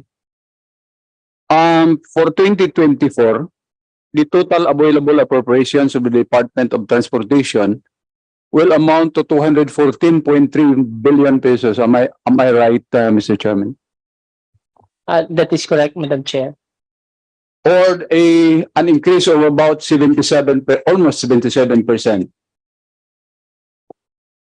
And of this amount, 87.4% is lodged at the OSEC. Am I right, Mr. Chairman? Madam Chairman? We confirm that, Madam Chair. And of this amount, 90.2% is for the operations budget of the DOTr. Madam Chairman. That is correct, Madam Chair. Well, I'd like to cite some of the major COA audit findings for OSEC for 2022. And they are the following. Number one, poor fund utilization in locally funded and foreign assisted projects. Out of the 45 locally funded projects and foreign assisted projects under OSEC, over 20 have disbursement ranging from 0 to 58.7%. I am right, Madam Chair. We confirm that that is in the 2022 audit report of COA, Madam Chair. My question then is, what are the strategies or initiatives of the DOTr that this will not happen in 2024? The low disbursement and unused appropriations by DOTr. In fact, in the report of COA, there is about more than 7 billion pesos of unused appropriations, Madam Chair. If I may respond to the question of the Honorable Congressman, Madam Chair. You're recognized. Of course, with the Secretary's guidance, we are improving the implementation readiness of all the projects that we submit for inclusion in the NEP. So this means that we are preparing all the right-of-way acquisition, but the big contributor for the late disbursement and utilization of the fund is really the non-conduct of early procurement for the projects included in the NEP. So that is why for 2022, most of the projects were just utilized at the latter part of the year, or most of the FLR projects, in fact, were just requested in the latter part of the year or even the beginning of 2023. So the Secretary is really firm, and he gave guidance on the preparation of project-ready transportation infrastructure, and that includes the early crafting of the detailed engineering designs in terms of reference for all these projects, so that they can already be procured even while the NEP is being deliberated upon by Congress, consistent with the allowed early procurement modality. This way, we can save as much as half a year or even the entire year in crafting the detailed engineering design and conducting the early procurement. The bulk, another bulk, Madam Chair, of our budget, as pointed out by the good congressman, is allocated for the railways project. So we are working closely through our railways sector with the Office of the Solicitor General, as this also concerns the ongoing right-of-way acquisition for the major railway projects. As soon as we acquire the right-of-way for our railway projects, tuloy-tuloy na po ang civil works nitong ating mga contract packages, which under the direction of the Secretary, we are completing the award of the contracts to ensure timely completion for the benefit of the riding public. Thank you, Madam Chair. But, well, I think it's a good strategies, but would you include in your initiatives the filling up of positions? In fact, right now, you have about a total of 1,075 unfilled positions. This might be one of the reasons why your performance is very low. Madam Chair, we'll have to check on the particular figure, because the one that's with me right now is different from the one cited by the good congressman as for the unfilled position. But definitely we agree that that is also a strategy, because that is consistent with the beefing up of the institution of the DOTr. So we are filling up the positions, and since the assumption of the good secretary, most of the vacant positions were opened, and some of it are already filled up. Our human resource department is working double time to process all the open vacant positions, Madam Chair. Thank you, Madam Chair. The other one is that I have observed that 87.4% or a total of 187 billion is lodged in the office of the Secretary. Why not decentralize it? Why not distribute it to the regions, Madam Chair? Madam Chair, actually that is what is unique with the structure of the DOTr, because unlike other departments, the DOTr does not have any regional office that implements our projects. So that's why all these major transport infrastructure projects are lodged at the central office. That is why, Madam Chair, I suggest that you will look into this and propose to the DBM for the decentralization of the powers and functions of the OSEC. I would like to cite you one example. Department of Public Works and Highways is almost has a 900 billion appropriations, but most of these appropriations were distributed to regions and even to the districts. In fact, some districts have been implementing projects more than 5 billion pesos. So siguro pag ginawa natin ito, baka matulungan ang OSEC in the terms of performance. Why not review your policies, functions, and then decentralize some of these functions to your regional office? We agree, Madam Chair, on the proposal of the good Congressman. This is now being considered by the Institutional Strengthening Committee of the Department to design the most appropriate subnational structure that will fast-track the implementation of our priority transport projects. Thank you very much. Madam Chair, one of those affected by this slow disbursement is the construction of the subway. And under contract package 101, with 3 stations and 1 depot, the total accomplishment as of today is only 10%. Can you cite to us some reasons why there is a tremendous delay in the implementation of the subway? Madam Chair, may I reply to the query? Yusik Chavez, you're recognized. CP 101 covers 4 stations. That 4 is, stations, yeah. 4 stations, about 6.8 kilometers. This involves the station in East Valenzuela, Tandang Quirino, Tandang Sora, and North Avenue. This is a different contract compared to packages 101, 102 to 109. 102 civil works up to 109. It's a built contract. This one is designed and built. There were several events that happened. Why the low disbursement? One, the availability of right of way. Madam Chair, right of way is the #1 issue, but corollary to the right of way is the design and design issue. You are aware of that, Madam Chair, Your Honor. If there is a change in the detailed engineering design, therefore sometimes and most logically there's going to be a change in the alignment, parcellery, etc., etc.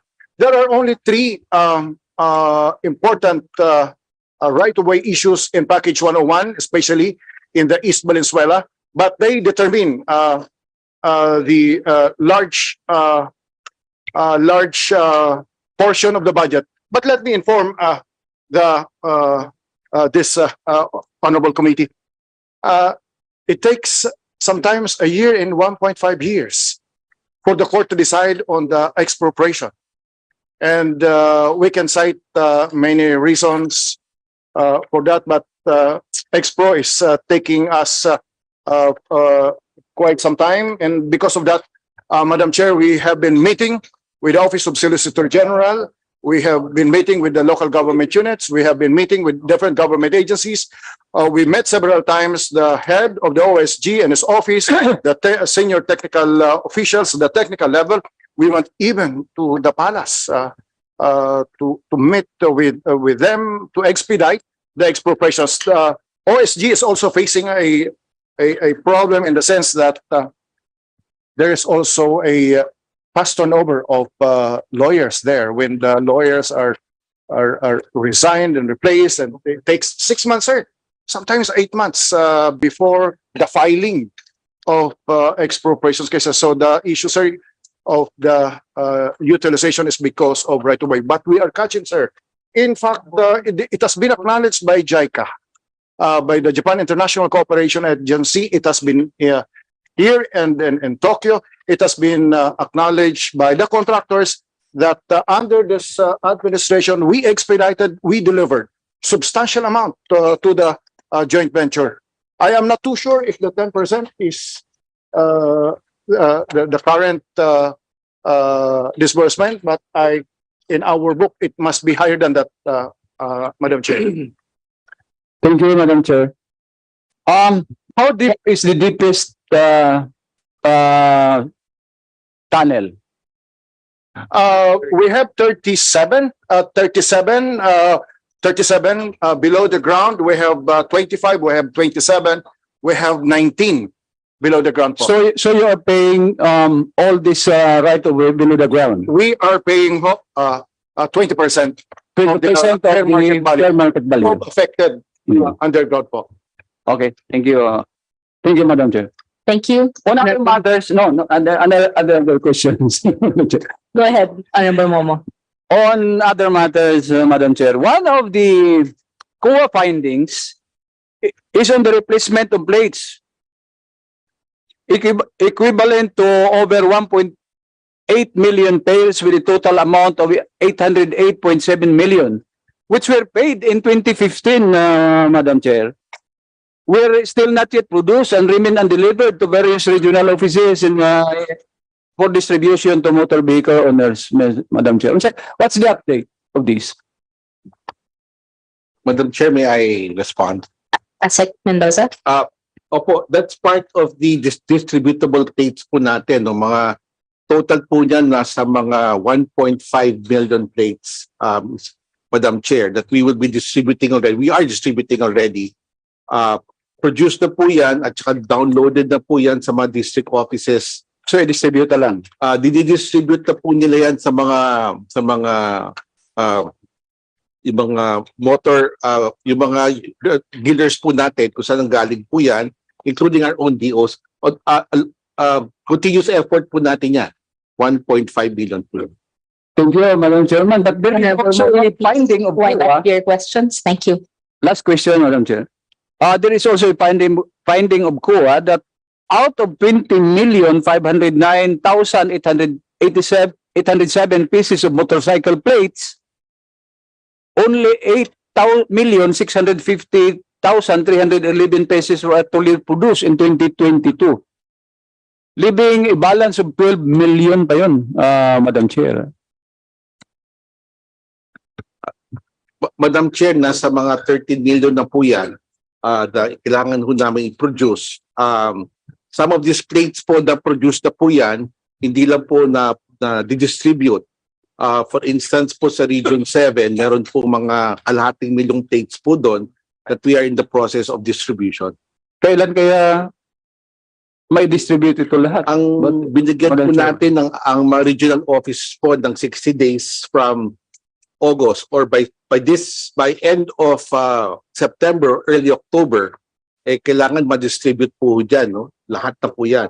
Although I could understand po, Madam Chair, there are some regions that may want to have some extension, pero yung iba ho, alos na-distribute na po nila lahat.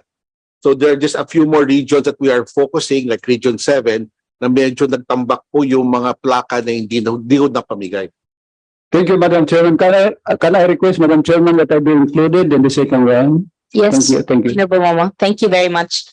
Madam Chair. Just Yusek Chavez. thank you. Just a quick clarification, Madam Chair. It's 22% for CP101 as of July 31. Thank you, po. Thank you, Yusek Chavez. Now let's go to the minority with Deputy Minority Leader Stephen James Stan. You're recognized. Thank you, Madam Chair, and good morning to all the DOTr family.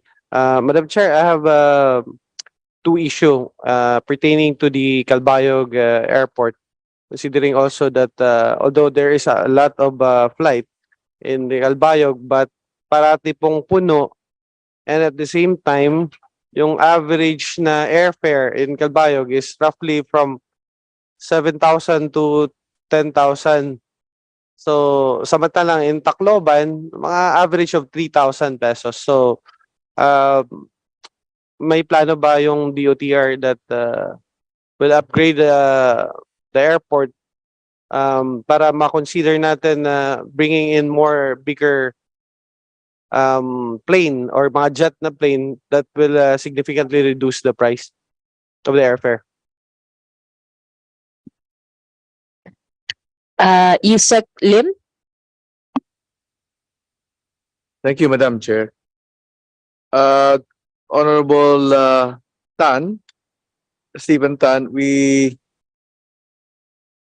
for Calbayog, there are still ongoing works and funds have been downloaded to the LGU. Right now, there are no specific plans to expand Calbayog, Congressman. But although we are working on the other airports in the province of Samar, no, which is Catbalogan, we also have in Borongan and in Catarman. We will certainly review your honor to examine the traffic demand in the province or in the city and how it can coexist healthily with the other airports which is within the vicinity. No, we do recognize that surface transportation might be a challenge, but in terms of air navigation, it may not be that far. So we'll have to see how Catbalogan can adequately service Calbayog. Thank you, Chair. Thank you, Madam Chair. And secondly, considering that there is no short-term plan in upgrading the airport, can we do something about what are we going to do about with the pricing of the airfare?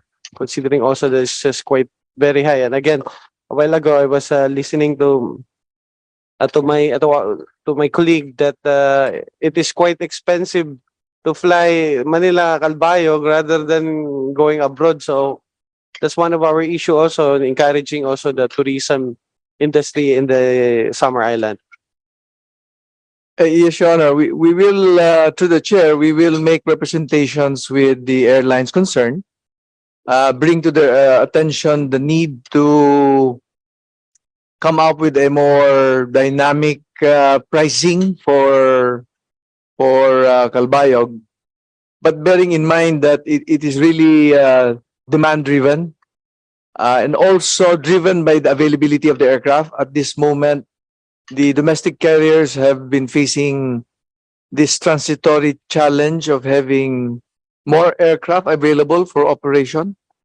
They are only beginning to overcome the big glitch that they suffered in May and June when most of their planes had to be on the ground because they could not get enough spare parts to be delivered on time. Not due to their fault, but due to the supply chain issues, due to the engine manufacturers. With respect to the other carriers, it's a matter of time that they will have more aircraft delivered in the coming months, again, in response to the rising passenger demand. Yes. Maybe we can also ask Executive Director Arcilia. Thank you, ma'am, Your Honors. This is, we will meet with the airlines in line with the suggestion of Honorable Congressman Palma, and we will include this matter in our meetings. We will call the airline that is flying to that airport. But if I may add, the fares is also a function, the level of fares is also a function of the size of the aircraft, meaning that the smaller the configuration of the aircraft is, the higher the unit cost. So if you have 10 seaters, you still have to pay for the landing fees, for the check-in and everything. So the unit cost would be more expensive. Yun ay technical reality po yan. Pero we will look at this, at the possible dynamic pricing. We will sit down with the airlines po. Thank you. Precisely, that is also my concern, considering also that the plane that is being operated in Calbayog is the one that with the propeller, while in Tacloban they're operating on a jet Airbus. So as I have talked to with the DOTr, so I think there are slight upgrades that needs to be done in the airport of Calbayog, like for example the taxiway that can accommodate bigger planes. So may I request also that we have maybe you have extra funds for the feasibility study, then we could plan it for the next budget cycle. So thank you. To the chair, we will study on that, Congressman. Thank you. No more further question, Madam Chair. Thank you, Honorable Stephen James Tan. For the majority, we have Representative Jaime Fresnetti. Thank you, Madam Chair. Good afternoon, and good afternoon, DOTr family. For 2024 budget, you have allocated 76.34 billion for the North-South Commuter Railway. And out of this 76.34 billion, you have allocated 53.26 billion for the procurement of right-of-way. Is this right, Madam Chair? Madam Chair, the GOP counterpart, that is 53.255 billion, is a combination of right-of-way acquisition and the settlement of taxes for the civil works contracts. So not solely for right-of-way, Madam Chair, but it includes right-of-way. Madam Chair, I noticed that out of this budget of 76.34 billion, you have not allocated an amount for the acquisition of the relocation sites for those to be affected by this development. Tama po ba yun? Madam Chair, for the line item, we usually refer to it as a right-of-way and site acquisition. So that includes as well those who will be relocated and the necessary cost. May we know, Madam Chair, the status of the acquisition of the relocation sites for the area covered by this development, Madam Chair? Yusek Chavez.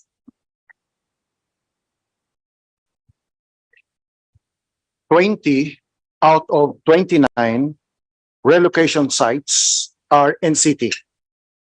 Calamba in city, Cabuyao in city, Binian in city, Santa Cruz, Santa Rosa in city, San Pedro in city, Caloocan, not Caloocan, have been identified and approved by local by the LIAC po. By the LIAC, and we already downloaded the amount to Socialized Housing Finance Corporation. For the Manila to Malolos, Malolos to Clark, it's with National Housing Authority. For the Manila to Calamba, the downloading of amount is with Socialized Housing Finance Corporation. The relocation site for Calamba is being constructed already. The acquisition po by the Socialized Housing Finance Corporation for those other cities have been identified already, approved in the LIAC. I was told that Muntinlupa is out of Muntinlupa. Maybe not an update about relocation site for the city of Muntinlupa residents, Madam Chair.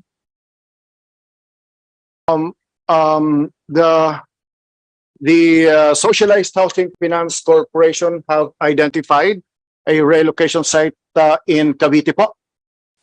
In Cavite for Muntinlupa. There is an ongoing negotiation with the PISAM property somewhere in Sucat. We're about to procure it po.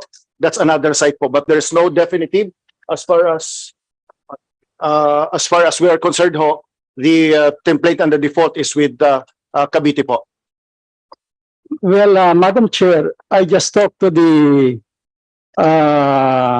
people in, I would say, a member of the SLIAC, and I was told that this morning only, I was told that regarding the property cited in Cavite, lately there was no more discussion on the property in Cavite, but there was a property in city of San Pedro, and this is the latest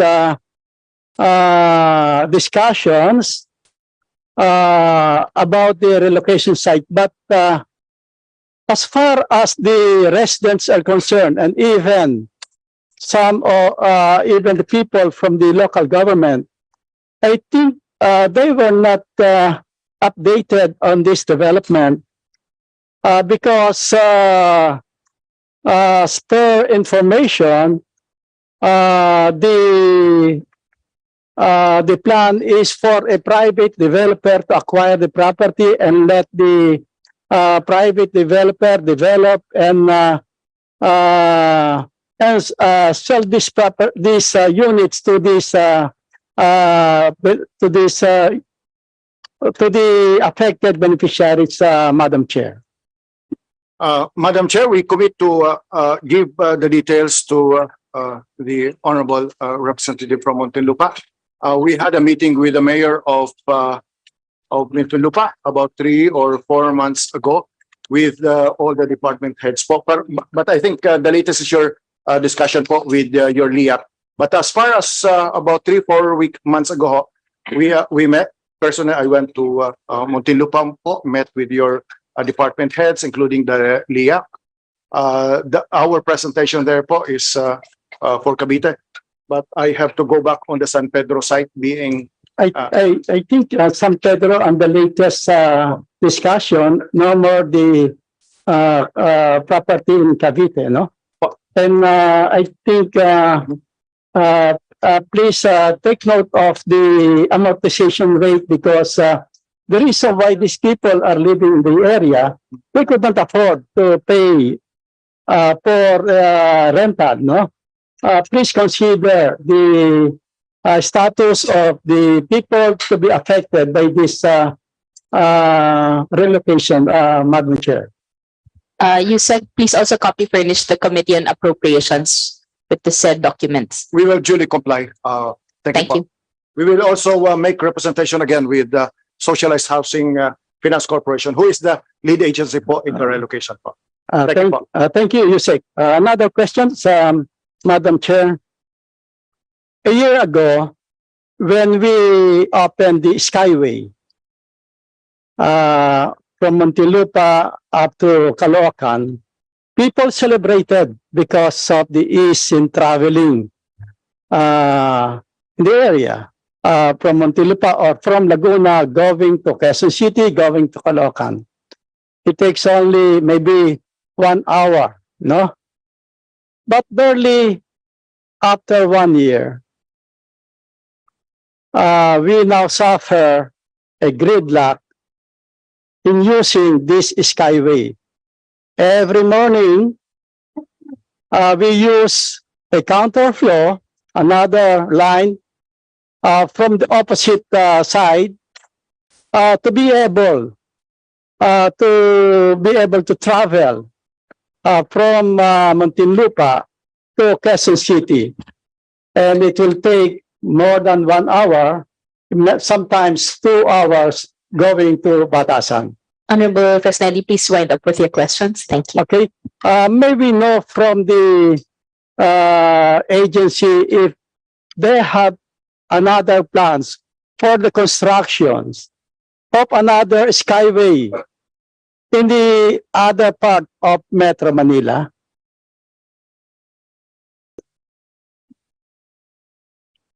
Madam Chair. Please state your name. Attorney Alvin Carulio of the Executive Director of the Toll Regulatory Board. Okay. As to the question of the Honorable Congressman, in the pipeline are the following projects of TRB. The NALEX, the Northern Access Link Expressway, which will traverse from Balintawak to the NAMIA or the New Manila International Airport to Tiplex or Tarlac, Pangasinan Expressway. Also on the other side is the Southern Access Link Expressway or the SALEX, which will traverse from Anda Circle going to the alignment of the Manila Bay up to the Tiplex also and the New Manila International Airport. And also we have a controversial tollway under the pipeline, also the PAREX or the Pasig River Expressway which will traverse the side of the Pasig River. And we have also TR5, the SLEX Toll Road 5 project, which will traverse the Quezon Province up to Matnog, Sorsogon. That's all, Mr. Congressman. Madam Chair, I think I am speaking not only in behalf of the people of Muntinlupa, but also the people coming from Batangas, Laguna, and Cavite.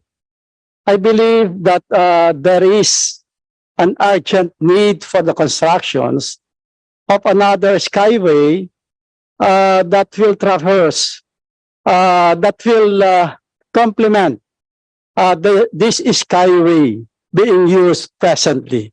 That will be all, Madam Chair. Thank you, Honorable Fasnedi.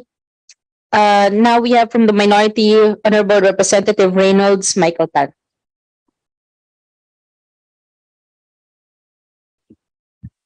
Good noon, everyone, especially to the DOTr family and of course to our chairman. Pilisan ko na lang po yung question ko kasi I know ang dami pang magtatanong.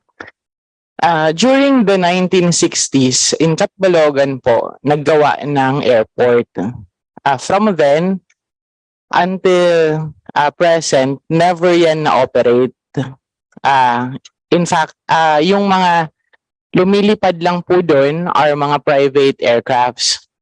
So, nung time ni President Duterte, it was one of the priority projects to finish the Catbalogan Airport. And during that time, 2019, nagpondo po for phase 1 ng 100 million na site acquisition, 350 million na civil works. During the 2020 naman, nagpondo for phase 2 ng 75 million na site acquisition, 250 million na civil works. 2021 naman, nagkaroon ng phase 3, which is 220 million na airport facilities. While nung 2022, for phase 4, nagkaroon ng 110 million na site acquisition and then 840 million na civil works. So in short, meron pong 1,945 million na napondo para sa Catbalogan Buri Airport. Unfortunately, last year at yung present year at saka for next year, wala pong pondo na nakita kami na included sa NEP. So supposed to be yung pang phase 5 would be the completion of the airport, which amounts to 735 million pesos. Sa madaling salita, pag wala yung 735 million, parang nagpapunpo tayo ng 1.9 billion na pondo para sa isang white elephant na proyekto. Kasi as of now po, tinatayo na yung Catbalogan Buri Airport Terminal. So, I am asking po from the department, hopefully sana nandito si Secretary, but I understand nakasama siya ni Presidente ngayon, kung ano ba yung plano ng departamento para sa pagtapos nun, or kung tatapusin ba talaga nun, kasi when we went to the offices to ask regarding sa status ng Catbalogan Airport from DOTr, from DBM, yung sinasabi po is, parang nagtuturuan kung sino ba talaga yung dapat mag-prioritize, sino yung dapat magpondo. I understand na tight yung fiscal space ng pondo para sa, kasi alam naman natin madaming mga airport yung kailangan i-upgrade, kailangan pondohan. But my question is, since naumpisahan to, ano ba yung plano ng department? Kasi we may be wasting billions of money for a project na dapat ginawa na. Kasi naman, pag kunyari hindi natin ito pinondohan, baka mabulok naman yung airport. So for example, 5 years from now, nakatayo na yung airport kasi ginagawa ngayon yung terminal. 5 years from now, hindi pa rin siya napondohan. Eventually, mapondohan after 5 years. Then, nag-umpisa nang mag-deteriorate yung terminal building. So para natin siya i-operate, kailangan na naman nating i-renovate yung tinayong building, which is dapat ginamit na sana natin kasi yun naman yung original intention. So I would want to know from the department, number one, what is your plan? Number two, if there is a plan to continue that, when will that be? And number three, ano ba yung, are there similar na mga projects, not only in Samar, to other places? Kasi kung ganun, nakakatakot isipin na pwede pala tayong magpondo ng bilyon-bilyon na pera sa mga proyekto and yet hindi pala natin kayang tapusin din. So yun po yung questions ko, Madam Chair. Thank you. Yusek De Leon. Yes, Madam Chair. First, specifically on Catbalogan Airport, where we confirmed that there is no item in the 2023 GAA for that, but we are evaluating the request of the provincial government for some additional funding, particularly for right-of-way for this year. We are evaluating that together with the DBM. As for 2024, Honorable Congressman, we have in fact proposed 250 million for the continuous development of Catbalogan Airport. However, similar to all other airports, this was not considered in the NEP. And I would just like to segue on the question on how we can ensure sustainability of funding for our airport development projects.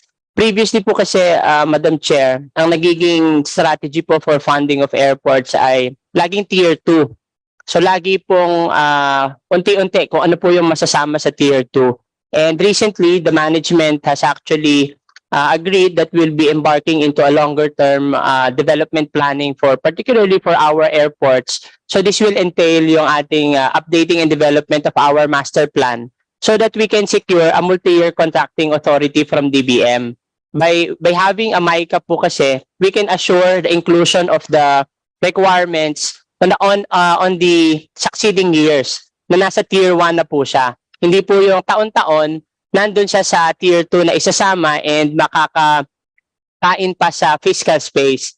So that is the strategy that is now being considered by the department. That's why we are grateful to the DBM for granting us a portion of the FS and master planning funds that we have requested so that we can start updating and revisiting the master plans and come up with multi-year investment strategy for not only for airports but including seaports and other priority transport infrastructure. Again, the advantage of having a multi-year authority, hindi po na taon-taon ay makikipaglaban sa Tier 2 fiscal space ang bawat isang airport. Instead, once this is approved, and so much the better na approved ng NEDA as an investment project, mas magagaranti po yung annual inclusion niya sa National Expenditure Program as part of Tier 1. Not to mention, of course, pagdating po sa operations and maintenance, I believe Yusek Bobby can further expound on the strategy on operation and maintenance together with the private sector. But as far as capital investments are concerned, yun po yung nakikita nating strategy para tama po si Congressman, hindi po maputol yung ating investment for our key airport infrastructure. So we will be happy to work with the good Congressman and the committee po if ever there is a chance that we can revive the proposal for Catbalogan Airport as well as other priority airports as well. Thank you po. Thank you, Yusek. May time pa naman. Yes. Thank you for that answer po. Pero yung tanong ko, given nagagawa pa lang ng FS, kailan naman po expected na matapos yan? Kasi as I've mentioned earlier, kung sakaling matatagal din yan, dito katayo na yung building, then mabubulok yan. So, panibagong pondo na naman yung kailangan natin para baguhin or i-renovate yung building para magamit yung airport. So yung tanong ko, again, kailan matatapos yung feasibility and when do you think na magsa-start mapondohan yan kung imamay ka man yan para sa pagpatuloy ng development ng airport? And also, tungkol pa rin dyan sa feasibility study. Kasi since sabi mo, gagawa ng feasibility study, di ba? I-feasibility study nga. So is there a chance na mag-fail yan sa feasibility study at hindi napondohan? Madam Chair, the strategy that we referred to, yun pong paggawa ng multi-year investment, is onward looking for future new investments for airports and seaports. As the case of the Catbalogan Airport, since ito po ay ongoing na, the department remains committed naman po na suportahan ito, and we'll just work with the appropriate departments to ensure po na yung requirements, the remaining requirements of Catbalogan Airport for its operation po ay masecure po natin. I will reiterate my question. Or rephrase my question. Do you think sa 2025, ngayong 2024 matatapos yung feasibility study in time para mapondohan yan dun sa pag-start ng MICA for 2025? Madam Chair. Yusek Batan? Sir, to clarify po, yung Catbalogan Airport po has already been budgeted, as you mentioned po, for the previous years. And meron na pong mga different components of the airport that have been awarded, that's already ongoing construction. And perhaps po we can invite our aviation sector in a bit to update us po on the construction status of those awarded contracts. So we are already committed to the project. We no longer need another feasibility study po to complete it. Ngayon po, I think the question is, in the previous years, napondohan po yung components A, B, C, D, kailangan pa po ng component E or component F para sa airport. Unfortunately po, nanghingi po tayo ng budget na isama po sa budget proposal ng DOTr, yung para po sa remaining components ng airport. Unfortunately po, hindi lang po siya naisama sa NEP. Ngayon po, we will coordinate po through the budgetary process how we can explore to potentially at least po mahanapan ng budget yung remaining components. But in the meantime, siguro po we will invite po si pass on po to Yusek Pabilim to give us some updates po doon sa ongoing na mga components na po para doon sa airport that were budgeted in previous years po. Thank you. Through the chair, about a month ago or and a half, we met with Governor Tan precisely on this topic of completing the Catbalogan Airport. In fact, we are quite happy to report that if we are able to actualize all the plans that we had agreed upon, because contractors, they're already the procurement, we are already in the procurement or completion of the procurement of the PTB and other aspects of the airport facility. It would be a showcase of DOTr because it will embrace sustainability features such as solar power, in terms of the use of engineered bamboo inside the terminal. So all of this is ongoing. So if we are able to complete the funding, that is really the key, then we should have by late 25, it should be operational. So that gives not only DOTr the chance to complete it, but it also gives both of us the chance to promote together with the tourism Catbalogan as a destination. As you know, building an airport is one thing, but promoting it as a destination is a marketing effort. And we believe that it requires partnership with the LGU, tourism, the DOTr, and other stakeholders such as the residents of Catbalogan, the business community. So it's a partnership that we look forward to working with you, Congressman. Thank you. Thank you, and we recognize the support of DOTr talaga dun sa probinsya. When I was governor, malaki yung support nun. However, hindi pa rin nasagot yung tanong ko kung mapupunduhan ba yan sa 2025 or hindi. Honorable Dad, please wind up your questions. Thank you. Siguro, anyway, can I get a commitment na lang talaga na you will do everything in your power na magawa ng paraan na mapondohan yan at least for 2025. We'll work with the committee, Your Honor, through the chair, to find ways how we could come up with the fund.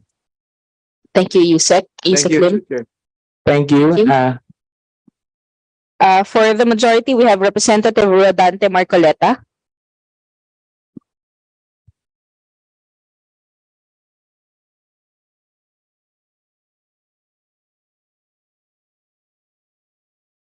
Salamat po, Madam Chair.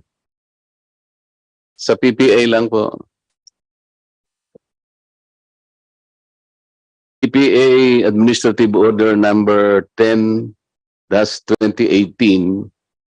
required all shipping operators and shipping lines to secure PPA accreditation and permit to operate. Is that correct, sir? Good afternoon, Your Honor. Yes po, Your Honor, Madam Chair, totoo po yun. Will you explain the reason for that? Previously po, Your Honor, ang proseso po sa PPA kasi, any party who intends to provide services sa mga PPA terminals po, ang nangyayari po per terminal, nire-require po silang mag-submit ng set of documents. And for every terminal po, one set of documents. So if an operator po intends to provide services in The shipping lines are not providing services to you. You are the ones providing services to them. It's the other way around. Okay? Well, we provide services to the shipping. Kayo magsaserve sa shipping lines and shipping operators. They're not the ones serving you. Kasi yung premise mo kanina baligtad. As a matter of fact, doon sa 10-2018, hindi naman yung sinabi doon ng shipping lines eh. Medyo nilito lang kita ng konti pero nag-yes ka na. Yes, sir. In this earlier order, hindi talaga kasama yung shipping lines, shipping operators.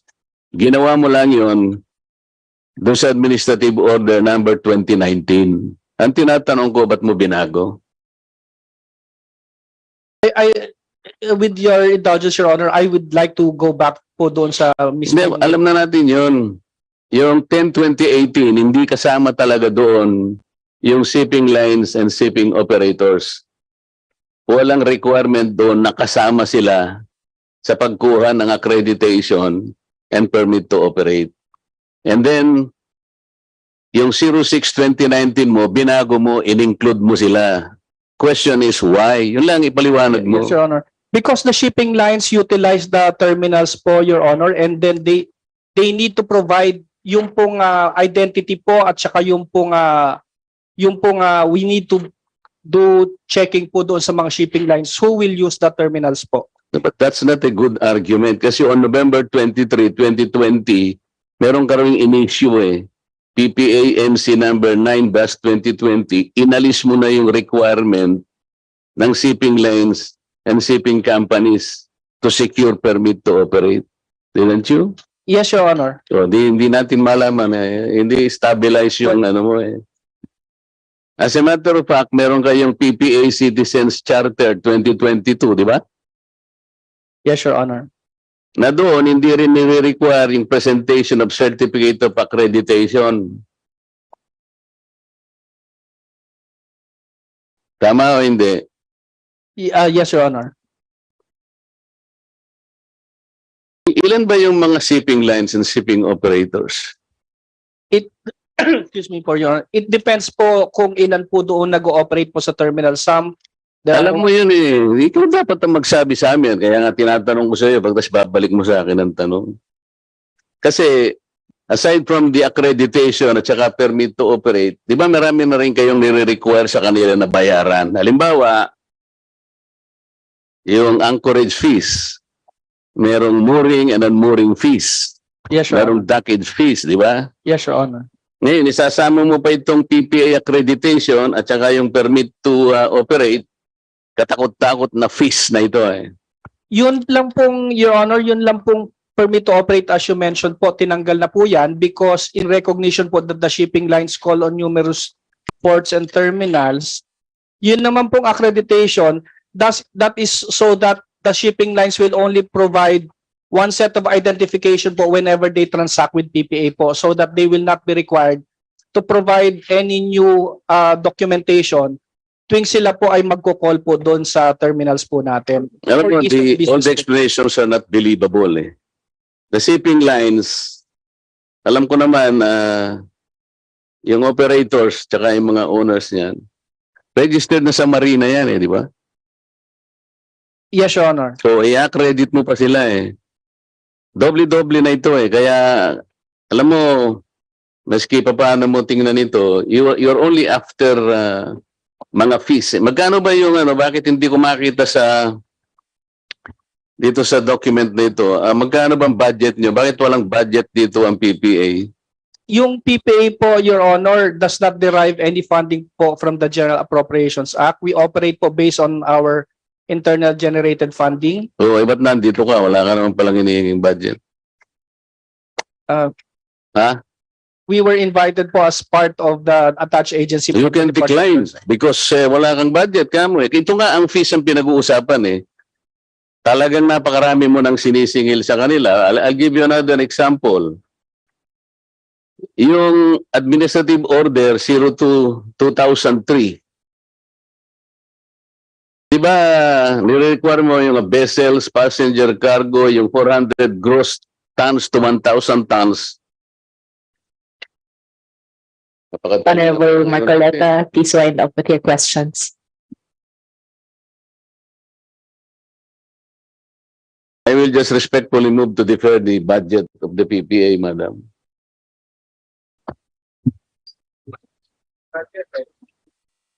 Discussion of the budget. We will Also, consider it I at will the proper associate time, myself Honorable. with the motion earlier by Congressman Jardine Romualdo to defer the budget of Marina also, Madam Chair. The proper time. We will consider it at the proper time, Honorable. Yes, ma'am. Kasi napakaraming tanong pero sana yung explanation ko hindi na sana sinasama. Yung tanong lang dapat ang tinatiming nyo. Kasi mag-a-argue siya, sasagutin ko. Yung sagot ko, hindi naman tanong yun eh. But unfortunately, ganun ang system natin. So wala kaming may tatanong in 5 minutes. Second round. For the second round, Thank you, Madam Honorable. Chair. thank you, Honorable Marcoleta. Kunin ko po. Hindi nga niya sinasabi magkano yung shipping. Alam mo yung basurahan lang, 150 pesos. Now, 1,000. I yield the chairmanship to Honorable Vice Chairperson Claudine Bautista Lim. Really? Thank you, Honorable Ko. Next, to interpolate for the minority, Deputy Minority Leader Mujib Hataman. Kung Marcoleta, nung gusto mo i-defer natin or magandang tanghali po, Madam Chair, DOTr family. Balik lang din ho ako sa PPA. Paano ho yung income generated ng PPA noong 2022? For 2020, good afternoon, Your Honors, Madam Chair. For 2022, the gross revenue of PPA was at 20.06 billion. Magkano ho? 20.06 billion po yung gross revenue. Wala bang presentation na data available dyan ng PPA? Parang historical? Well, we can provide, Your Honor. We can Thank submit you, it to Madam the Chair. committee. Magkano ang expenditure nyo noong 2022? With the indulgence of the Chair and Your Honor, if you could give me a few minutes just to check with our people. Tatanungin ko lang po sa finance po namin yung exact. Ma'am, huwag niyong tatakbuhin ang orasan ko ha, kasi marami akong tanong. Gawin ko na yung Kong. Bakit? Kailan? Bakit ako? Wala pa ako nagtatanong ba't gano'n eh. Talaga bang gano'n?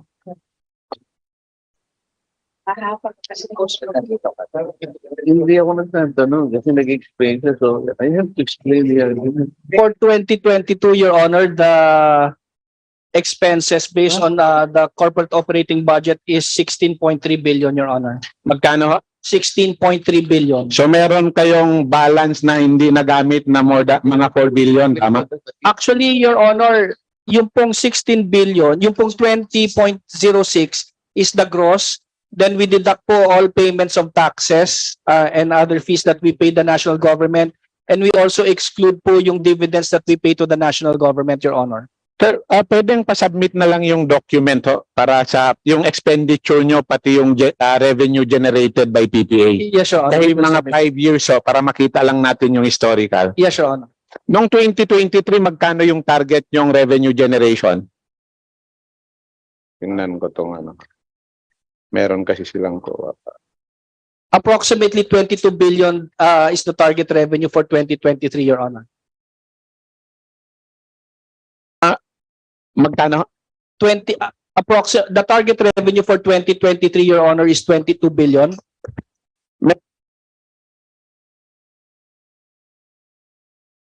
Yes, Your Honor. Ano yung mga COA findings ng 2022? The findings, Your Honor. Pwedeng state ko na lang ho. Yes, Your Honor. Meron kayong suspension ng 218 million point something at meron kayong disallowance ng 549 million. Anong explanation ho dito?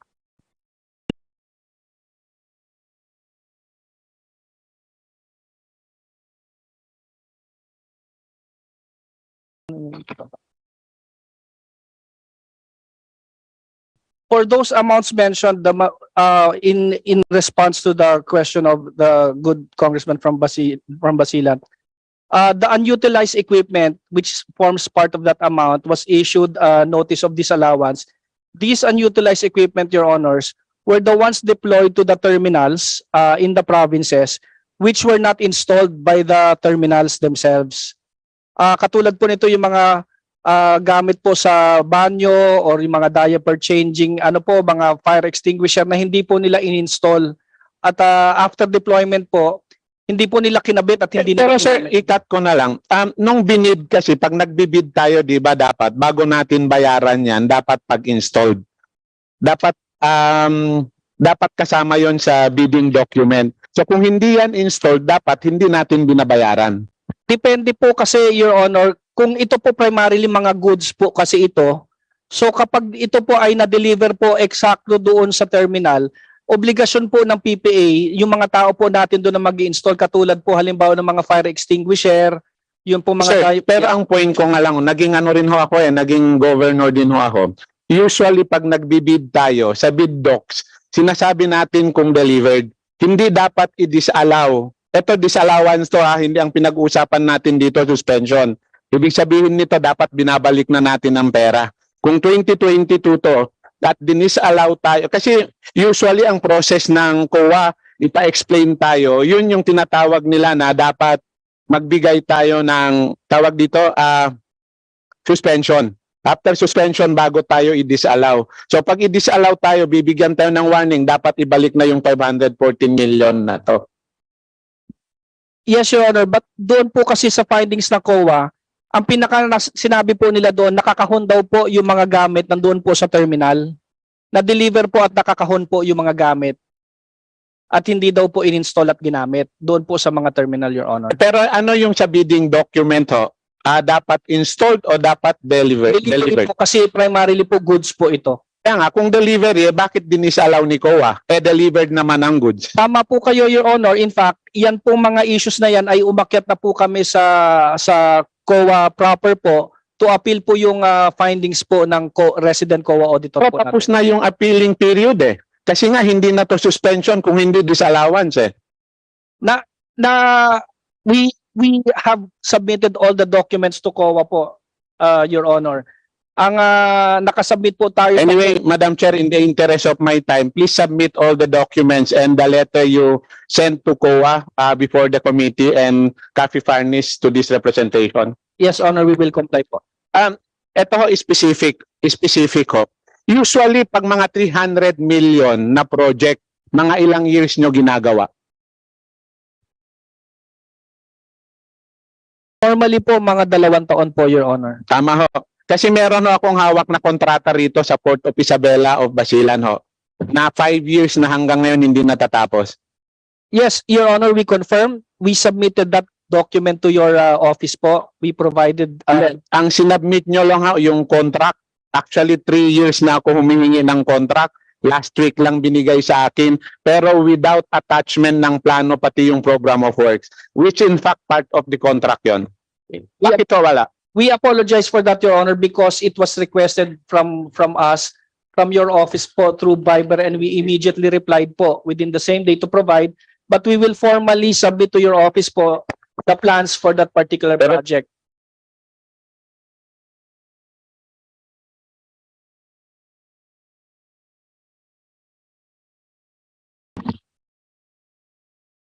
Yes, we apologize for that, Your Honor. But when I personally received the message the other day, Your Honor, I personally immediately responded. Pero sir, ano yung cause of delay ng implementation from 4 years to almost 6 years? From 2 years to almost 6 years? I think, Your Honor,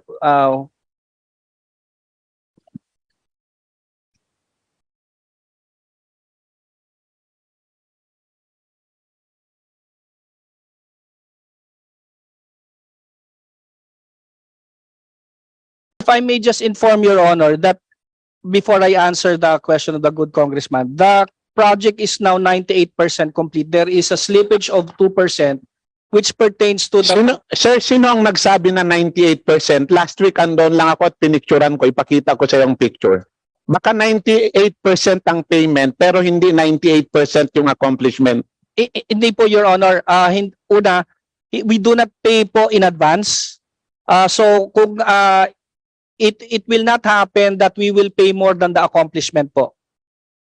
Sir, Madam Chair, before we alam ko wala sa GAA yung budget ng PPA. Pero tingin ko before ho natin to isalang sa plenaryo, gusto ko magtandak tayo ng joint ocular inspection para makita nyo kung tama yung accomplishment na sinasabi sa inyo. Napunta na ho kayo sa Basilan, hindi pa? Hindi pa po, Your Honor. Sino ang nagtandak ng inspection? Mayroon po tayong naka-assign po na field engineer doon, Your Honor. And because of what... Gaano kayo kasigurado hindi nagsinungaling yung field engineer nyo? We will validate that po, Your Honor. In fact, before we make any payment, and considering nga po na which you yes, delay. Your Honor, alam ko sa kontrata yan. Bago tayo gumawa, dapat may monitoring, may inspection. Sinasabi ko nga ho, last week andon ako, malaki pa ang portion na hindi natambakan.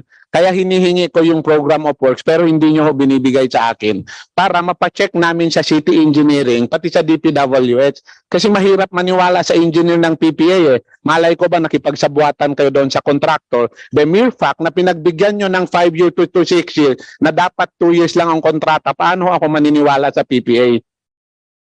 We will validate the report, Your Honor. In fact, before we even pay, whatever the report is of the field engineer, it is validated by the engineering office. Pero sir, hindi nyo ho nakita eh. Hindi ho kayo ang pumunta. The mere fact, sabi ko nga, nagbigay kayo ng more than 3 years na extension sa kontrata na dapat more than a year lang o 2 years. Paano nyo ako mapaniwala sa PPA ngayon? Kalibhasa, hindi kayo ang napeperwiso eh.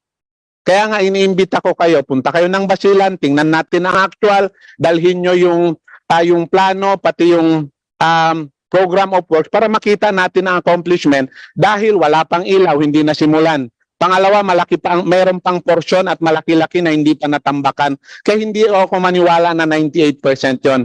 By assessment ng City Engineering at DPWH, nasa 70 to 80% lang.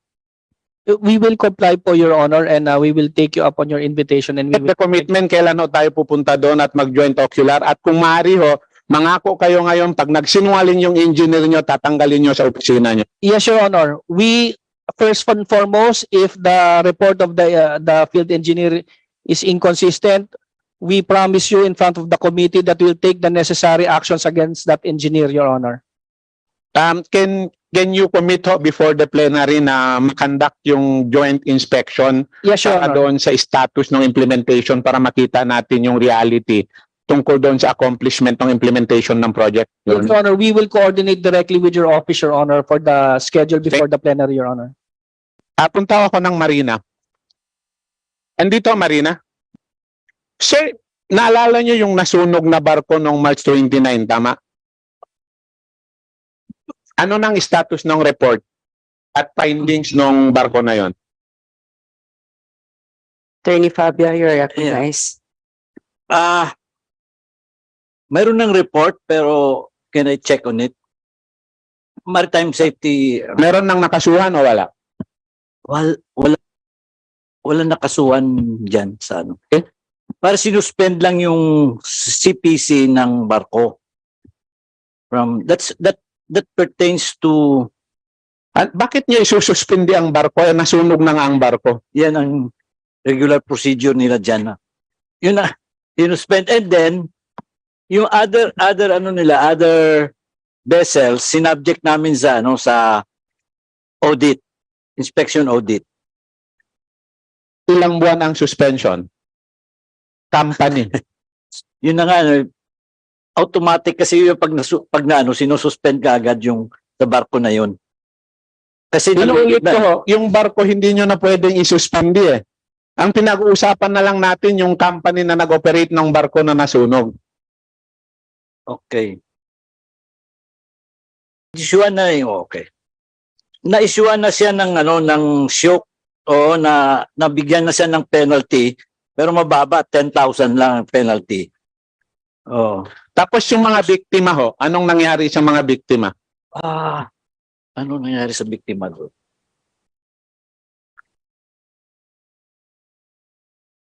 So, Marina sabi.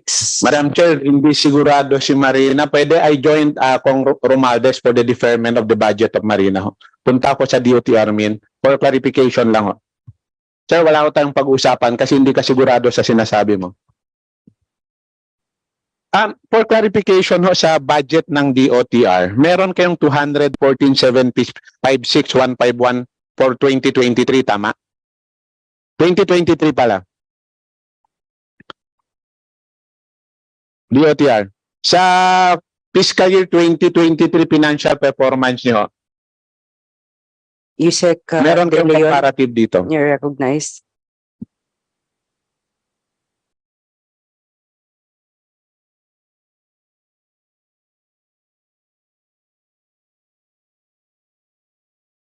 We are checking lang po on the figure, Congressman. You're referring to 2023 po.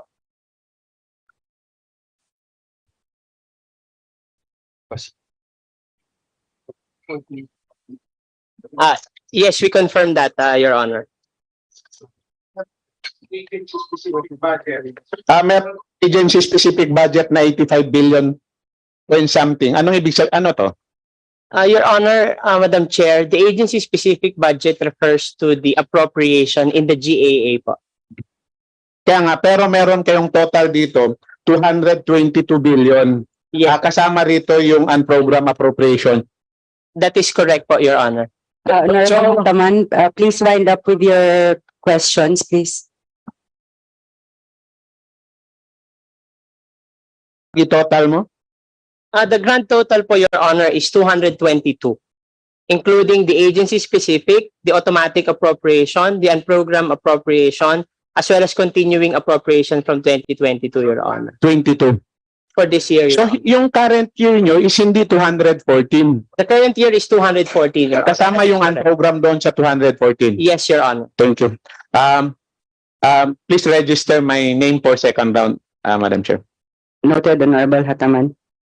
Next, for the majority, is Representative Inidio Tanwatco. Thank you, Madam Chair. Madam Chair, may we know from the DOTr, good afternoon, DOTr family. May we know from the DOTr what is their policy direction or plans regarding the MOU between the DOTr and the North Luzon Expressway Terminal Incorporated in relation to EO76 series of 2012.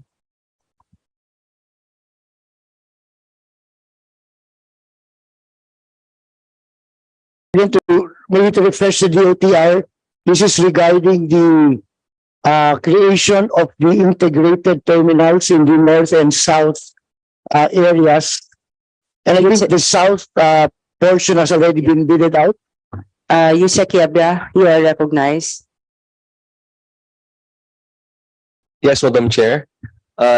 If permitted, can we please refer to Yusek TJ Batan, Madam Chair? Yusek TJ Batan, you're recognized. Yes, Madam Chair.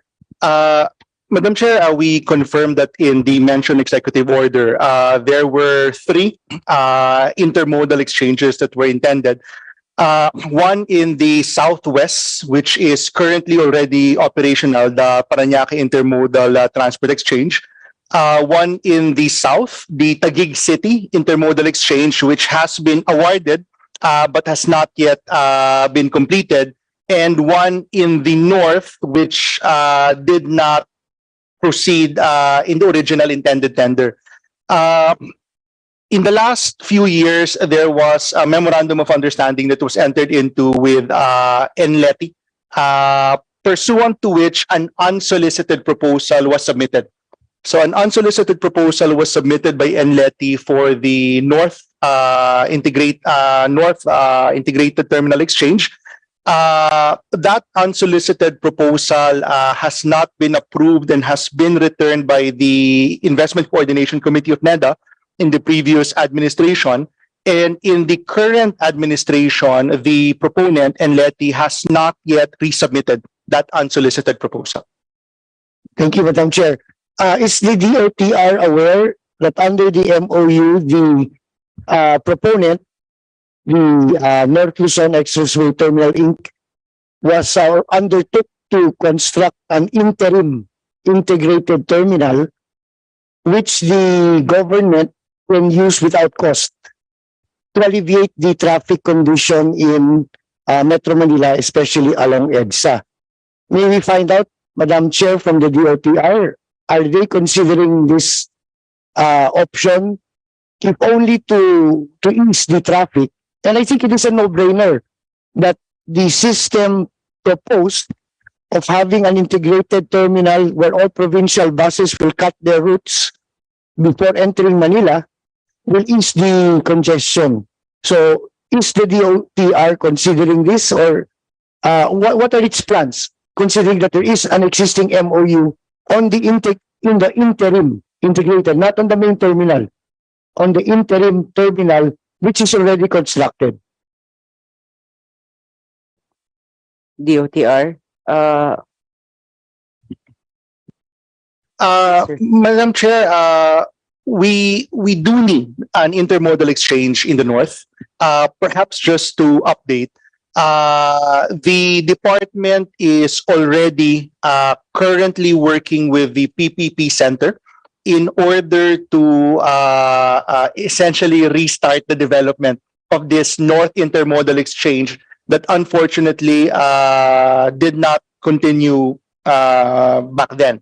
Now, in the interim, Mr. Chair, if I may just pass on to the LTFRB on the current bus terminal in the north. Sir, there's currently no operational bus terminal in the north. So that's why we're speeding up on the development of the North Intermodal Exchange. We're catching up on the development of the North Intermodal Exchange so that what we see in Parañaque and what we will eventually see in Taguig, we will eventually see in the north as well. Thank you, Madam Chair. The question is, why wait? May interim na nakahanda eh. Ready na yung interim eh, at no cost to the government.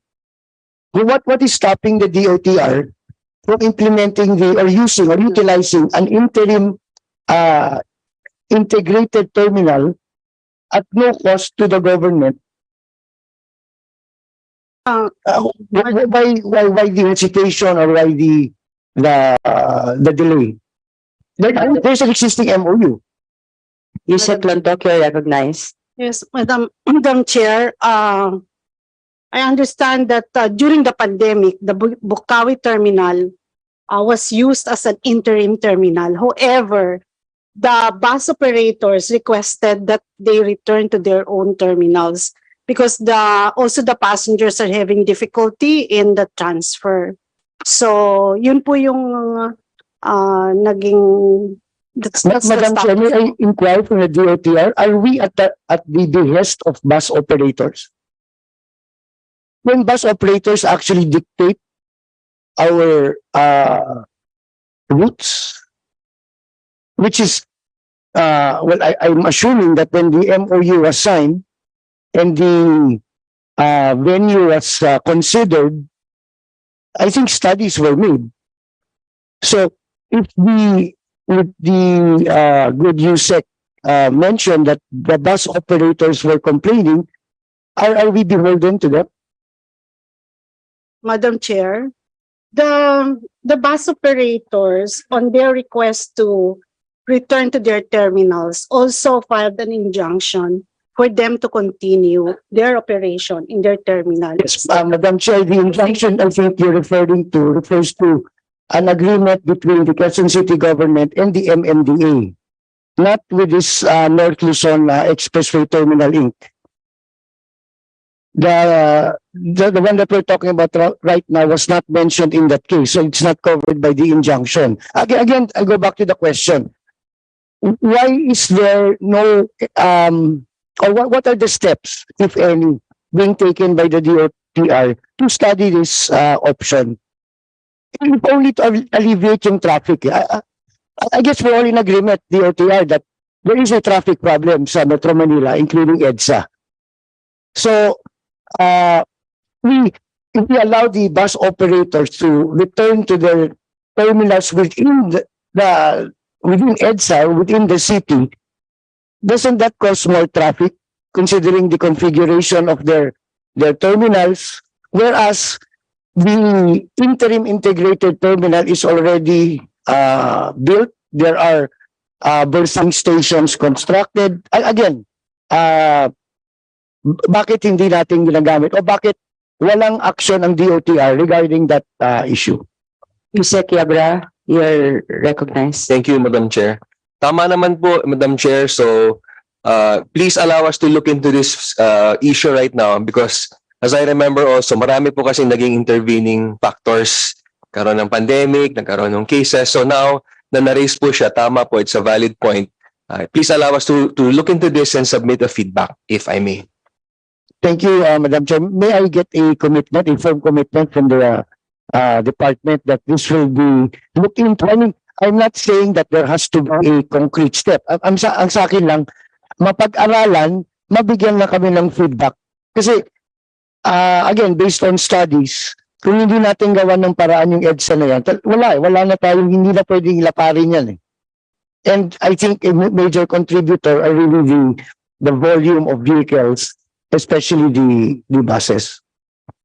So can we get a firm commitment from the DOTr to look into this and probably submit to the Committee on Transportation and to the Appropriations Committee your findings on this matter? Madam Chair, the DOTr through the Planning Office gives its genuine commitment to submit the requested report on this matter as soon as possible, Madam Chair. Thank you. Thank you, Madam Chair. No more questions, Madam. Thank you. For the minority, next we have is Deputy Minority Leader Franz Castro. Thank you, Madam Chair. Magandang hapon po sa pamilya ng DOTr. So, Madam Chair, meron po kasi akong question kay Secretary. So, wala siya. Madam Chair, pababalikin ba natin ang DOTr? Kasi may mga policy question ako. That is supposed to be answered by the Secretary himself. Honorable Castro, unfortunately, the good secretary has been excused from the briefing already because he is joining the president for a trip this afternoon. But in behalf of him, he placed Undersecretary Yebra and Yusek Kim Robert De Leon as his representative. Thank you, Madam Chair. So, anyway, meron pa naman sigurong, Madam Chair, another briefing for the DOTr. I'm not sure of another briefing for the DOTr, but the next session, the next briefing or the next time we will tackle the budget of the DOTr Honorable Castro is already on the plenary, which is I think 2 weeks from now. Okay. So thank you for the clarification, Madam Chair. So siguro ang general na question ko sa DOTr ay so naniniwala, katulad sa education, merong education crisis. So ang DOTr ba naniniwala na merong transportation crisis? Who can answer that, Madam Chair? Please respond to the question of the Honorable Castro. Anyone from DOTr?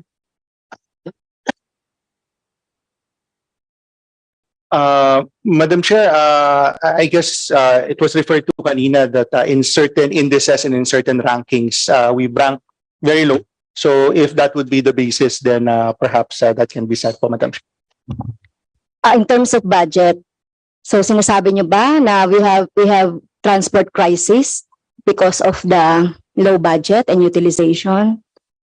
Ang tinatanong ko, naniniwala ba ang DOTr na meron tayong transport crisis? Kagaya ng sa education, meron tayong learning crisis, education crisis. So, anong tingin niyo?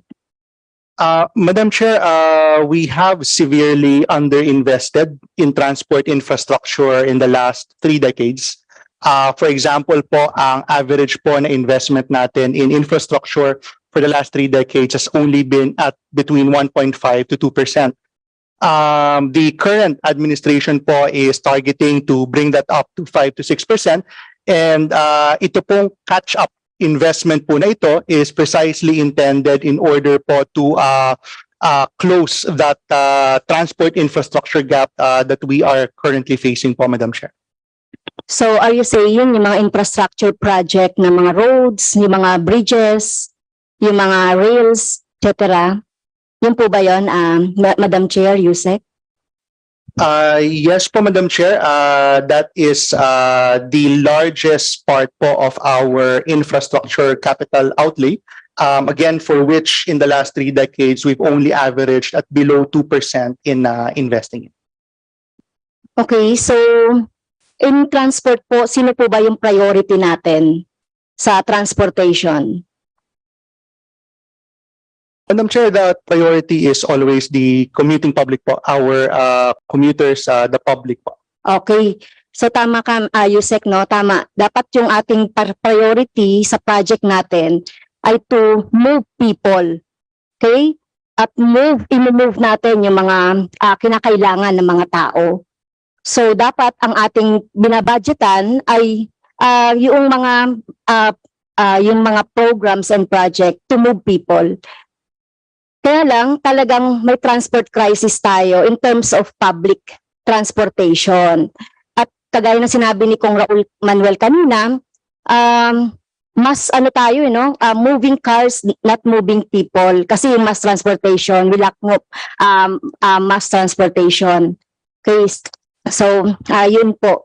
So to fix our public transport crisis, i-prioritize sana natin yung investment sa pedestrian, yung cycling, road-based public transportation. So, yun ang mahalaga. Kaya lang, dun sa pagbabudget natin, bumaba yung budget natin para dito. So, anong comment po ng DOTr, Madam Chair?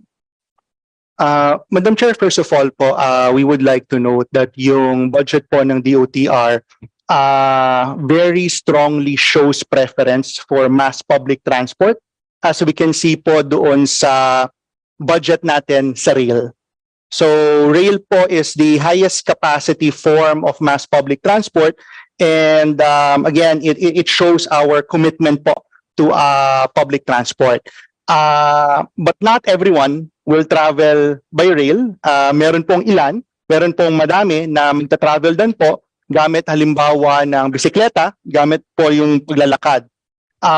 That is why po in the last few years, nagkaroon po ng yung tinatawag po nating active transport na budget sa budget po ng DOTr, at ito po ay nagpapakita ng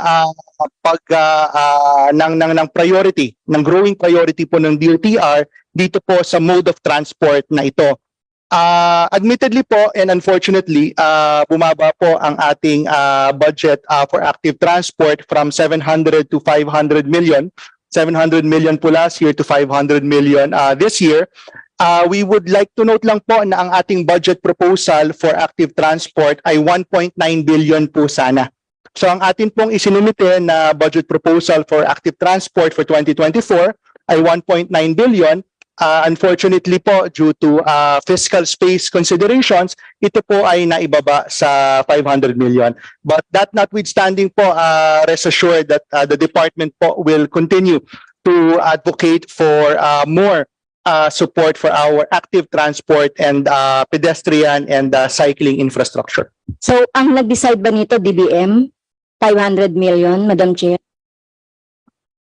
Your Honor, Madam Chair, that is what was granted to us under the NEP. Anyway, tatanungin ko na lang yan sa DBM. Next, next topic po yung sa, sino po yung nagre-regulate doon sa LRT, MRT? Yusek Chavez, you are recognized. Ang nasa katungkulan po at kapangyarihan ng Department of Transportation ang mag-regulate, that's one. And number two, mayroon din pong board ang LRTA, samantalang ang MRT po ay direktang nasa ilalim ng Department of Transportation. Okay, so DOTr. So meron tayong tinatawag na Rail Regulatory Unit, tama po, di ba? Opo, meron po tayong Rail Regulatory Unit na nilikha sa ilalim ng bagong administrasyon po para pangasiwaan, pag-aralan, iribisa at magbigay ng pagpapasya sa mga panukalang fare increase ng mga operating lines po natin. Okay, so kung yung nagde-decide ng fare, yung nagre-regulate at nagko-control ay yung DOTr dun sa mga fare at saka yung ng mga MRT at LRT. Tama po yun. So ibig sabihin, kayo halimbawa magpipetisyon ng pagtataas ng fare sa LRT or MRT, kayo din yun. Yung magde-decide kung magkano ang fare ng LRT, MRT, DOTr din yun. Tama? Halimbawa ho, ang petisyon ng LRT Line 1, LRMC, ay idinulog sa LRT Authority. Ganon din po ang petisyon ng LRT ay dumaan sa proseso ng pag-aaral kasama ang Commission on Audit in all other government agencies including the National Economic Development Authority. At pagkatapos ho ng pagsusuri ng LRTA ay dinala po sa Rail Regulatory Unit ng DOTr. Yes, ang punto ko lang dito, Madam Chair, dapat merong talagang congressional legislation creating a Rail Regulatory Unit. Kasi sila rin yung nagpe-petition ng pagtaas, sila nag-approve, sila yung nagde-decide ng kung ano, di ba? Kaya Madam Chair, ang inaano ko dito, dapat magkaroon, do you think that is fair at good suggestion, Madam Chair and Yusek? Madam Chair, tama ho ang panukalang yon at meron din tayong inisyatiba dyan sa pakikipagtulungan ng ilang miyembro ng Kamara at ng Senado sapagkat kung sa aviation, mayroon tayong Civil Aeronautics Board, kung sa road, mayroon tayong LTFRB, kung sa maritime, meron tayong pong Marina. Sa amin ho ay nagpapanukala din ho kami at mayroon na po tayong inisyatiba ho dyan at nakikipag-ugnayan na ho kami sa Kongreso para mayroon ng regulatory body ho para sa RILES. Okay, kasi DOTr din kasi nagde-decide. And then yung 114 million na dapat na na-subsidize doon sa recently na pagtaas ninyo ng fare doon sa LRT or MRT ay pwede itong i-subsidize ng gobyerno. Laki-laki nga ng confidential fund na nandiyan yung 114 kaparehas na halos na isang confidential fund yan. Okay. So yun po yung tungkol doon sa RRU, Rail Regulatory Unit, dapat magkaroon ng separate. Okay, next. Sa ayuda for drivers, fuel subsidy.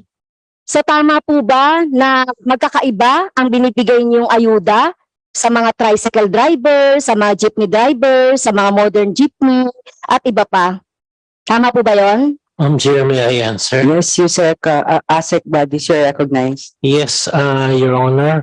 Magkakaiba po sa mga modernized jeepneys, 10,000. Sa mga tricycle po, 1,500. Sa mga delivery, 1,000. And it depends po kung anong mode of transportation po ang hawak ng tao po. Magkakaiba po, yes, we concur ho. Yeah, bakit magkakaiba? Bakit po, ano po yung rationale nung, tricycle driver, 1K, yung modernized jeepney, 10K, tapos yung mga mobile na mga motorcycle, 1K. Di ba may discrimination kayo doon? Eh, lahat naman sila gumagamit ng fuel? Wala pong discrimination sa pagkakaalam po namin. There is a discrimination for a certain class. You treated them differently. But for every class, they are treated in the same manner. Malaki po ang sa mga modernized jeepneys. Number one, dahil malaki yung consumption ng gasoline nila in comparison with the motorcycle drivers po na maliit lang naman po ang konsumo nila ng gasolina. So it varies po upon the type of the transportation na gamit po nila. The bigger is the transportation po, the bigger is the yung tinatawag nating ayuda po na binibigay. So do you have a study on that, Madam Chair? Yung consumption ng gasoline or fuel? I believe the previous administration have a study on that. May basihan ho yan ng pagbibigay po ng ganitong klase ng ayuda. And we already followed the same study made by the previous dispensation po. Can we have that study? We will provide you with that po. If you will give us a few days po, we'll check it with the DOTr. Okay, kasi yung tricycle driver, baka minamaliit natin sila. Yung mga motorcycle riders, ganun din. Tapos yung modernized jeepney, 10K. So malaki yung gap. Okay, kaya tignan natin talaga, tricycle driver nga si kung cruise dito eh. Okay, so anyway, tignan natin yung study kasi masyadong malaki yung gap, no? Nung, Ang paniniwala po namin dahil sa yung jeep, mas malaki po ang consumption ng gas kesa dun sa motorsiklo, which is one of the very basic reason ho, kaya tinataasan po namin yung kanilang what we call the subsidy ho. It's more on a base consumption-based policy po. But yes, we will give you this study. Yeah, next, may plano bang magtaas ng jeepney fare? Your Honor, for that, a petition has already been made by different transport groups and it is being considered for hearing right now. On September 10, we will be having our initial hearing. As to whether we will give in to the fare increase or not depends upon the results of the hearing. But may I tell the good chairman that as of this time ho, hindi ho pare-parehong hinihingi ng mga transport groups.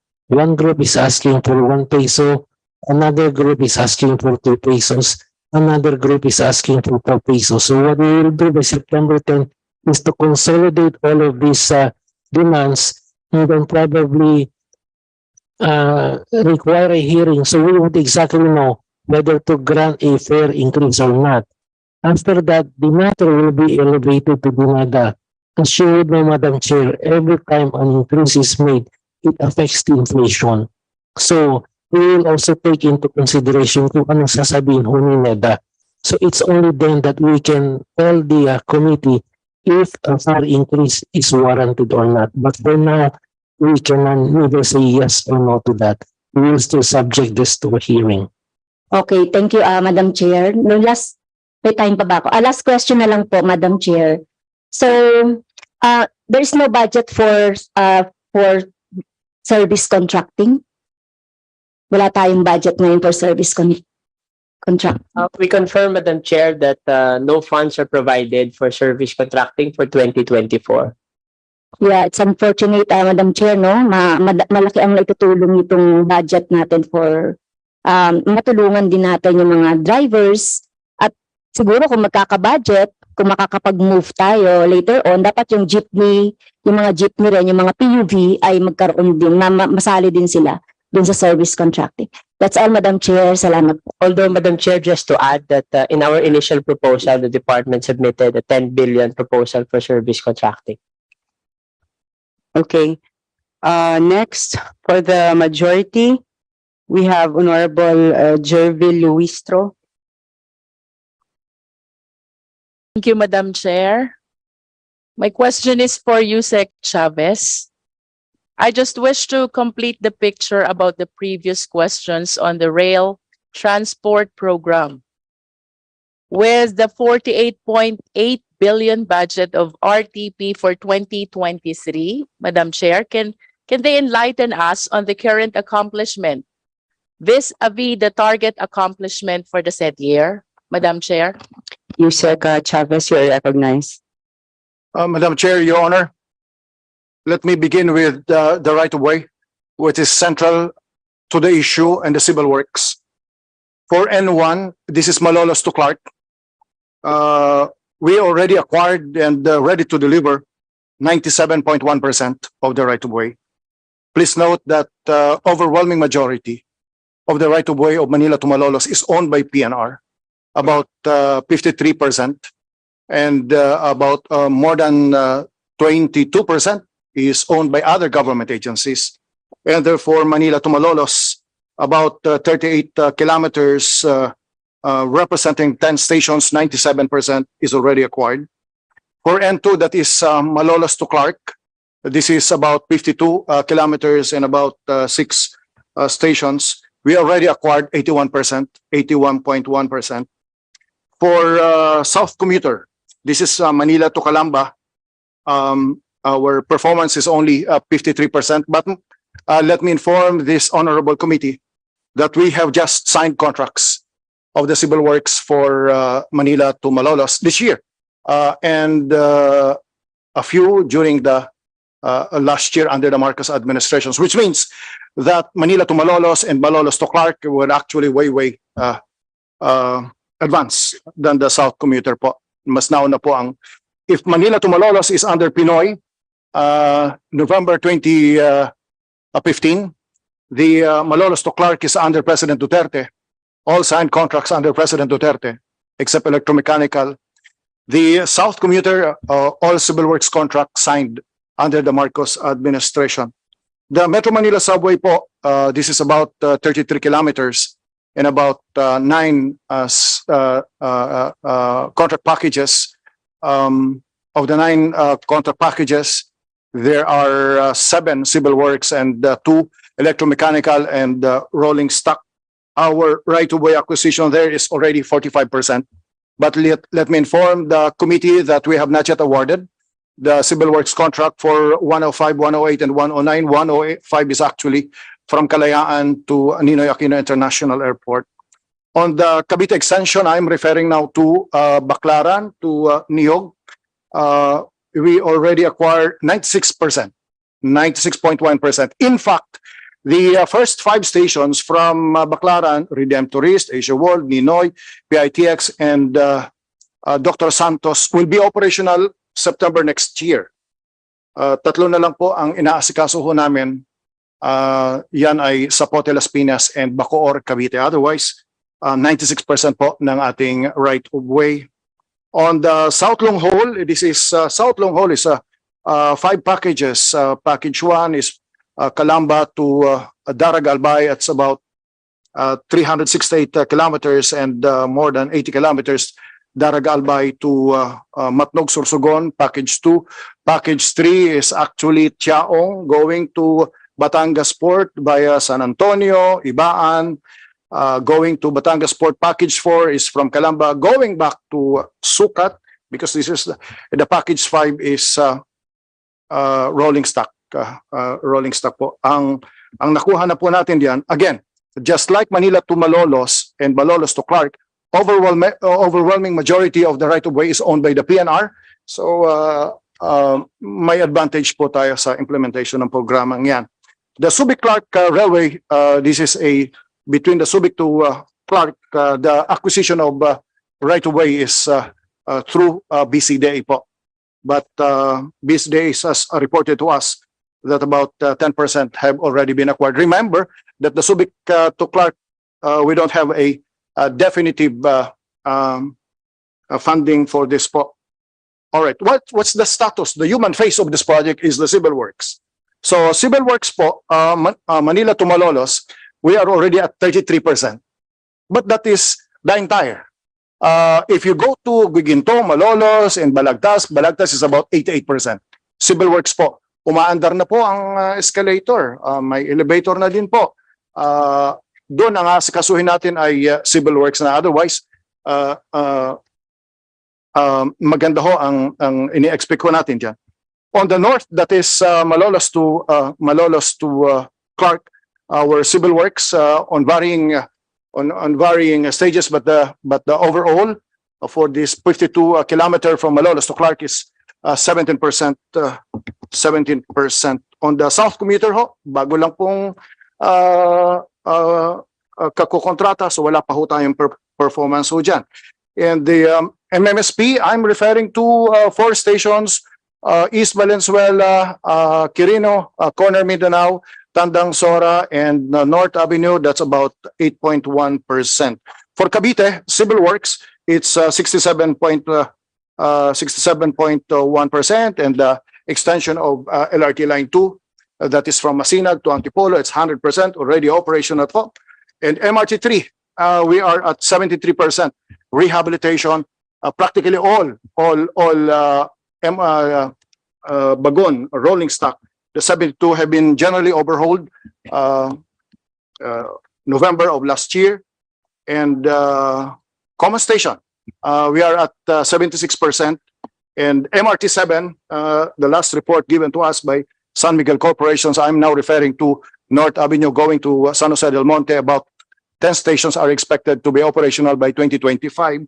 We are now at 62.7%. So civil works right away, that's the latest po from the rail group. In other words, Madam Chair, if we will sum up the current accomplishment of the different railway stations, both the civil work and the land acquisition, can we confirm from the DOTr if we are on track with the supposed accomplishment for 2023? We are on track, and the mandate of the President is full speed ahead. There's no other way but to expedite the project, because there are institutions established already. One, JICA and ADB, they will not allow that their funded projects will be delayed. There are delays definitely on the right of way. We are on track because the mandate of, aside from the partners, these projects are being implemented by world-class contractors and supervised by project group, also a group of Japanese experts. These Japanese experts with 20 to 30 years experience, civil works, engineering, rolling stock, electromechanicals. We are on the right track because the Department of Transportation is continuing enhancing its capacity, training people, engaging experts, local experts, including those during the time of the honor of President GMA. There were several when I was with the LRTA from 2004 to 2010. We sent so many engineers from LRTA to Middle East, to Europe, to North America, and they're coming back, helping us in this project. So we are on track. I remember, Madam Chair, during the last budget hearing, I asked the DOTr, what is the timeline with respect to the completion of this rail transport program? And I yielded an answer 2028. Does the DOTr still confirm this answer? It varies po. Let me repeat myself po. The Cavite extension. This is from Baclaran to Las Piñas to Niog. This will be completed by September 2024. We expect that this will be operational. We have expected this many times. The MRT-7 is expected to be substantially operational by 2025. I am referring to the 10 out of 12 stations hanggang Amparo, Caloocan. This will be completed by 2025, therefore operational. We expect that the substantial stations from except Solis, Tutuban, and Caloocan, we expect that from Valenzuela and 7 other stations going to Malolos, the Balagtas, Bukawi, Dalawang M, May Kawayan, Marilao, Giginto, and Bulacan, expected to be completed by 2027. By 2027, but we expect that the electromechanical be completed by 2028. Our target initially is by December 2027 po. Subway. we must be honest with the public and this committee that we cannot commit that the subway will be operational by 2028. Our best scenario for subway from East Valenzuela, Quirino, Tandang Sora, North Avenue, East Avenue, Quezon Avenue, Anonas, up to Ortigas and Shaw by 2029 po. Madam Chair, can we just request the DOTr to kindly submit a summary of this accomplishment with probably a perspective of the stations to give an overview of the accomplishments vis-a-vis the target accomplishments of the DOTr for RTP? Madam Chair? DOTr, please comply with the request of the Honorable Luistro. We will gladly comply po. Moving forward, Madam Chair, I think this question is for Marina and PCG. On February 7, 2023, in a private port in Barangay Mainaga, Mabini, Batangas, the Bureau of Customs found empty Harmloni Star containing fuel. They also found 2 trucks loading fuel from the said vessels. Upon checking, POC confirmed that the fuel did not pass through the legal importation procedure. If you are aware, may we be enlightened on the details and the development of investigation of this incident, Madam Chair? Madam Chair, if may be allowed, the Regional Director for Batangas is here, who is more familiar about the incident. Attorney Fabia, can you please present the head for your Batangas office so he can properly answer the question? Yes, Madam Chair.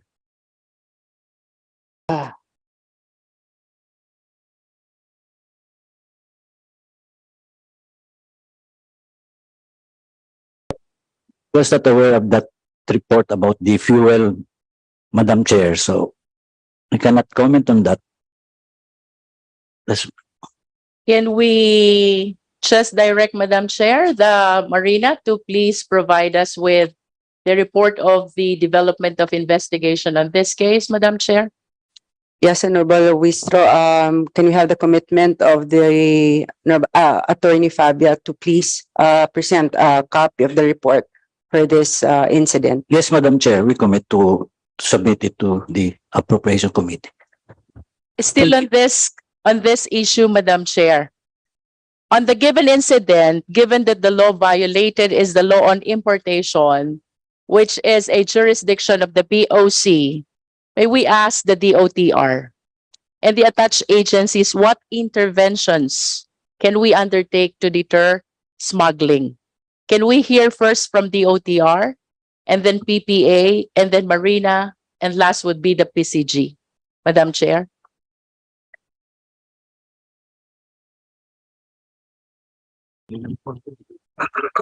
Yusek Sarmiento, you're recognized. Good afternoon, Madam Chair, and good afternoon, Congresswoman. With regards to the fight against smuggling in general, this is being undertaken, of course, primarily by the Bureau of Customs. On the part of the DOTr, its enforcement arm is with the Philippine Coast Guard. We are now working with the Philippine Coast Guard as well as the private sector, particularly the cigarette manufacturers, the local cigarette manufacturers. First is the intelligence work, because we were advised of routes, volumes, and even locations. So these are among others that we are doing. So, and the others we're also working to prevent the smuggling activities. But again, this is more about preventive, and what we are also thinking is about not just only upgrading and modernizing the equipment of Coast Guard with regards to our security and the integrity of our territory. We're also likewise including this in the fight against smuggling. On the particulars of our efforts and enforcement to fight against smuggling, I would have to give this to the commandant, who can provide us more information on what they do in the enforcement of against smuggling. Madam Chair, magandang hapon po. Admiral Abu po, Commandant ng Philippine Coast Guard. Do I recognize Commandant Artemio Abu of the PCG? Yes, Madam Chair, that is true. That among the functions of the Coast Guard is maritime security and law enforcement. Curtailing of this illegal smuggling, the Coast Guard is in close coordination with the Bureau of Customs. As a matter of fact, we have the Task Force Aduana. We have activated Task Force Aduana, which is closely working with the Bureau of Customs. And we have a lot of accomplishment on that. The recent one, the 519 million worth of rice in Bulacan, illegally imported rice found in a warehouse in Bulacan. And also, may I also respond to the oil smuggling that was mentioned by the good Congresswoman of Batangas. Yes, it was in coordination with the Customs. Then, upon assistance of the Coast Guard in the enforcement, ensuring the boarding, the proper boarding, and other activities leading to the apprehension of the vessel, then that we left it to the Customs as to disposition on this illegally caught goods. Yun po ang trabaho ng Coast Guard. Kami po ay kaakibat ng Customs.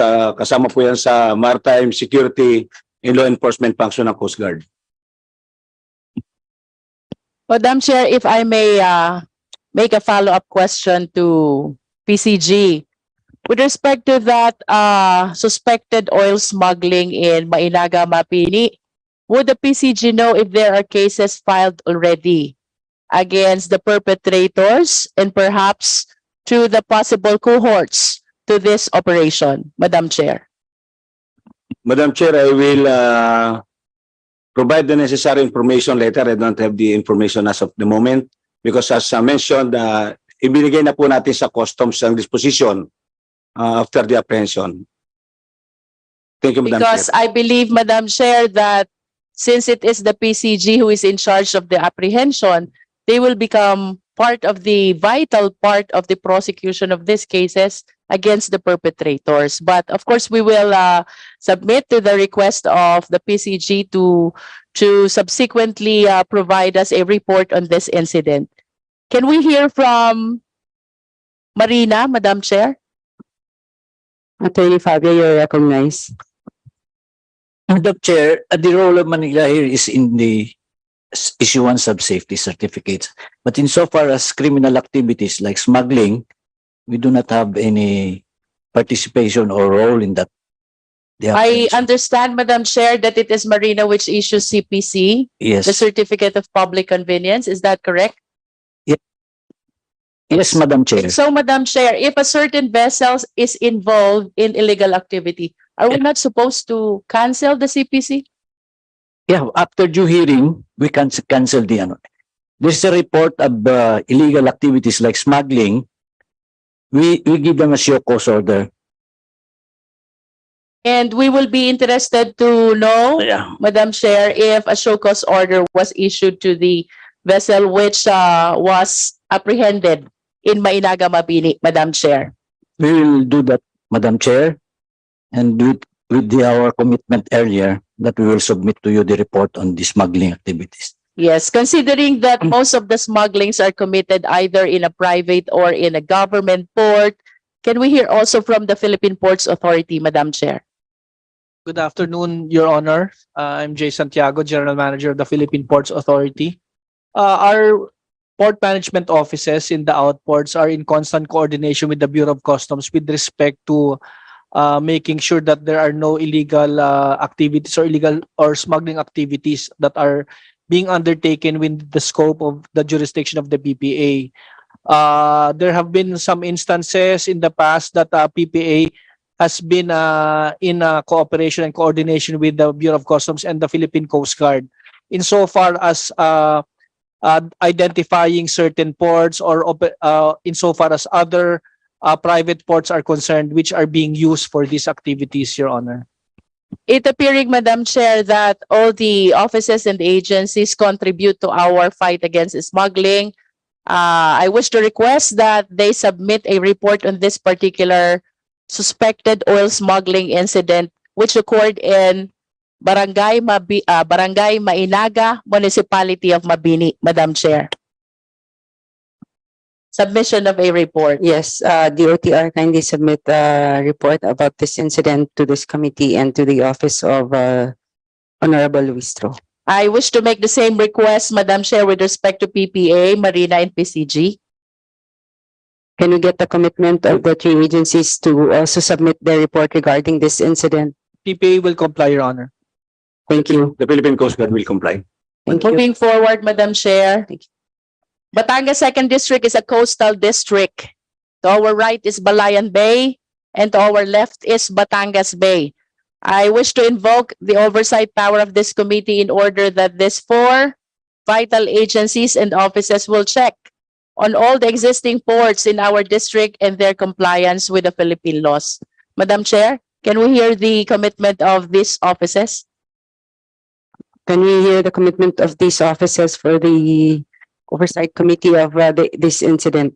On the part of the PPA, Your Honors, the PPA regularly conducts audit and inspection of the ports under its jurisdiction, and we will continue on with that mandate, and we will also provide, as requested by the good Congresswoman from Batangas, that we will also provide a copy of other than the copy of the report on that particular activity in Mabini. We will also provide a copy of our reports with respect to the private ports in the vicinity of Batangas Bay and Balayan Bay, Your Honor. The Philippine Coast Guard, Your Honor, will yield and of course will comply to the request of the good Congresswoman from Batangas. On the part of Marina, Madam Chair, we give the same commitment. And Madam Chair, as the three agencies are under the Department of Transportation, as far as its policies are concerned, we also commit to fight against smuggling activities. May I just clarify, Madam Chair, that my request pertains only to private and government ports within Batangas 2nd District. And for my last concern, Madam Chair, may I just confirm from PPA the status of the request for Gamao Tingloy on the construction of RROW Port with the PPA, Madam Chair? With the permission of the Chair. Go ahead, Attorney Santiago.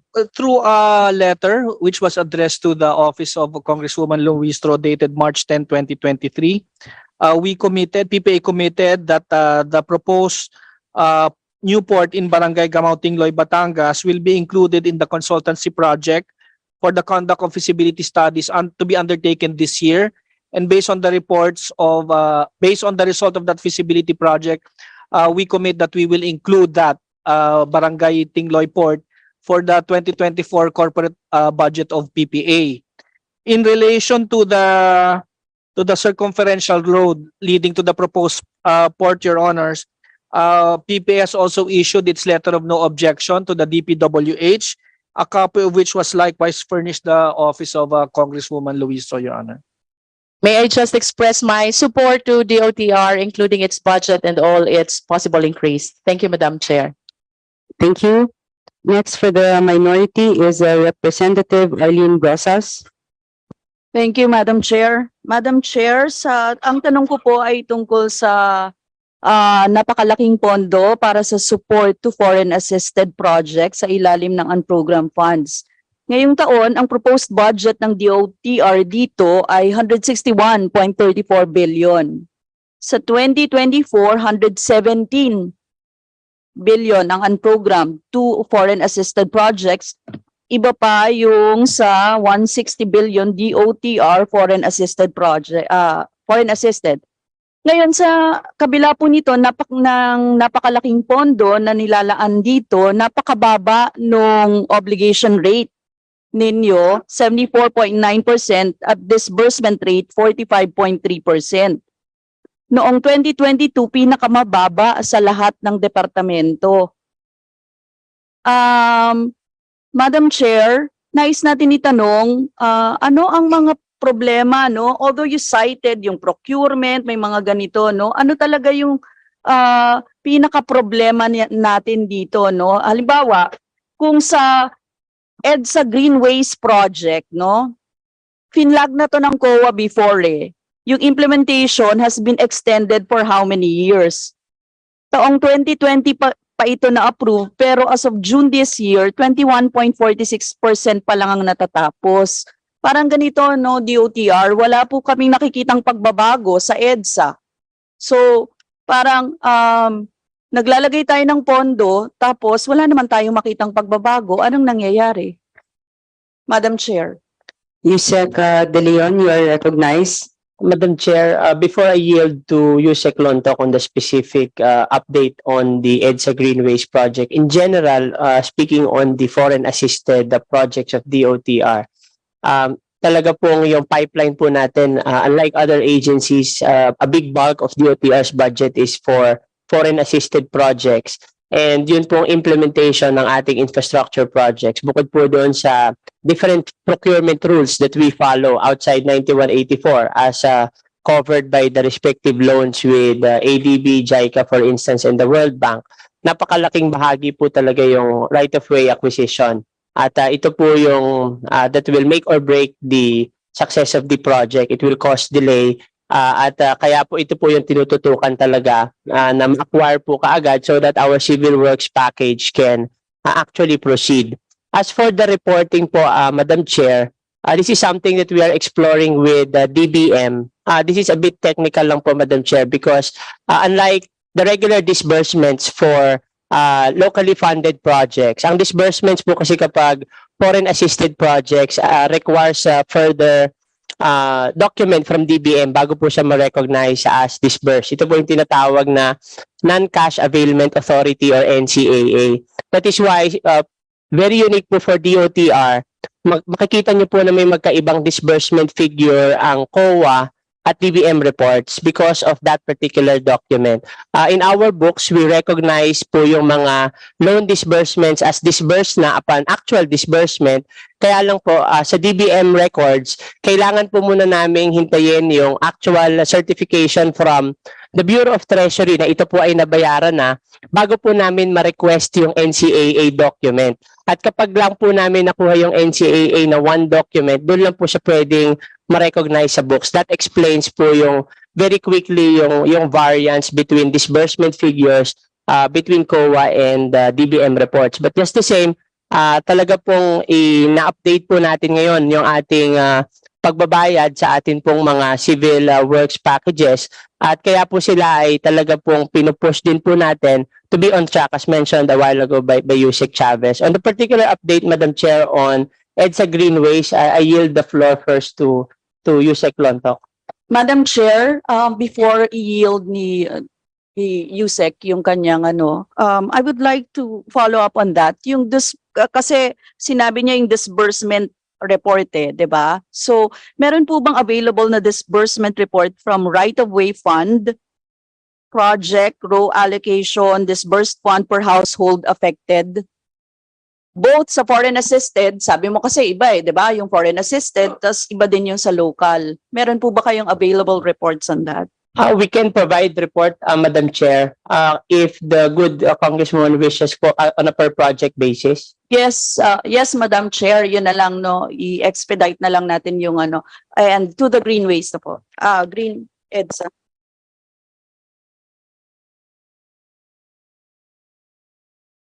Madam Chair. Yes, Yusek Lontok. Yes. May I update, Madam Chair, on the accomplishment for the EDSA Greenways? The major problems that we are encountering in the EDSA Greenways are the land acquisition and the relocation of utilities. In the land acquisition, we have actually 21 lots to be procured. 11 are we have closed the negotiation for the 11 lots. However, for the 10 for another 10, we will be expropriating, and we have submitted to our legal office the documents for the expropriation, and one we still work completing the documents on the utility relocation. We have to deal with 16 utility providers. We have finalized, we already have the finalized relocation plans, cost estimates, and timeline for the 16 utility providers. We have executed 8 MOAs with the 8 with Manila, PLDT, Meralco, also Philcom, PT&T, Cable Link, and also the DPWH. There is already a completed relocation works for Maynilad, Balintawak, in DAF, and MWCI for the Guadalupe and northbound. So these are the major problems that we're encountering in the 4 sites that we are constructing the EDSA Greenways. Other than that, we are now procuring the civil works for the 4 areas, TAF, Balintawak, Cubao, and Guadalupe. Madam Chair. Yes, Madam Chair, di ba $123 million or roughly 838 billion ang inutang ng Pilipinas sa Asian Development Bank para sa proyektong ito ng EDSA Greenways lamang. So, magkano ang interes na babayaran o binabayaran ng mga Pilipino dito? Di naman natin mapakinabangan, Madam Chair.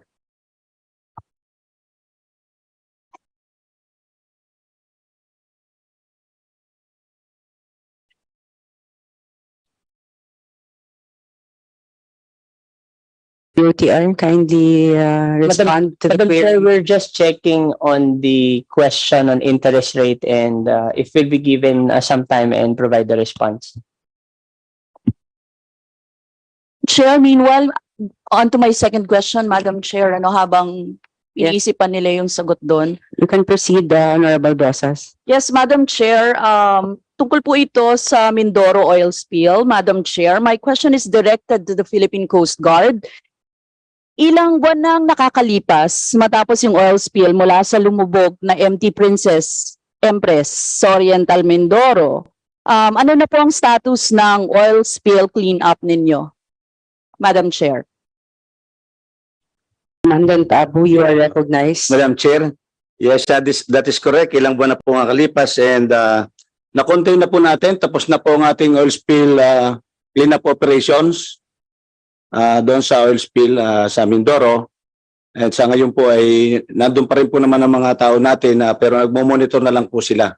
Pero wala na po tayong ongoing na cleanup operations. Natapos na po natin, nag-declare na po tayo ng termination. That was in coordination with the local government units and other agencies concerned na involved doon sa operations natin sa cleanup. Madam Chair, pinuntahan ko po yung lugar na yan noong August 26, 27. Yung mga apektadong lugar, inaangal pa rin po ng mga mangingisda natin. Yung sinasabi nyo po na terminate nyo na, anong ibig sabihin nun, Madam Chair? Kasi ang mga natagpuan po natin doon, may mga tar balls pa rin sa mga certain lugar. In fact, sinabi pa nga ng PCG na itatawid nila tayo doon sa buhay na tubig, island, kasi doon natagpuan yung mga tar balls na at yung mga mangingisda natin, kawawa pa rin yung itsura nila dyan. After 6 months, 3 months lang pala sila tuloy-tuloy na nabigyan ng ayuda. Pero itong mga sumunod na, hindi na. Tapos, 3 weeks ago pa lang naman sila nagkaroon ng yung tinatawag na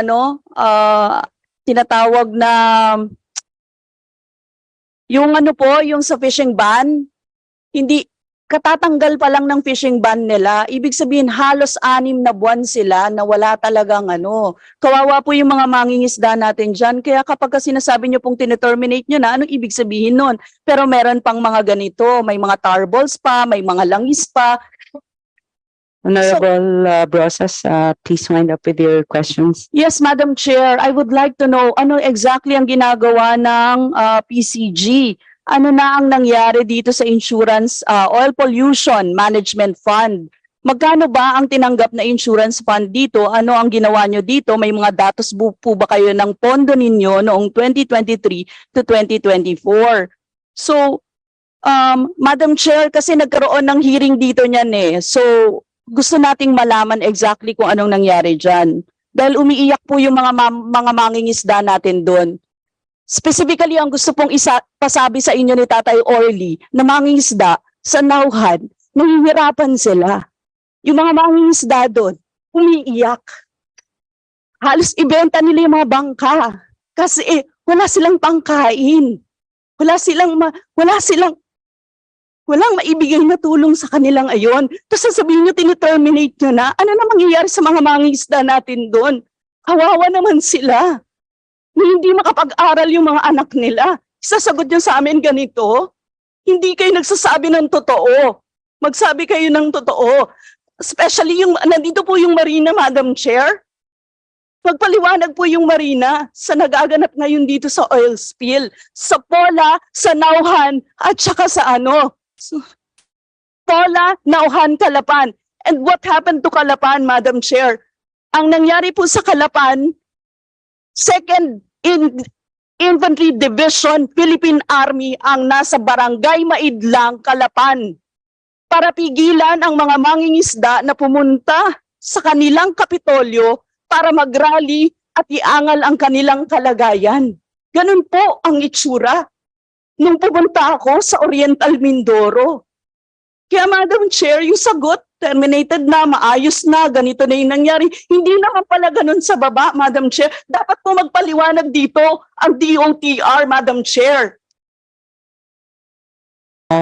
Commandant Abu, you recognize. Madam Chair, ang trabaho po ng Coast Guard ay mag-conduct ng cleanup and recovery operations.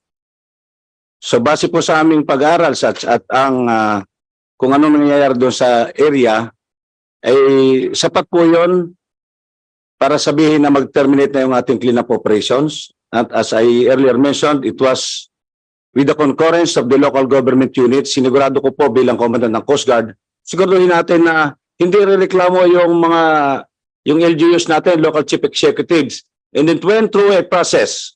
So siguro po ang ating pag-uusapan dito, ang pinapaabot ng ating butihing congresswoman, tungkol sa ayuda or support program, support mechanism to the affected fishermen. But as regards to the oil spill cleanup and recovery operations, nag-declare na po ang Coast Guard at as I mentioned, yan po ay sinigundahan.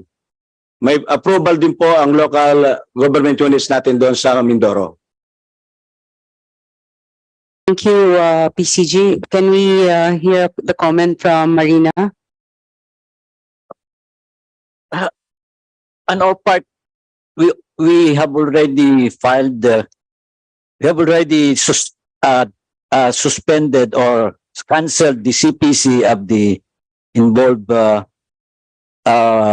shipping company, the RDC, and on the part of our official, we already have filed a case, administrative case against them. So that is the role only of Marina, but we have no any participation in the cleanup. Madam Chair, ang hinihiling naman po ng mga mangingisda natin, sapat na kompensasyon ayon sa batas. Yung wag silang pabayaan kasi 6 na buwan na po, 3 buwan lang sila binigyan ng relief pangkain. Yun yung tuloy-tuloy. Cash forward pa nga yung iba. Pero yung sunod-sunod na kailangan ng mga mangingisda natin, tulungan naman natin sila, Madam Chair. Nang humingi sila ng 10,000 ayuda sa bawat buwan na nawalan sila ng trabaho. At yung Kasi ano po 25 to 30 kilos dati yung nakukuha nila sa pagpalaot nila. Ngayon, 5 kilo na lang. Hindi talaga sasapat yun. Hindi talaga kaya nilang mabuhay ng ganun, Madam Chair. So we have to do something about this. Anyway, Madam Chair, gusto lang sabihin, may picture po ako ng net kung saan may mga kuha pa sila ng mga oil. No? So hindi talaga yon clear, Madam Chair. So Madam Chair, siguro hingin ko na lang yung mga documents on Oil Pollution Management Fund ng 2016 to 2023. I believe it's from PCG natin makukuha. Tapos yung paliwanag ng Marina at saka yung oil compensation na kailangan na matulong direkta nung may pananagutan sa kanila, yun pong barko, no? At tulungan sila sa legal na pamamaraan para nang sa ganon makapagsampa ng kaso yung mga mangingisda natin, makuha nila yung nararapat para sa kanila, Madam Chair. Para po sa second round ko, Madam Chair, palista na. Please take note of the request of the Honorable Brosas, and you are listed for the second round, Honorable Brosas. So next to interpret for the majority is Vice Chair Jojo Lara.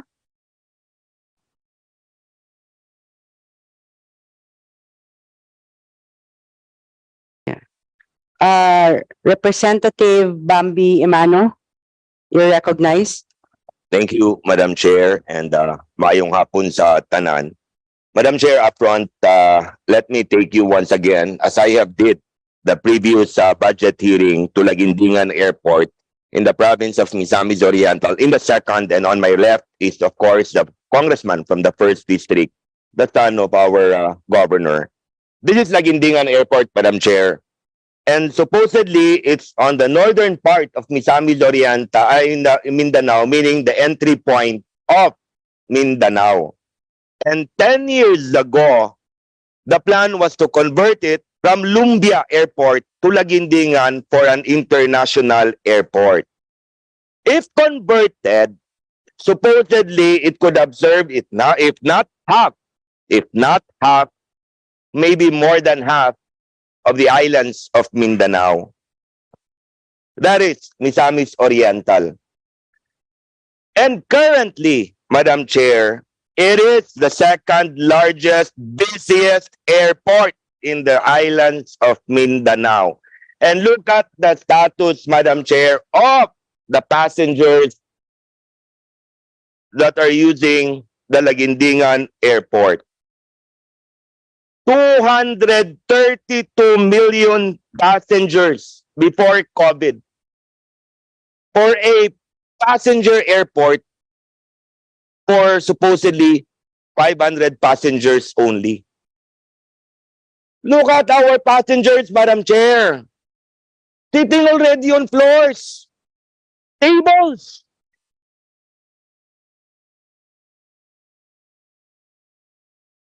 Are we that lowly in Mindanao that we will not be given the opportunity same as we're given to the other airports in the islands or in the country, Madam Chair? Are we still gonna be treated as second-class citizens of this country, Madam Chair? Too much. 10 years ago, Madam Chair, 10 years ago, you promised the people from the islands of Mindanao. Madam Chair, look at the status of our passengers.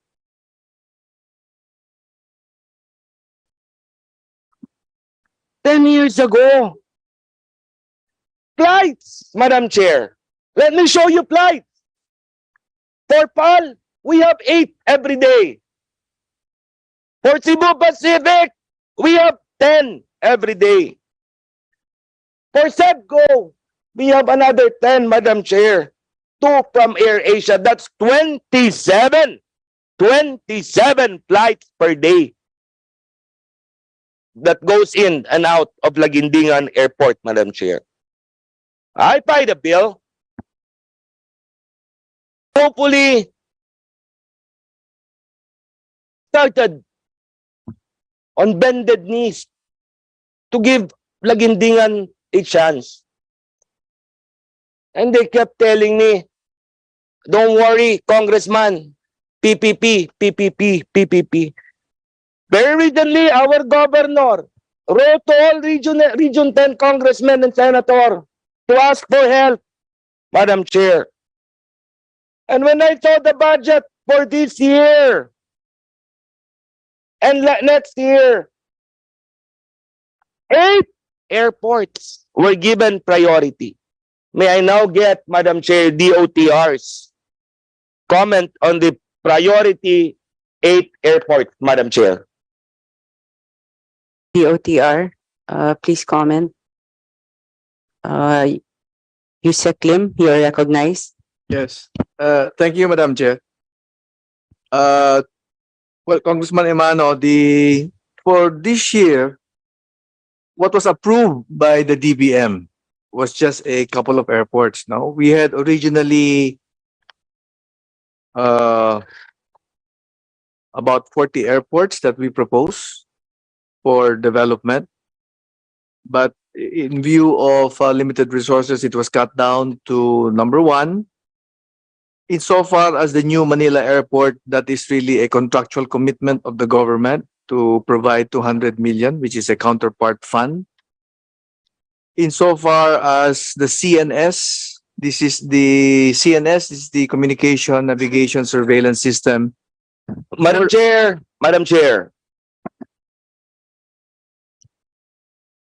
the priority airports are Calibo, Lawag, Tacloban, New Dumaguete, Buzuanga, New Zamboanga.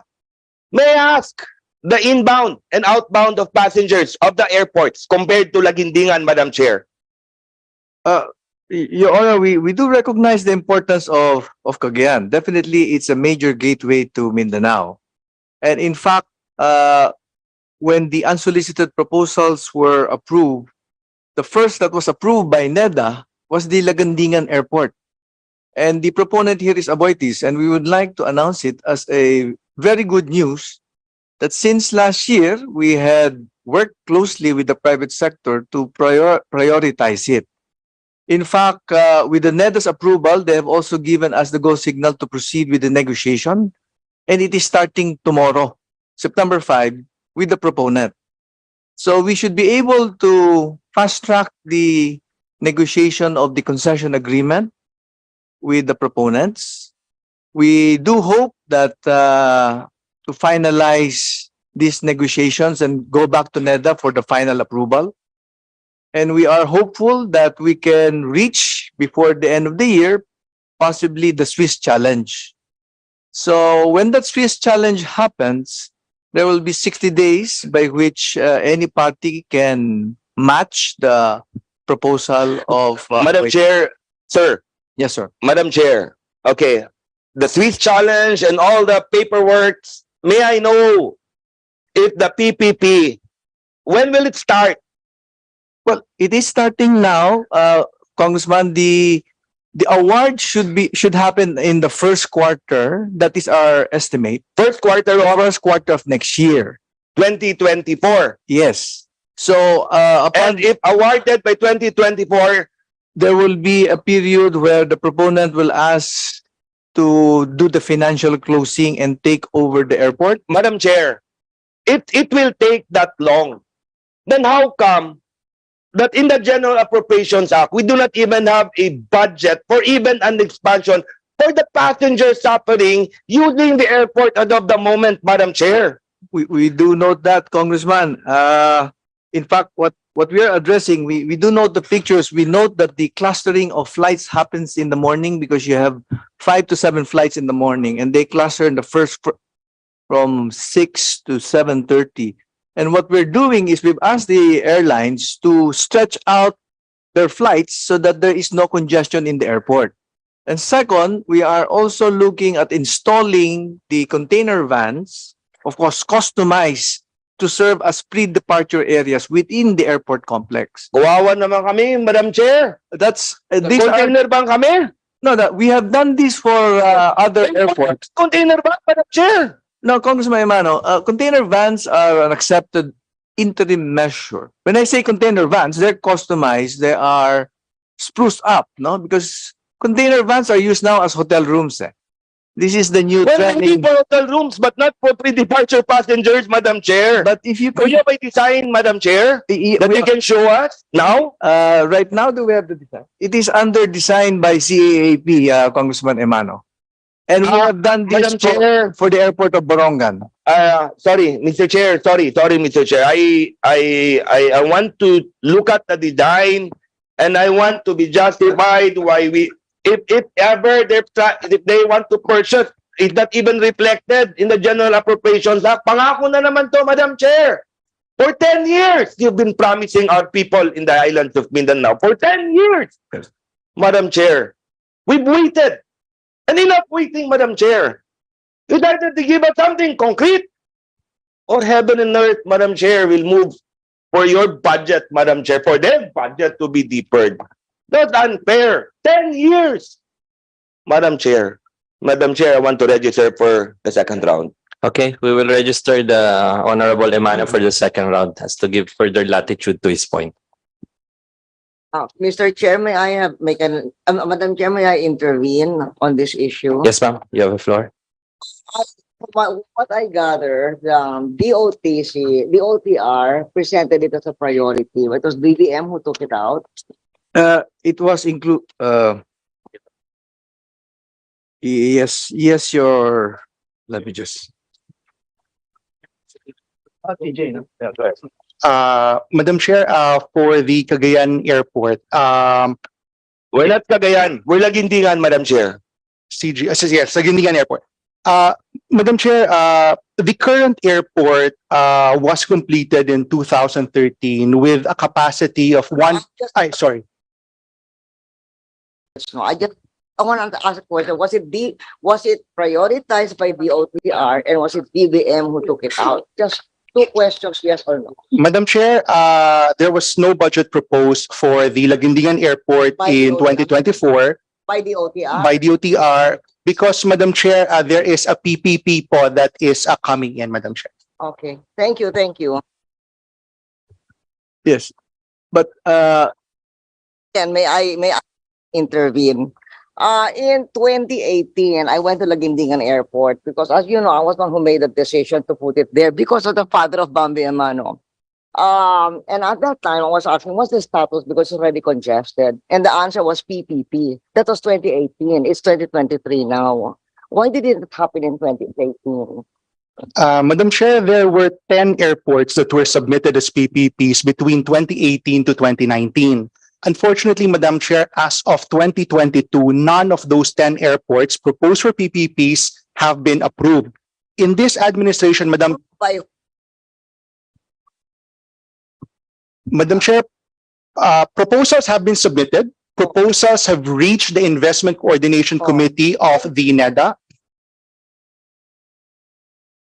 Madam Chair, none of previous policies of the Investment Coordination Committee essentially prevented any of the submitted unsolicited PPP airports to be approved. Might that not happen again now? Madam Chair, good news, out of the 10, the first and only, at this time, the very first airport that has already been approved by the NEDA board. We already have investment approval, Madam Chair, just July. We have investment approval already from the NEDA board for the Laguindingan Airport. What do we expect to see from this PPP? Madam Chair, currently capacity is 1.6 million passengers. Not have a long the conversation because I'm just intervening to follow up on Congressman Emano's questions. And anyway, Undersecretary Lim already talked about the timetable. So,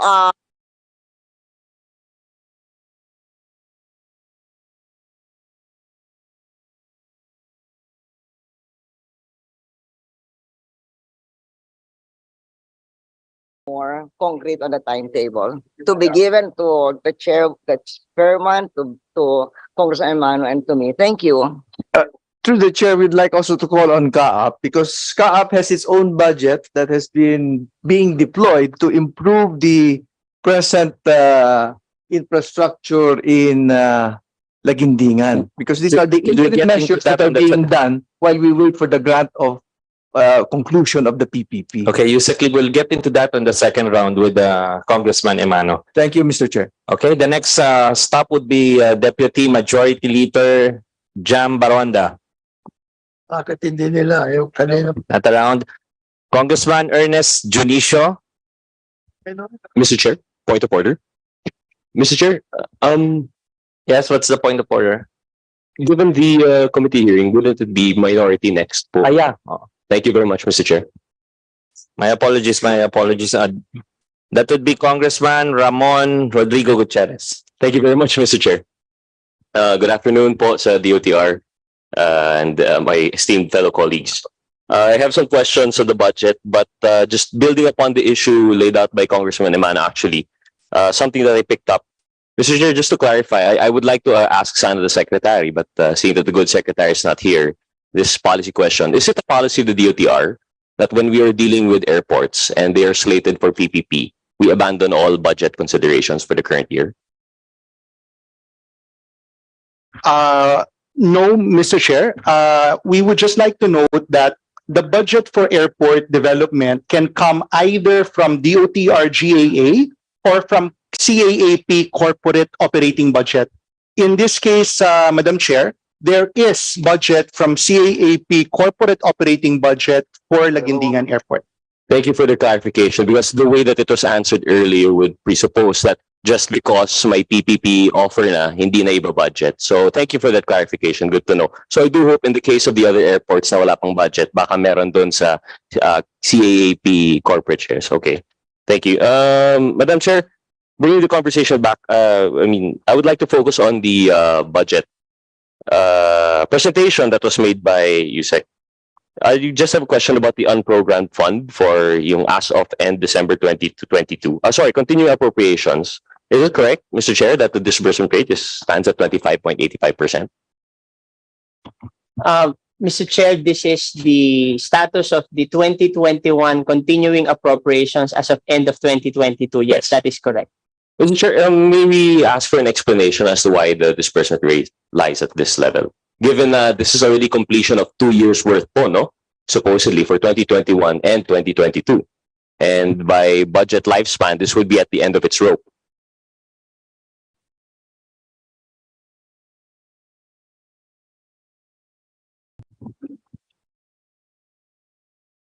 We're just retrieving the records, Mr. Chair, for the 2021 continuing appropriation. But initially if I may share the 2022 continuing appropriations that's brought forward for 2021, most of the continuing appropriations, Mr. Chair, are brought about by late releases of FLR items. And as I have earlier mentioned, because of the late release and the late preparation of the corresponding DEDs, either the procurement or the transfer of funds to the corresponding implementing units were also delayed.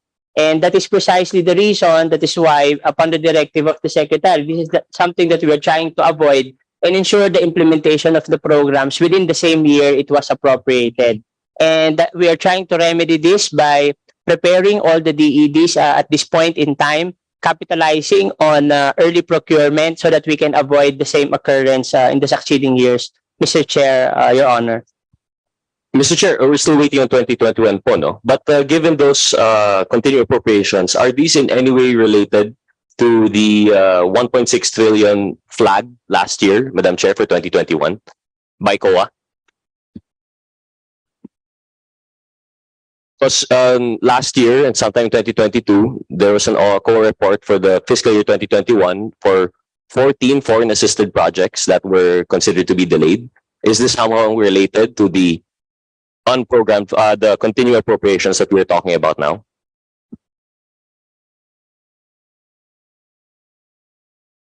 Madam Chair, the 1.6 trillion is the total project cost of the 14 foreign assisted projects that were identified in the COA report. That 1.6 trillion that is not dispersed or that is not spent in a single year.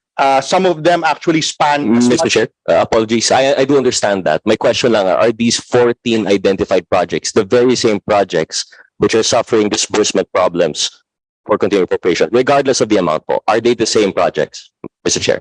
Yes, the same projects, but not all 14. They're in different levels of disbursement. Mr. Chair, given that it might take some time for the good USECs to gather this data, may we request that the report on this continuing appropriations be submitted to the committee and that this representation be given a copy, furnished a copy.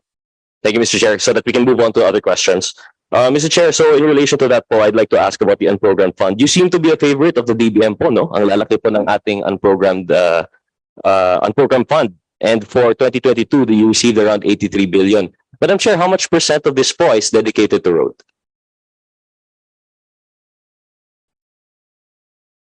Because if you would remember, even last year, given the current budget also, yung problema po natin ay not only problem, we understand the prioritization of railways. However, we do have to consider that the current need is for road, especially for our sector, Madam Chair. Yusek De Leon, you may answer the question. Yes, Madam Chair. Usually for foreign assisted projects, while we're retrieving the amount, the projects that are usually tagged under UA are the following: the EDSA Greenways project, the Cebu Bus Rapid Transit project. And for this year, we are including Davao High Priority Bus Transit project, Madam Chair. Thank you, Mr. Chair. So based on your presentation po, no, let's say, disregarding yung unprogrammed fund, just what you have applied for with the DBM, what you proposed with the DBM and was allowed, yung ating special projects for road would only amount to around 6 billion. Is that correct, Madam Chair? The road sector budget, yes, almost 6 billion, Madam Chair, Your Honor. Thank you, Madam Chair. Of course, this is something that we would like to take up as a policy with the good secretary, but seeing as not here, I would reserve that question siguro po for the plenary. Madam Chair, Your Honor, if I may, the proposal of the department for the road sector is actually 58.176 billion pesos. But what was granted to us, and we understand because of limited fiscal space, is roughly below 6 billion, Your Honor, Madam Chair. Well, Madam Chair, that manifestation is appreciated. Kakampi niyo po kami in asking for a higher budget for road, and it seems to be a recurring theme throughout the budget season na the DBM would receive these proposals and understandably slash them. However, we would like to make that appeal with our colleagues that we really do give consideration to funding of road, because there are quite a few issues that we could name, no? Mr. Chair, we just, on that note, would like to ask, magkano po sana yung proposal? I know this was mentioned earlier, proposal for the bike share and for service contracting. Your Honor, Madam Chair, the proposal for active transport is 1.996 billion pesos. And for the service contracting, Your Honor, is 10 billion pesos. That's a proposal. And how much was approved? For service contracting, 0. And for active transport, 500 million, Your Honor, Madam Chair. Madam Chair, I understand the good secretary is not here, but is it a policy of the DOTr to not really prioritize these two programs? Of course, I know for the fact that it was proposed, that would give some semblance of importance. However, perhaps we would like to know more if this was actually really urged as a priority by the DOTr, Madam Chair.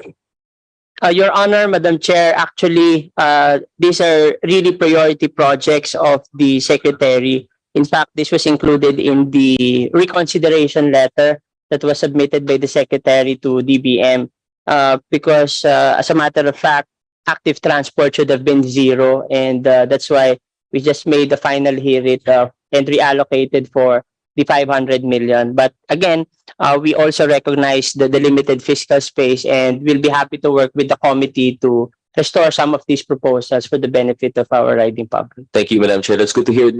Just to clarify po, no, matter of policy again, because we've been hearing speculation, rumors that according to the DOTr, yung pagbibigay po ng bike lanes ay provisional remedy lang during the pandemic. Would the DOTr have a stand on that issue?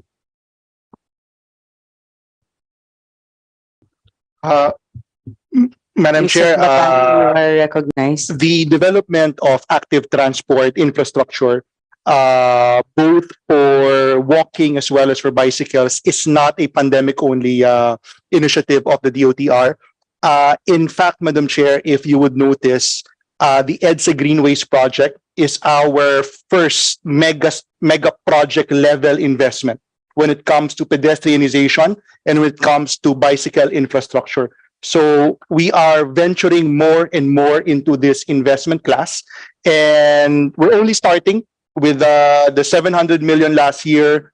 Sorry, the 700 million this year, the 500 million next year, the budget for the EDSA Greenways, but we intend to ramp up all of these investments towards pedestrianization and bicycle-friendly infrastructure. Thank you, Madam Chair. We appreciate that commitment and we fully support this endeavor. We do believe that active transport should be a continuing consideration of the department. Madam Chair, moving on to road, we just like to ask the LTO if they feel na sapat po yung 1.95 billion dedicated to the private motor regulatory system. Madam Chair. LTO, you are recognized. Thank you, Madam Chair. Honorable Gutierrez, please wind up with your questions. Thank you.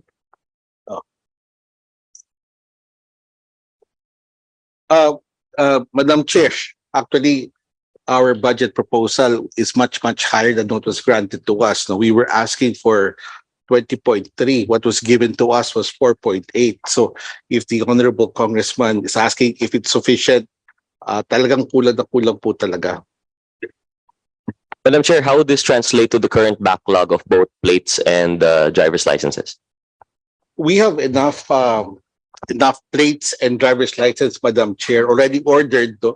Dito lang ho sa driver's license, as we know, there is a TRO which will expire on September 6. But sa plates, tuloy-tuloy po yan ang delivery ng plates sa amin and we do the production. Maybe what we have difficulty, Madam Chair, and this is something that the challenge to us, yung backlog na 1.5 million that we are now distributing, this has already gone down to the districts. Produce na po to, meron pang 1.8 coming up. It's really taxing our people because we just have limited district offices and extension offices. So we're working with what the manpower that we have in order to be able to distribute these plates at the quickest possible time. So in terms of manpower, it's also a challenge, Madam Chair. That's why even in our budget, we requested for more, but we understand the difficulties of fiscal space. Madam Chair, given the slash from 20 billion to 4, when can we expect yung catch-up po sa ating driver's license and plates? Madam Chair, sa driver's license po, if the TRO is lifted, in 4 months' time, we would have already erased the backlog. Dito po naman sa motor vehicle, by the first quarter of the year, we would have already removed the backlog as far as four-wheeled vehicles are concerned. Sa motorcycle po, it's 1 year, 7 months ang aming time lag because the backlog is around 13 million and the delivery schedule is 1 million plates a month. So in roughly around 1 year, 7 months, I said, Madam Chair, we would have erased the backlog and already be current with our requirements. We do hope we do wish good luck to the new LTO head given this is a perennial problem. Madam Chair, I have more questions given the insufficiency of time. I will yield now and just reserve them for the plenary. Maraming salamat po. Okay, thank you. Next to interpolate for the majority is Deputy Majority Leader Jam Baronda. Next is Representative Ernesto Junicio. Thank you, Madam Chair, colleagues, and the DOTr family, sa ating pong former President, GMA, Ma'am, good afternoon po. Sa inyo pong lahat, yung concern ko lang po is basically sa aking distrito. I have a lot of questions supposedly regarding the budget, but it was already asked by most of my colleagues. But in the interest of time, ma'am and sirs, yung sa akin lang po, gusto ko lang pong unang malaman, meron po bang proyekto ang DOTr na dadaan o gagawin sa First District at the City of Manila? Mayroon po. Mr. Chavez, you're recognized. Mayroon po sa First District ng Luzon ng Maynila. Ito po yung North-South Commuter Railway Project po, along PNR alignment. Can I get more information? Saan po ba dadaan ito, sir? Mula sa Tutuban, dadaan po siya ng Blumentritt, the old PNR alignment po. Kung saan yung existing na PNR alignment, doon po siya dadaan. So sa may PNR po. Opo. Ano po ang tawag sa proyekto ulit na ito, sir? North-South Commuter Railway Project mula sa Totubano patungo sa Malolos. Meron din po tayong Solis going to Calamba. Thank you, sir. Sir, just for the record, this humble representation is really for development and for progress. So sa akin lang po, sir, meron pa ba bang ibang proyekto bukod po doon sa minention niya, sir? Sa ngayon po, yun po ang rail project po. Yun po ang proyekto po natin. Yung Manila to Malolos at yung Manila to Calamba. Maybe other road and other projects. So dito po nakakonsentrate ang DOTr sa dalawang malaking project po na ito. Madam Chair, meron po kasi kaming nababalitaan. That's why tinatanong ko po, wala pong certainty na meron pong dadaan sa Road 10 sa First District of the City of Manila na proyekto ang DOTr. Madam Chair, just like to have more information on clarification because the sample representation has not been given any information with regards to any project that will be done in our district, Madam Chair. Madam Chair, if I may. Yes. May you state your name, ma'am, so I can recognize. Secretary Georgette Aquino po, for rail. Assistant Secretary Aquino, you are recognized. Thank you po. This po is the LRT Line 2 West extension. This is actually the extension of the existing line from Antipolo all the way to Recto. There will be 3 stations, which is Sutuban Station, Divisoria Station, and Pier 4 Station po, Madam Chair. Madam Chair, am I correct that this is a different project from what the other representative from DOTr has mentioned? Yes po, yes po. Yung NSCR, but I'm not too sure if ito po ay proyekto sa ilalim ng Philippine National Railway. Yung binanggit ko po ay sa ilalim ng Department of Transportation. Yung extension po ng Line 2 is LRTA po. LRTA, 3 pong istasyon ang madadagdugtong. From DOC Station, pupunta ko tayo ng Divisoria, Tutuban at Pier 4. Ito po yung west extension ng LRTA po. The same po, LRTA project. Yes po, it's LRTA project also under funding under DOTr. For the record, ito po yung ginagawa nito, yung dadaan sa R10 is a project by DOTr. Am I correct, Madam Chair? If it is about rail, yes, it is po. There's another project din po sa dadaan ng R10, but that is something to do with the Toll Regulatory Board po. Yung katanungan ko lang po, meron po bang mga tatamaan na residente dun sa proyekto na to? Dito po sa right of way po ng D. Jose, papunta po ng Pier 4 ay may mga tatamaan pong residente. The reason for the question of this humble representation, Madam Chair, it is of concerning doon po sa amin sa District 1 ng lungsod ng Maynila na ang representante po of the people of Tondo, wala po akong idea doon sa gagawing proyekto. It is for the record that I am being asked by numerous people, Manileños at mga tao po dito sa Tondo, na hindi po namin malaman kung anong isasagot sa kanila. For the record, nagkaroon po tayo ng hearing sa Committee on Ways and Means and I already approached one representative of DOTr and I was humbly asking for an audience or any information of any project po for the First District of the City of Manila na nakakahiya naman po na wala po ako maisagot sa mga residente doon. The only reason, ang akin lang pong concern, gusto ko pong maprotektahan ang interes ng mga residente sa aming distrito. Hindi po ako nakakasiguro kung tatamaan yung tinatawag naming slip zero, kung saan marami pong maapektuhang mga residente sa Tondo. Sana po, Ma'am Source, mabigyan po ako ng panahon at impormasyon para po mabigyan naman namin ng proteksyon yung nararapat lamang doon sa mga residente ng Tondo. Mr. Clontoc, you're recognized. Thank you, Madam Chair.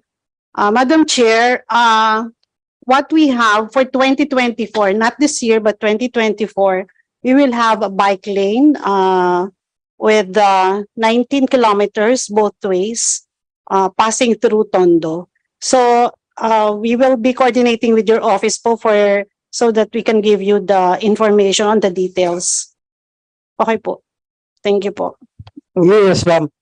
Madam Chair, yun lang po yung aking saloobin eh. Kasi nangyari na po doon sa Committee on Ways and Means na ninilapitan na po akong representative from DOTr. Our queries, ang aming mga katanungan, o yung simpleng pag-abot ko po sa DOTr fell on deaf ears. Kami po umaabot at nakikiusap at nakikisuyo dahil bilang representante po ng taong bayan ng Tondo, obligasyon ko po na pangalagaan ang kanilang pangangailangan, lalong-lalo na po ang basic needs na tirahan ng mga tao sa Tondo. Alam naman po natin na mahihirap na po ang tao dyan, ngayon aalisan pa po natin sila ng kanilang tahanan. Pero ganun pa man, gaya ng nasabi ko po, I am for improvement and development, but not at the expense of the rights of the people of Tondo, Madam Chair. On the last note, we have, ma'am, sana lang po ang hiling ko po, bigyan po ng panahon ang representanting ito at wag po sanang, to fall on deaf ears again. Isang taon na po akong lumalapit at hanggang ngayon wala pa po ako nakukuha ang kasagutan. Maraming salamat po, Madam Chair. Madam Chair, una ay kinikilala namin na kami ay may obligasyon na mag-reach out sa mga kinatawan. Ang totoo po niyan, bago ang proyektong ito ay series of meetings po sa local interagency committee, but kinikilala po namin na in fact sa lalong madaling po we can do a briefing and we can go with you. Ang ginagawa po ng local interagency committee, lungsod ng Maynila, mga kapitan ay involved po sa prosesong ho ito. Series of meetings po yan, pero palagay ko mayroon din po talagang pagkukulang na hindi po kayo na-inform at salamat po sa pag-inform mo sa amin at obligasyon ko po yan at kami na po ang may sa amin na po yung pananagutan para mag-reach out po sa inyo. Salamat po. Maraming salamat po, sir. Gaya na nabanggit niya, mayroon na pong mga naunang pag-uusap regarding the local government at mga lokal na namumuno. But it is just for the record na I want to say na this humble representation, Congressman of the 1st District of Manila was never, ever communicated of any project, sir, as of now. Kaya po, sir, I highly respect the DOTr family. I support your budget 100%. Sana po bigyan niyo lang kami ng kaunting oras at panahon para po sa aming duties at trabaho na maprotektahan ang taong bayan ng Tondo. Maraming salamat po. Madam Chair, we will gladly comply immediately po. We will reach out to the office of the Congressman. Salamat po. Okay, thank you. Next to interpolate for the minority, Representative Bonifacio Busita. Madam Chair, thank you very much. Sa ating lahat, good afternoon po. My concerns, Madam Chair, are for the LTO. Asek Mendoza, kailan po kayo nag-assume sa LTO as LTO chief? Madam Chair, noong July 25 na po. So almost 2 months pa lang po kayo? 4 na pong araw pa lang po ngayon. Okay. Madam Chair, base po dito sa temporary operators permit na ini-issue ng LTO sa mga violator, sinasabi po dito, kapag nahuli ka, meron kang 72 hours para magamit ito. And meron kang 15 days to settle the penalty. At kung lumampas po sa 15 days, sinasabi po sa TOP na masususpende ang driver na nag-violate, suspended siya for 1 month period. At sinasabi po sa TOP, mag-start po ito effective doon sa date of apprehension.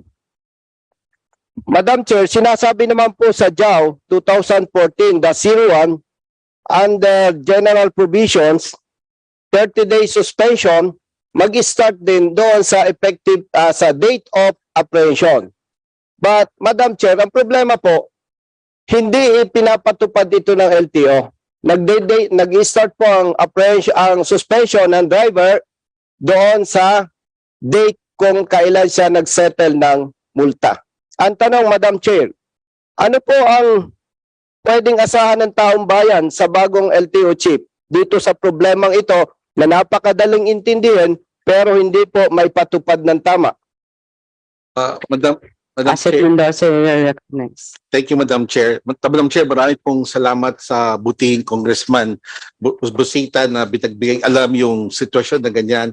Kasama po yan sa mga review po namin, mga policies, procedures para maisatama ho namin lahat at kung pwede ho, masimplihan ho namin yung proseso. Asahan nyo po na isa yan sa aming i-review para sa ganoon hindi man tama lang po ang trato namin sa mga motorista na either nag-violate o kundi naman nakakagamit ng kotse but that's later found out na may problema pala. Thank you, Madam Chair. Ang tanong po, gaano po katagal? Dahil alam po natin, karaniwan sa mga nabibiktimang ganito, mga ordinaryong motorista at napakabigat para sa nilang pamilya na masuspende po ng 1 month. Gaano po katagal, Madam Chair? Madam Chair, yung harmonization ng JAW at nung TOP, yan ho'y kaagad-agad ho namin gagawin right after this meeting. I will meet with our LETAs, our LES, no, para ma-synchronize na. Kung may problema ho sa effectivity ng suspension, ayusin ho natin kaagad yan. No? So the moment we implement it, we will issue the necessary changes para ora mismo po maayusan natin yung problema. Madam Chair, meron namang legal references kaya we hope na bago po tayo magkita-kita sa budget hearing sa plenary hall, dapat po ma-resolve po ito dahil with all due respect, Madam Chair, may mga legal namang basihan po Mukhang nagkakamali lang po dito yung implementation, Madam Chair. Madam Chair, my second concern is under Section 27 of Republic Act 4136, authority to suspend, revoke, and reinstate driver's license. Under paragraph B, sinasabi po dito, Madam Chair, kapag ang driver ay nagkaroon ng violation, 3 times violations within 12-month period, pwede pong isuspend at i-revoke ang kanilang lisensya. Ang tanong po, Madam Chair, bakit po ang LTO hindi na ipapatupad ito ng tama? Ano po ang ginagawa nila? Halimbawa po, isang driver nahuli ng 2010, then 2011, 12, 13. Pag nag-accumulate po yung 3 violations within the period of 2 years or 3 years, nag-accumulate po, bakit po sinususpend ng LTO ito? Madam Chair, kukunin ko po yung datos po niyan at titignan natin sinong humuli at para mabigyan ng tamang administrative liability kung mali po yung pagkahuli ng ating enforcers. Kasama rin po dyan, Madam Chair, maybe masabi ko, we will do a retraining yung ng aming enforcers as well as other enforcers allied with LTO para yung kanilang pagpapatupad ng batas maging uniforme at tama. Thank you, Madam Chair. Follow-up question lang po regarding this concern. Madam Chair, meron po kami ipinadang lang letter sa LTO dated 16 August 2023 at humingi po kami ng lease of revoked driver's license and there are reasons for revocations of such licenses. Ang tanong po, Madam Chair, bakit hanggang ngayon po hindi po nagko-comply ang LTO dito po sa letter na to? Madam Chair, patawad po sa Honorable Congressman kasi po lilikom po namin yung mga lisensyang na-revoke, mga 2,000 po yan, scattered in different regions. Kaya medyo nahirapan ho kami. Sana kung central office lang, madali ho namin makuha ang datos. Pero inahanda na po yung response po dun sa sulat ng Honorable Congressman. Madam Chair, during the previous hearing po on Committee on Transportation, napag-usapan po ito, yung unregistered vehicle, kapag ka po, base po dito sa paragraph E ng Joint Administrative Order, kapag ka po ang driver ay nagmaneho ng unregistered vehicle, nagmumulta po siya ng 2,000 pesos. And sa unregistered vehicle po, 10,000 pesos for unregistered vehicle. Ang question po, bakit po pag hindi nagsettle ang may-ari ng sasakyan, bakit po hinuhold ng LTO ang lisensya ng driver? Madam Chair. Honorable Busita, please wind up with your questions. Thank you. Madam Chair, kasi po nasa rules po ng LTO yung mga penalties na yon. So yun po ang pinapatupad sa ngayon based on existing rules. Pero sabi ko nga po, yan po lahat ay under review. Mr. Congressman. Madam Chair, lastly, dapat po bigyan ito ng proper attention ng LTO dahil hindi po tama na nagsasuffer ang mga ordinaryong motorista dahil sa kasalanan po ng mga vehicle owners. At yun naman po, Madam Chair. Maraming salamat po. Thank you. May I yield the chair now to the Vice Chairperson, Honorable Villago. Thank you very much. To our Senior Vice Chair, Stella Kimbo, and to our team leader for the defense of Department of Transportation, Vice Chair Eric, and my co-sponsors, to the whole family of Department of Transportation. Magandang hapon po sa inyo lahat. So we'll go on with the next interpolator. The next one from majority, Representative Loreto Acharon. You are now, sir, recognized. Good afternoon. Representative Acharon. Okay, we'll go to the next majority. Representative Agustina Pancho, you are now recognized, ma'am. Good afternoon, Mr. Chair. With regard to NLEX, ilang sasakyan po ang dumadaan sa NLEX daily? NLEX? Anyone from NLEX will answer for NLEX? Madam Chair, our Executive Director Alvin Carullo may be able to answer, Madam Chair. Executive Director Carullo. Carullo, you are now recognized. Madam Chair, kindly give us a few minutes to get the data. Maybe you can ask your second question, or if it's Kasi not po yung related. concern po namin, I live in Bulacan and I have to wake up at 4 a.m. para hindi po ako malate sa budget hearing, committee hearing in Congress at 9 a.m. So tinatanong ko po kung how many vehicles na nagdadaan sa NLEX to know kung magkano po ang kinikita ng NLEX daily. Kasi ang bilis yung magtaas ng toll fee, ang bilis ng increase, nagde-depreciate naman po yung service po nyo sa tao. Pwede naman kayo mag-increase with the number of vehicles coming in and out in NLEX. Tubong-lugo na po kayo din At saka wala po ba kayong plano na iayos yung traffic po natin? Kasi yung mga exit points po namin, naglalas po ang traffic for 2 hours. Napakatagal. Do you have any plans to create flyover para lahat sila na papunta sa exit, nandun, tapos kami nandito sa ibaba para we can go directly to Manila? Executive Director. So how many cars ang dumadaan po daily? Imposible din naman ninyo alam. Madam, kinukuha lang po yung data dun sa Regulation Division namin. As to your question po, Madam Chair, yung sa NLEX po, yun po kasing pagpapile ng petition sa amin, dumadaan din naman po sa proseso. Sa inyo pong kaalaman, ang Toll Regulatory Board po ay composed ng multi-agency. Meron po dyan, kasama po namin ang NEDA, DOF, DPWH, DOTr, at saka may private sector representative po tayo. Yung pong lahat ng toll increase natin, dumadaan po sa proseso yan.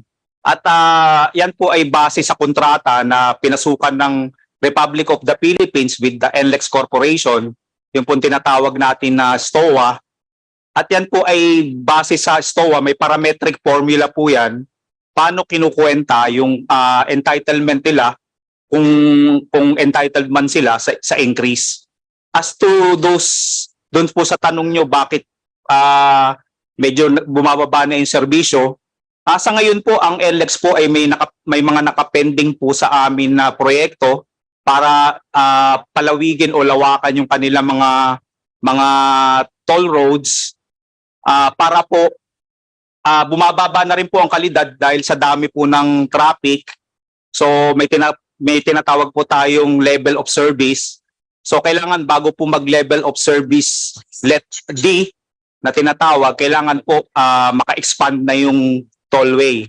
Sa inyo pong, para po sa inyong kaalaman, bukod po sa NLEX, meron po tayong panibagong mga proyekto na parallel tollway na gagawin.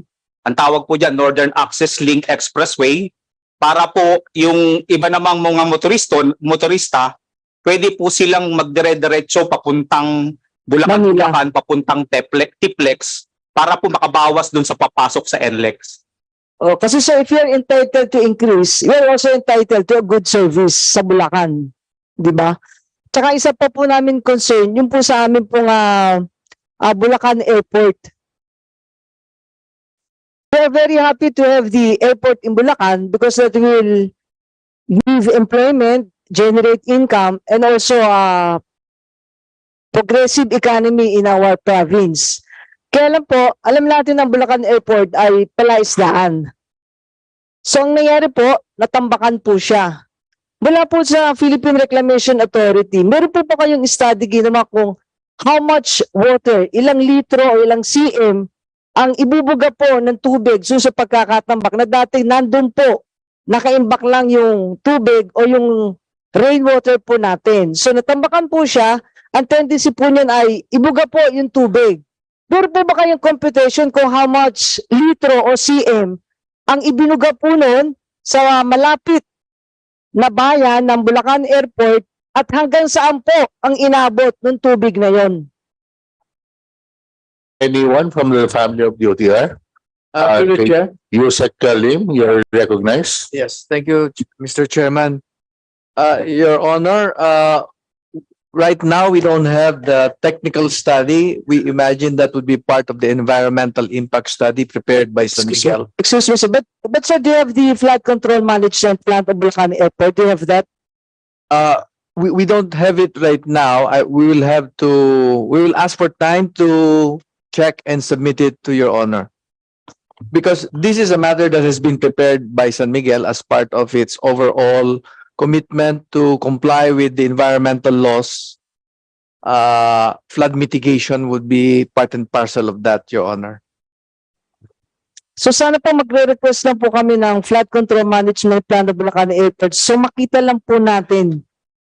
We will ask for that study, Your Honor, and submit it to you. Opo, kasi hindi naman po natin sa kanya isinisisi yung pagbaha po sa Bulacan. Yes, Your Honor. Natutuwa nga tayo kasi meron po tayong magiging masaya ekonomiya, pagkakaroon po ng employment. Pero dapat po, we have to protect the life and property of the province. Yes, Your Honor. Okay, thank you. We undertake to do so. Thank you, Mr. Chair. Yusek Lim, kindly submit the documents requested by Representative Pancho to this committee and to her office. We'll do so, Mr. Chair. Mr. Chair, yung sa DOTr po natin, can you still provide lanes for bikers and motorcycle for hire? Anyone from the family of DOTr? We will we'll take a look at our budget again, Madam Chair. Lontok, you are recognized. Yes. Kindly respond to the chair before addressing the interpreter. Apologies, Mr. Chair. Mr. Chair, so we will take a look at our budget with the limited budget that we have. We'll see whether we can provide some funds for the area of the good congressman. Because we have to provide lanes for bikers and motorcycle for hire. If we really want to help these people na makapag-commute sila easily. Yes, we recognize that, Madam Chair. Thank you, Mr. Chair. Is that all, Representative Pancho? Yes, thank you very much. Thank you very much, Congresswoman Pancho. Our next interpolator from the minority, The chair recognizes Representative Sergio Dago. Thank you, Mr. Chair. Good afternoon, everyone. Mr. Chair, may I ask DOTr, magkano po yung budget ng Philippine Coast Guard for 2024? Commandant Abu, you recognize.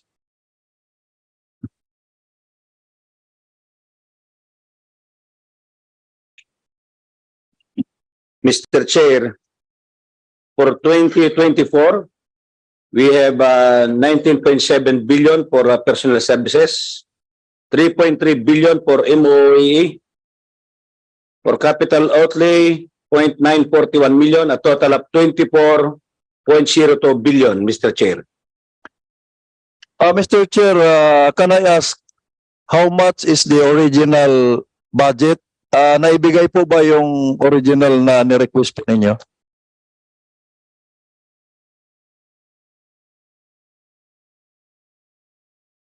Mr. Chair, we submitted a proposal of 70.4 billion, Mr. Chair.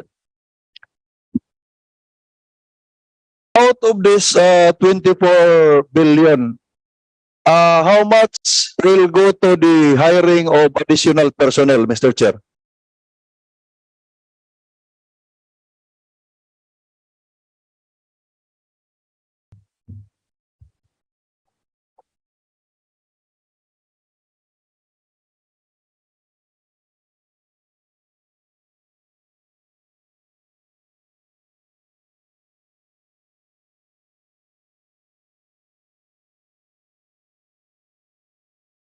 Commandant Abu.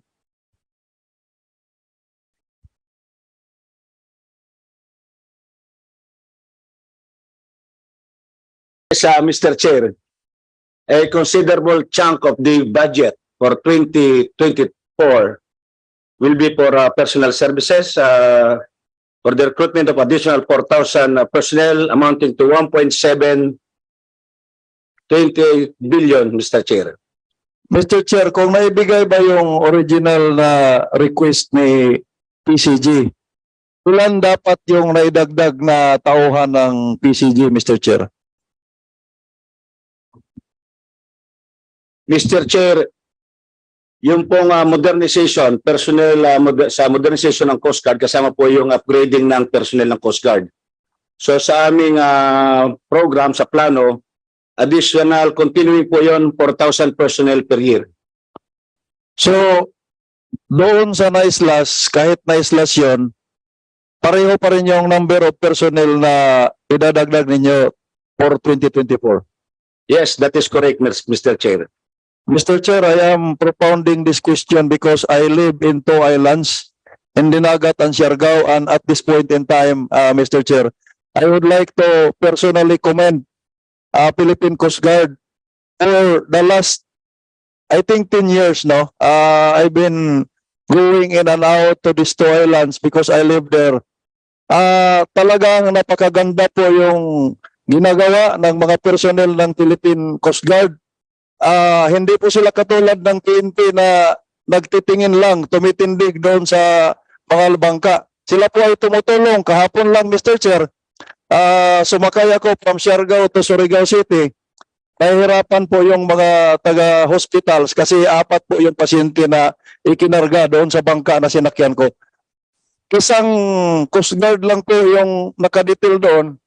Pero ang ginagawa po niya ay tumutulong po siya, binibitbit niya yung 2 dextrose para pagsakay ng ano. Pero yung 4 na pulis, nakatambay lang po. So, I am propounding that question, Mr. Chair, because I really support the budget of DOTr, especially the Philippine Coast Guard. Kailangan po ang dagdag na tao ng Philippine Coast Guard kasi they are everywhere. Kahit sa airport, may Coast Guard na tumutulong.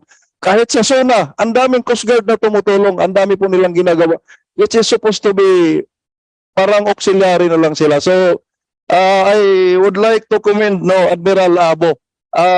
I don't know with the other areas, but for Siargao and Dinagat, maganda po yung mga ginagawa ng mga Coast Guard personnel doon. Now, Mr. Chair, I will I will go to sana doon sa NAIA. Kasi wala pa pong nangyari doon sa napakahabang hearings ng investigation namin. I would like to ask Yossi Klim, anong nangyari doon sa kuryente natin? Kasi 2 gabi na walang tulog ako doon na ina-analyze ko yung single line diagram ng Meralco na nakapag-trip doon sa 7 substations. Yes, through the chair. Yes, Yusek Lim, you're recognized. Yes. Well, Mr. Congressman, first of all, we thank for the inputs that you shared with us, which we have adopted to the extent possible. The GM can give further details on what we have done, but on the broad strokes, what we have done, of course, is to replace and fix the subway station 2, which has been identified as the proximate cause of the power interruption. Definitely, there was a weakness in terms of maintenance of the equipment as the cause. So the action that has been taken was an audit by MSERB on the overall power supply system in Terminal 4. There have been parts that have been identified to be replaced. And hand in hand with that were the ongoing procurement of MIAA with respect to the power cable that was needed to improve the power supply. With respect to the beefing up the personnel, the outsourcing of the maintenance of the high voltage equipment is in the ongoing process of preparation for procurement. But in the meantime, we have secured 24-hour 3-shift commitment from Meralco to have their personnel in key areas of the airport complex to monitor the equipment. In terms of security, additional security has been set up as part of the protocol. At the same time, a simpler emergency protocol and contingency arrangements have been put in place so that in the event it happens again, Meralco can readily enter the premises instead of having to undergo the normal security clearances, which would delay reaction to addressing the problem. And of course, on the long-term basis, we have also procured, in the process of procuring the standby generators, to make sure that it covers 100% all the functionalities required by Terminal 3. And if I may just turn over to the GM for other details that I may have missed. Before that, now for the interest of time, bakit po umabot sa cable? When in fact, you have reiterated for 4 committee meetings na yung problema ay nasunog na current transformer. Bakit umabot tayo sa cable? The cable that is connected with the interruption last year, Congressman Laguindingan. There was a short interruption sometime third quarter of last year. How about the Terminal 3 incident na nagkaskid yung tripping sa pitong substation? Who pointed out that it was a current transformer? Bakit umabot tayo sa cable? Sir, insofar as the cable is concerned, it was the power interruption that happened last year. Insofar as the interruption on May 1, the suggestion by all the technical people is to, I forget the term now, but to make sure that the rotation or the nearest station absorbs the power disruption instead of taking a longer route. The technical explanation, Congressman, if I may pass to the GM. GM Brian Co. GM Brian Co, you're recognized. Through the chair, good afternoon, sir. Sir, just to confirm the details provided by you, Lim, we have procured several items already for Terminal 3, Congressman Dagook, including po yung mga current transformers, the vacuum circuit breakers, as well as yung mga battery banks natin. All of these Saan po siya nakalagay ngayon? Before you proceed, saan po siya nakalagay ngayon? they are for installation, sir, sa mga various substations natin sa Terminal 3. That Wala rin yung backup na nakalagay sa substation mismo, hindi sa warehouse? as of now, sir, since we are still trying to replace all of those aging equipment that we have identified that have exceeded their economic life. So all of the ones we're ordering are for replacement of those installed, but we are provisioning for spares, sir, para kapag meron tayong incident, meron tayong mapupull out from our warehouse. But the first priority... No, Mr. Chair, may I interject for the interest na hindi maano yung time ko. Hindi nyo kasi ilagay sa substation. Kasi kung hindi nyo ilagay sa substation, hihintayin nyo na naman yung proseso na ma-withdraw sa warehouse. Yun. I-withdraw nyo na, ilagay sa substation. Pag nasunog yun, it will not take longer time to replace at makabalik kayo. Pinalitan ko yan during the committee hearing. Noted, sir. Then, Mr. Chair, no, for the record, I am reiterating my recommendations. Huwag na sanang gagastos yung gobyerno, yung mga outsource ninyo. You require Meralco to provide the manpower because you are a big load. The PERA law, Republic Act 9136, provides na kung malaki kang load, the distribution utility will provide the personnel ng substation. Huwag tayo ang magbayad doon sa mga sa substation. That's for the record, Mr. Chair. Then, finally, Mr. Chair, nababasa ko yung strategic direction ng Department of Transportation. Maganda po siyang basahin. Magandang lasapin. Ensure comfortable, accessible, safe, sustainable, and affordable transportation system. In brief, sinong Yusik ang magsasabi sa akin na ito ay achievable or attainable? In brief. With the indulgence of Representative Bagarop, kindly wind up. Yes, kaya nga, marami pa akong tanong sa floor na lang, Mr. Chair. Binalikan ko lang yung strategic direction nila. So,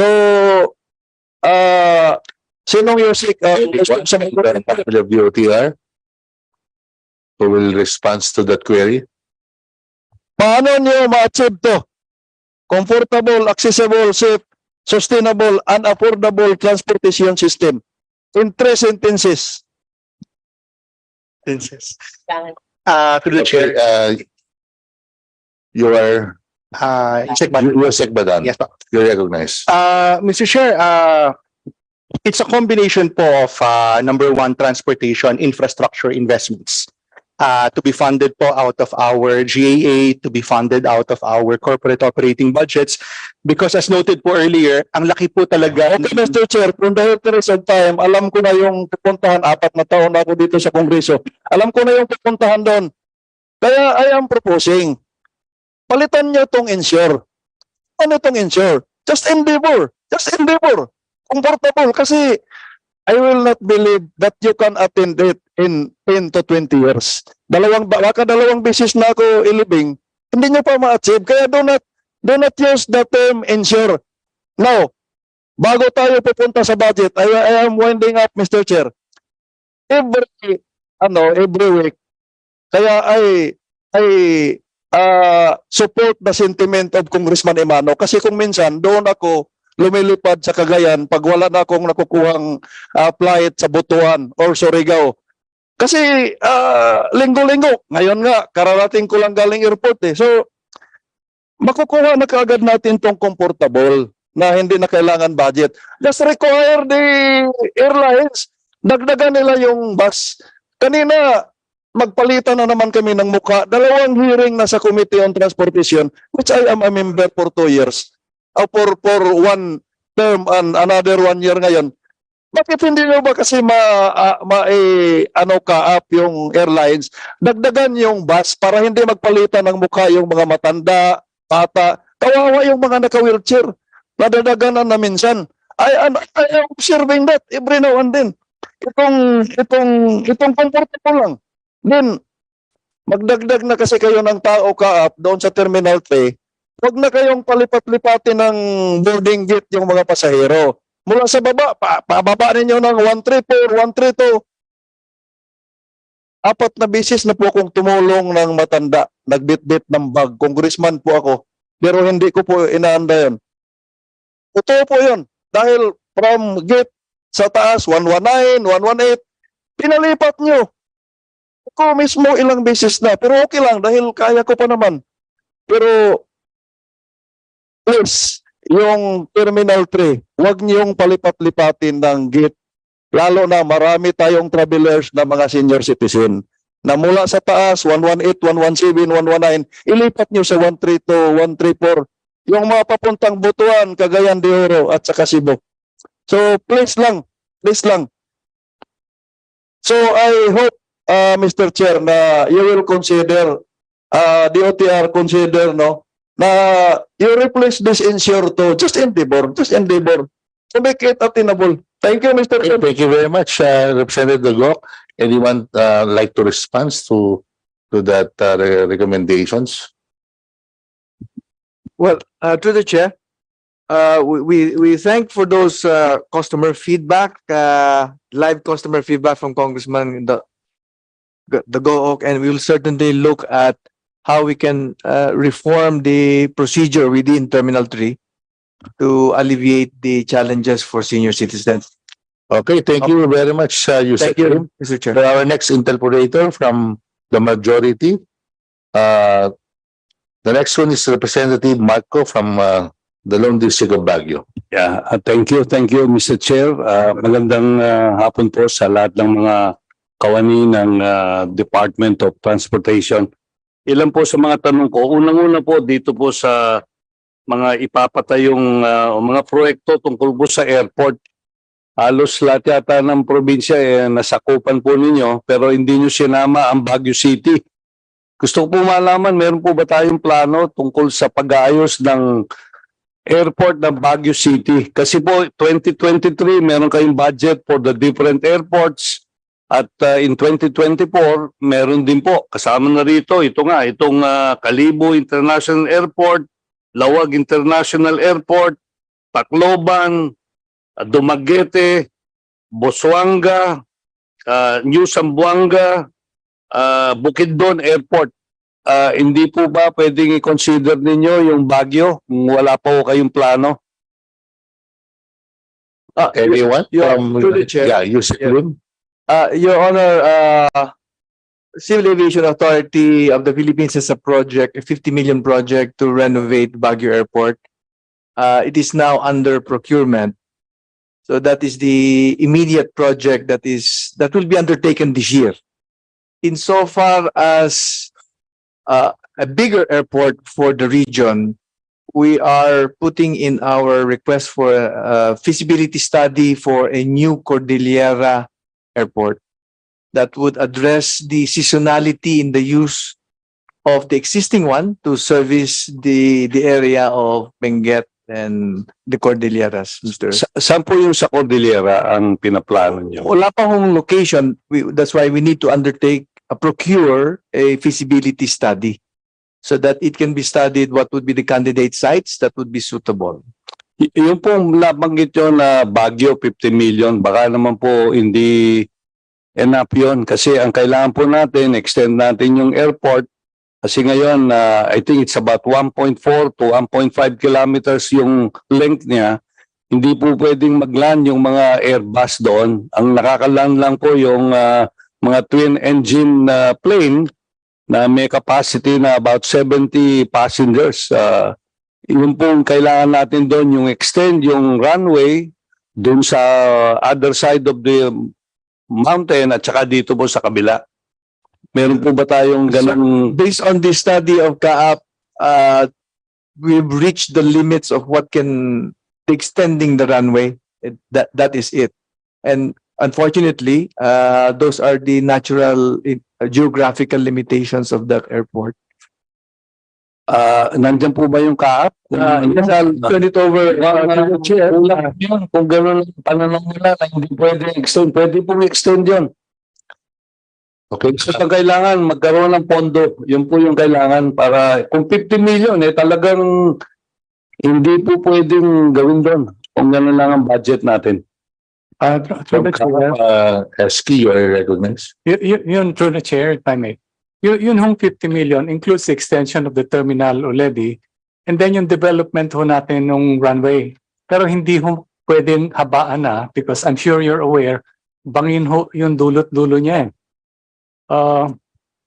So we don't know how much it would cost just to be able to reclaim in a cliff.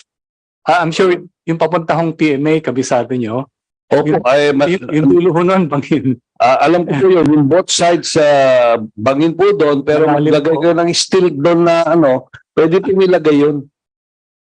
Kung pag-aaralan po natin at yung daan going to and from yung side ng PMA, pwedeng sa ilalim po idadaan para hindi na magiging disturbo kung gano'n ang gagawin natin. Pag-aaralan po namin, we'll consider that. Pero yun hong daan na papuntang yung kabila ho ng runway natin, nagko-cross kasi ho yun eh. We are coordinating with the mayor of Baguio para ho ma-develop yung kabila na hindi na ho magko-cross na runway to improve the security. Pero as of now ho, ang medyo mahirap ho talaga i-extend. It's now about 1,700 meters long. Yun ho, runway length natin. Ang requirement ho natin is about 2 to 2,100 eh. So, as of now, sagad talaga. So hindi po ninyo kayang gawin yan, Mr. Chair. As of now. As of now po, medyo mahirap. Pwede po bang magkaroon tayo ng feasibility study kung talagang kasi yung binabanggit yung budget, medyo talagang maliit po yun with the 50 million budget. Yung po 50 million na yun is for 2024. Yes, sir. Okay, so we'll see improvement on the terminal ng airport and other improvement that you will do except yung extension ng both sides of the runway. That's correct, sir. Okay, thank you po. Yung pong pangalawang tanong ko naman,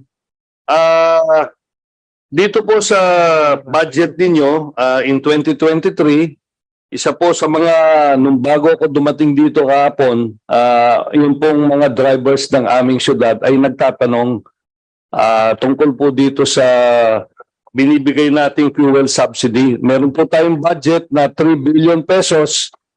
Meron na po bang naka-schedule na distribution ng subsidy sa mga jet drivers po natin, mga jeepney drivers, mga taxi drivers? At kung meron po, kailan po yan? Anyone? Mr. Chair, may Yes, I Asek answer? Guadis. Yes, you're thank you very recognized. much, sir.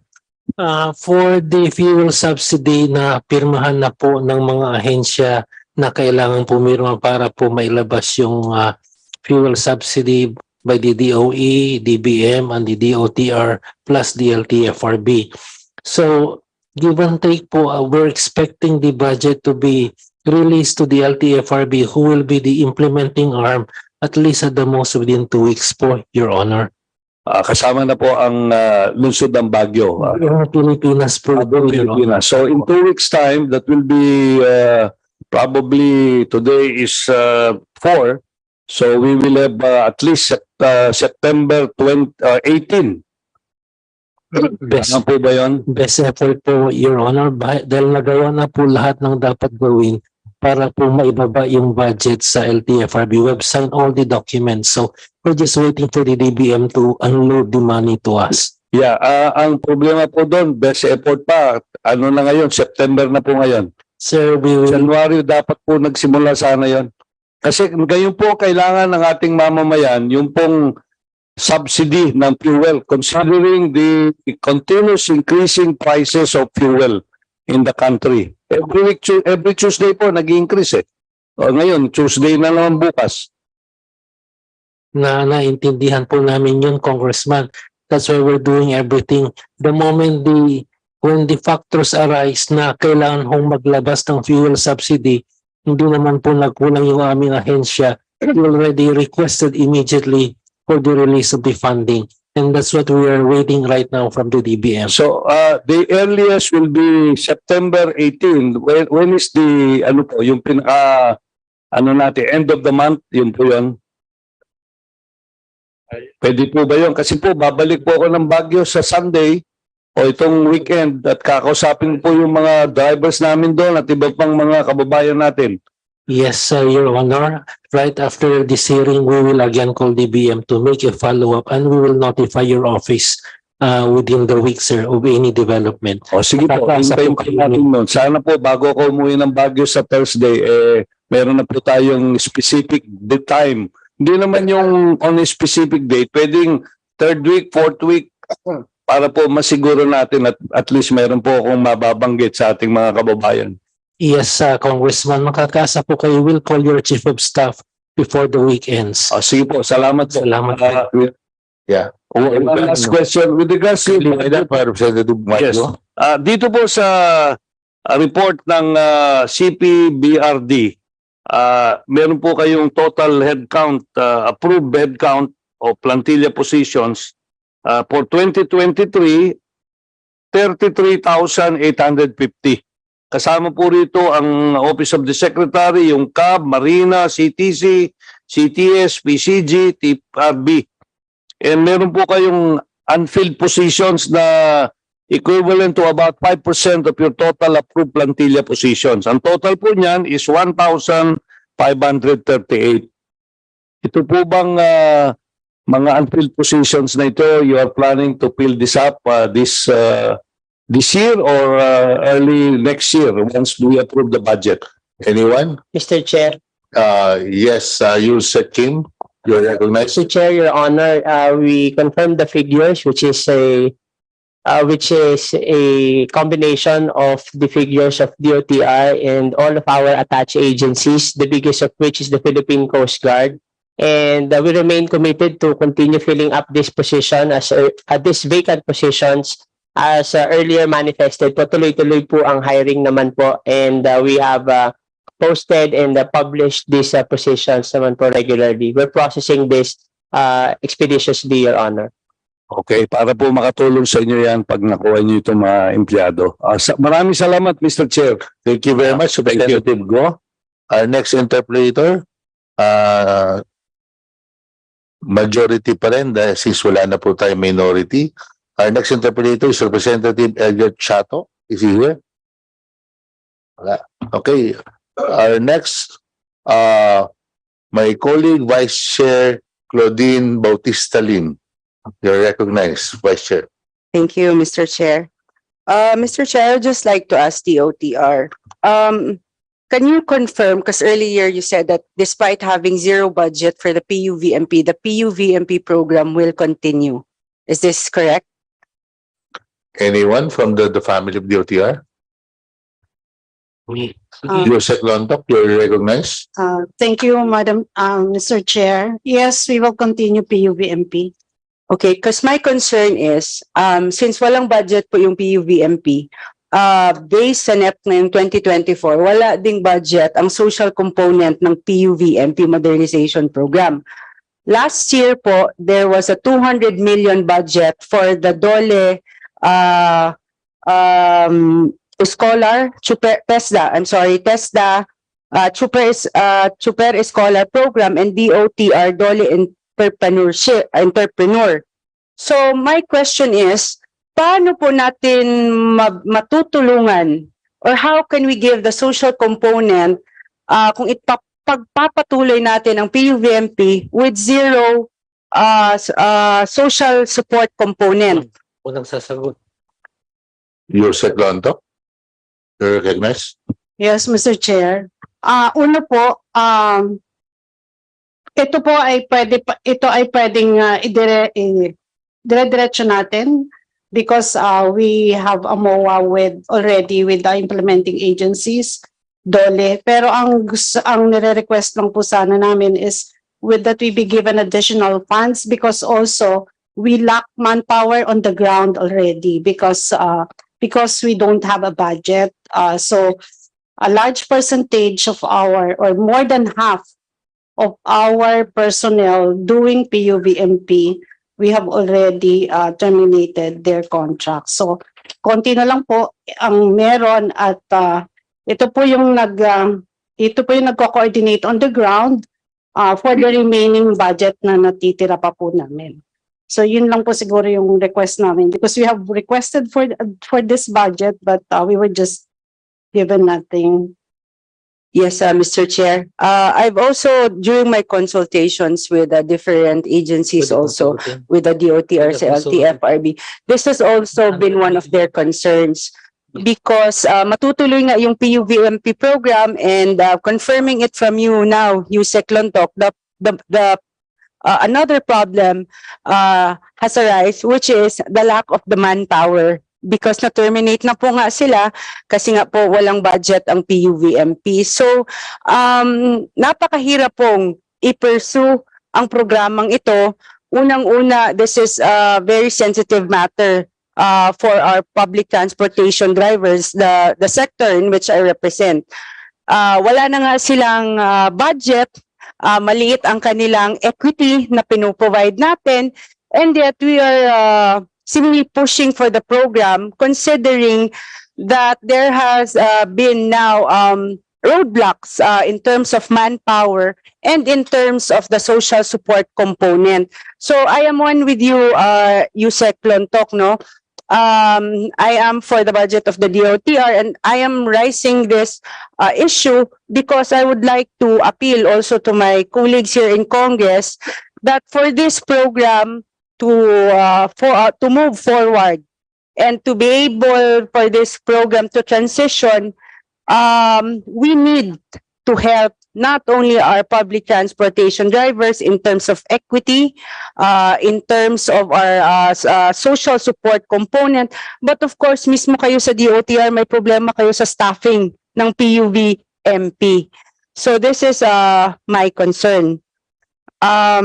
Now, second, based on my consultations with transportation sectors, because I've met with them regularly now, I have received letters from them, and they have aired their concerns with regards to the unpaid service contracting services which they have rendered during 2020 to 2021 during the pandemic. ASEC Guadis, I have written a letter to your office requesting for the summary of the unpaid accounts for the service contracting program, which were services rendered already po ng ating mga transportation drivers. So utang po to ng gobyerno sa ating mga jeepney drivers at bus drivers na namasada po para makatulong sa commuters natin ng 2021 pandemic. So I would just like to know how much po yung unpaid natin na service contracting. Seguadis, you're recognized. Mr. Chair, insofar as you're concerned po, yes, we recognize na malaki-laki pa rin po yung hindi nababayaran. In fact, through my constant meetings with the transport groups, this is one of the things na fina-follow up ko rin po sa DOTr. What the DOTr had been telling me is that, number one, hindi po mag-reconcile yung mga figures. That's why we were trying to reconcile the figures, yung sinisingil po nila at saka yung datos po na nandun po sa amin. Though we have already started initiating requests from the DBM to make provisions for payment the moment the data had been completed. We just need to reconcile ho. Iba kasi yung bigay ng transport group, iba rin ho yung nasa datos po namin. But I'm confident po that within a month or two, we can at least pay at least 50% of these claims. Mr. Chair, I have tallied the amount, and it's about 322 million pesos of unpaid services for the service contracting. If this pushes through na mababayaran po natin, saan niyo po kukunin yung budget? Sa 2023 po? Kasi ang next question ko po is, how are we going to pay this if there is no budget for service contracting on the 2024 NEP? Maybe first, ASEC Guadis, kindly confirm kung tama yung 322 million because yun yung sinabi ni Representative Ling, natali na raw siya. So maybe on that first Mr. Chair, may we just send you a report to validate those figures? Give us at least 2 days to send that to your office. Okay, kindly submit the verification and the validation to this committee and to the office of Vice Chair Claudine Lim. Of course, Mr. Chair, we will do that. Magkano po yung natirang pera nyo sa service contracting asset? For the service contracting, we still have about 1.2 billion.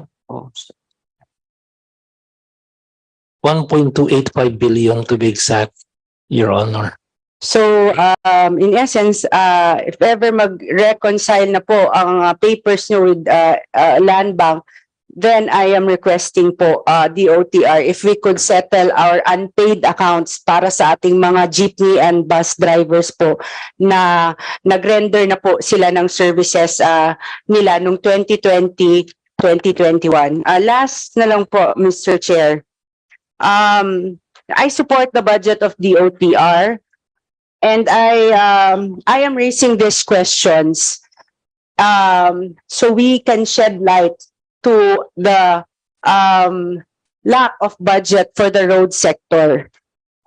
Yung fuel subsidy po natin, bumaba po siya. And I believe this is not sufficient to provide for all the public transportation drivers all around the country. So I am here to appeal to Congress, to my colleagues here in Congress, that sana po i-augment natin ang budget ng road sector ng DOTr so we can provide better services po sa ating mga commuters. Yun lang po, Mr. Chair. Thank you. Noted, Vice Chair Claudine, your request. And maybe I just want to ask ASEC Wadis, do you have a timetable for that yung loan dun sa contracting services kung kailan nyo mababayaran?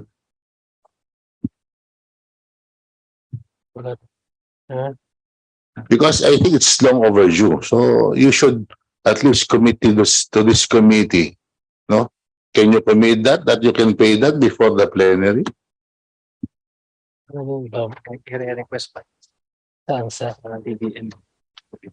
Your Honor, yung pera po i-request pa po sa DBM, so there is no definite time frame by which we can probably. You mentioned a while ago, Yes. you have the budget, but the money is not Yes, in the department. Are you saying that? Yung scenario? sa service contracting po, yes, we have the money of 1.285. But for the previous payment, we still have to write again DBM to release the money. Mr. Chair, if I may.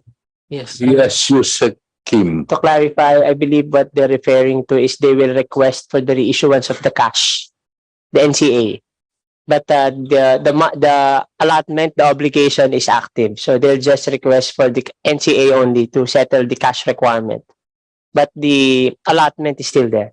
So is it possible that when you request it, it will be released ASAP or it will take time again, ASAP? We will, Mr. Chair, may I answer? Yes, Mr. Chair, as soon as we have reconciled the figures, we'll submit it to the DBM and we will notify your office. Okay, may I ask what timetable for you to reconcile those figures?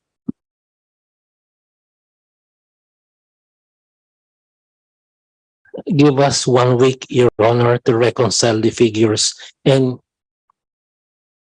so kindly submit your validation within 1 week. 1 week, right? Yes. To this committee so that we can address the query of Vice Chair Claudine Lim.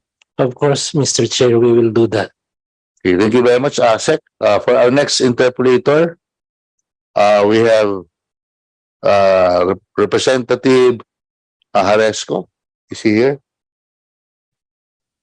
Wala. Okay, next one is Vice Chair Elizaldy.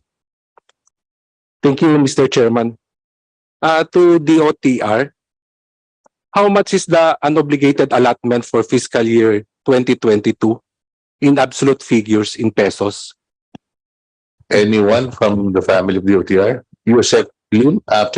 Mr. To Chair, recognize. Your Honor, the unobligated allotment for 2022, Your Honor, as of end of 2022 is 6.8 billion pesos. And Mr. Chairman, may I know in what programs were these unobligated allotments not used?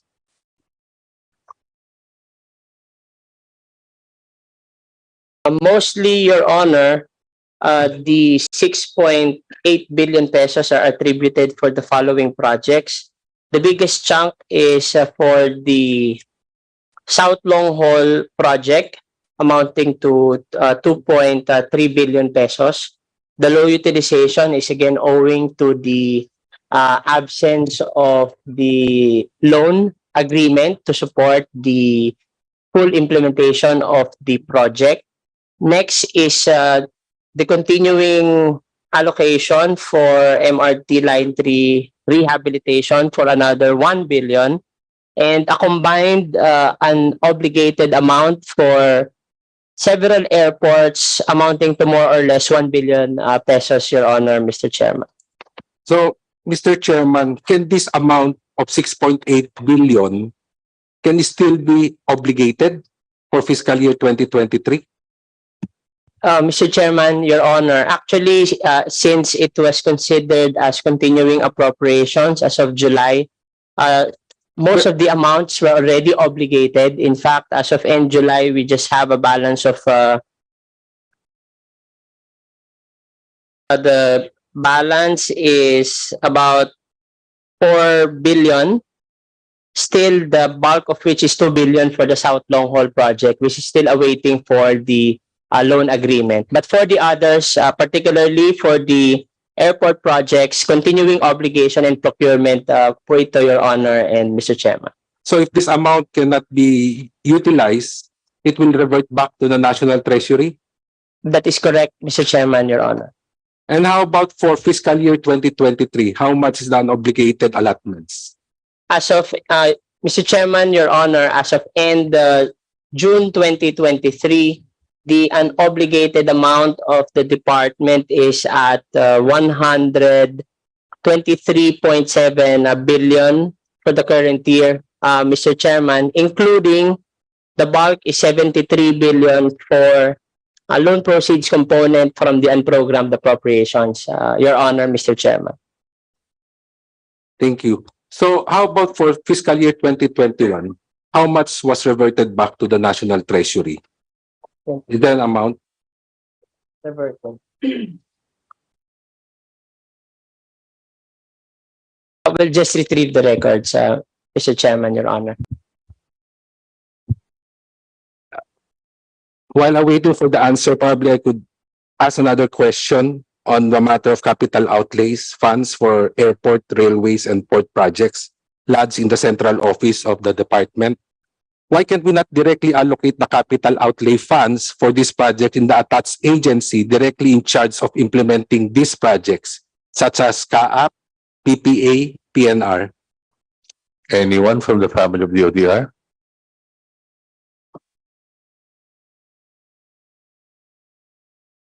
Are you keen? Your Honor, Mr. Chairman, usually the capital investment requirements particularly for airports and seaports are lodged under the DOTr. There is actually an ongoing arrangement because these GOCCs, in particular CAAP, also has several airports on their plate. So there is an arrangement that for major capital investments, it will be under DOTr, and they will take care of the regular maintenance of these facilities. So this is the current arrangement that we're following in the placement of budget for capital outlay, Mr. Chairman, Your Honor. So these funds will not be downloaded to the tax agencies concerned? Not 100%, Mr. Chairman, Your Honor. And in fact, with the strengthening of the capacity of the department with the activation of sectoral PMOs, we are now gearing towards implementing the projects ourselves. Unlike the previous dispensation, that most of the funds are just being downloaded to LGUs and other implementing units. So, please go ahead. So Continue. for the, at least for 2023 and for 2024, Mr. Chairman, in fact, we will be undertaking early procurement for most of these infrastructure projects, meaning we will be doing the projects ourselves, Mr. Chairman, Your Honor. So, Mr. Chairman, after the completion of these projects, so who owns the assets now for this particular capital outlays? Upon completion, Mr. Chairman, Your Honor, of the projects, these are assets of the Department of Transportation. Not the attached agency, not the government-owned and controlled corporations. Yes, these are assets of DOTr, Mr. Chairman, Your Honor, not unless there will be a subsequent transfer to effect the maintenance of the facilities. Would it not form part of the attached asset of the attached agency concern? Like for the capital outlays of airport projects, it should not be lodged with the government-owned controlled corporations such as CAAP? Well, again, Your Honor, Mr. Chairman, that can be a policy issue, whether or not if the investment requirements for these facilities will be lodged to the concerned corporations, which we yield to the better wisdom of Congress as well, Mr. Chairman, Your Honor. Thank you. To CAAP, Mr. Chairman, CAAP has an internally generated budget of 9 billion for fiscal year 2023. Under the corporate operating budget, you have allocated under general administration and support an amount of 5.7 billion. For support and operations, an amount of 55 million. For development programs, an amount of 3 billion. For projects amount, can you provide us with a breakdown of these expenditures that I have mentioned? Yes, Cap, you're recognized. Through the chair, sir. We have a chart here indicating the comparative budget and utilization from 2018 to 2022 only. For 2023 po, a half year pa lang tayo. So we can provide you with this details. Can you provide this representation into this committee, the corporate operating budget expenditures of CAAP? We shall, sir. And also on your proposed fiscal year 2024 proposed corporate operating budget. We shall comply, sir. And how much is your target internally generated revenue for fiscal year 2024? For 2024. Sir, initial information, we're targeting about 13 billion. How much? 13 billion, sir. For And would this amount will be utilized fully? We intend under your proposed corporate operating budget? Yes, sir. We always try to utilize the budget. And can you submit as well to this committee? We shall comply, sir. Before, can I have the commitment, Mr. Chairman, that before the plenary, that they will submit to this representation to this committee? Okay, we shall comply. Tapos, Skita Mayo, kindly, submit to this committee and the office of Alanti, all those required documents. We shall comply, sir. Mr. Chairman, because in the proposed budget of the DOTr, they have requested for capital outlays for airports and for ports.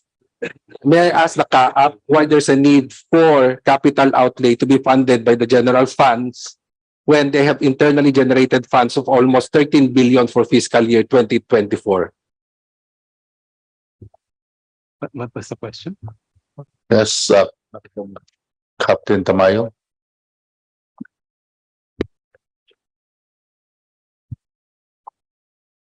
Through the chair, if I may, one of the biggest expense will be the future acquisition of the independent CNS-ATM.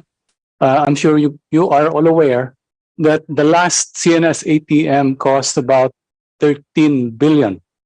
And that was way back in 2009. So kailangan po natin meron tayong independent system. That is why it is indicated in the request of DOTr to provide funding for this project.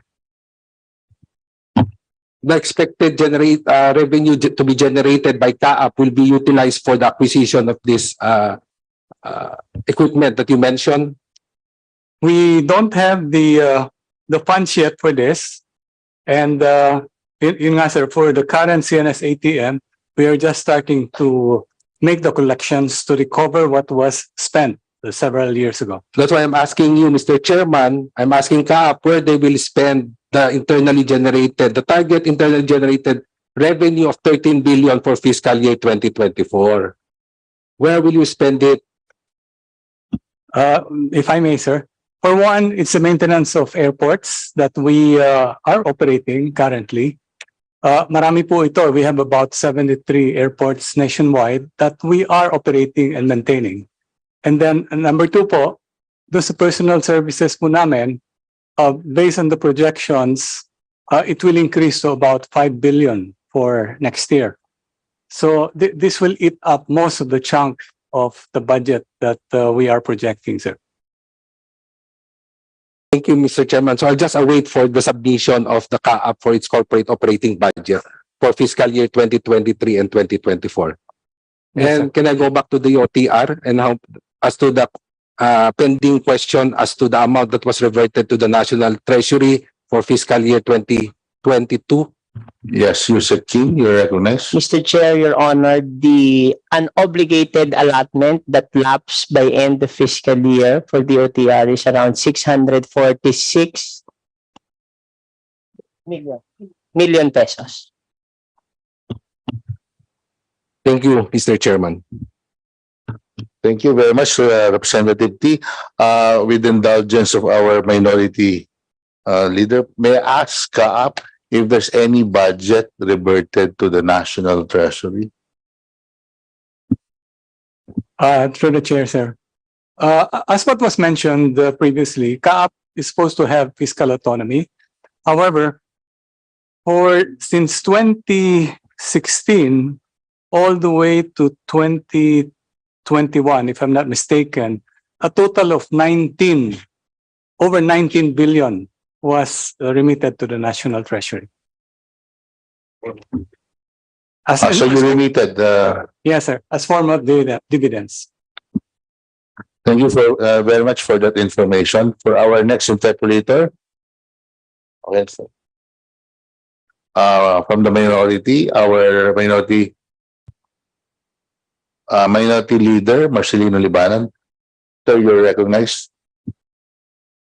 Marami pong salamat, Mr. Chairman. Nakikita ko po sa budget yung mga ipaayos nating airports. I wrote a letter to Secretary Bautista and requested for the further development of the Barocan City Airport.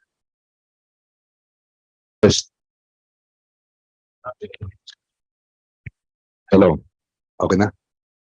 Mr. Chairman, I wrote a letter to Secretary Bautista requesting him, among others, to develop the Barongan City Airport, and that he assured me that we will be looking into it and will be lengthening the 1.2 kilometer runway of the Barongan Airport, and that the perimeter fence, which is incomplete now, will be improved.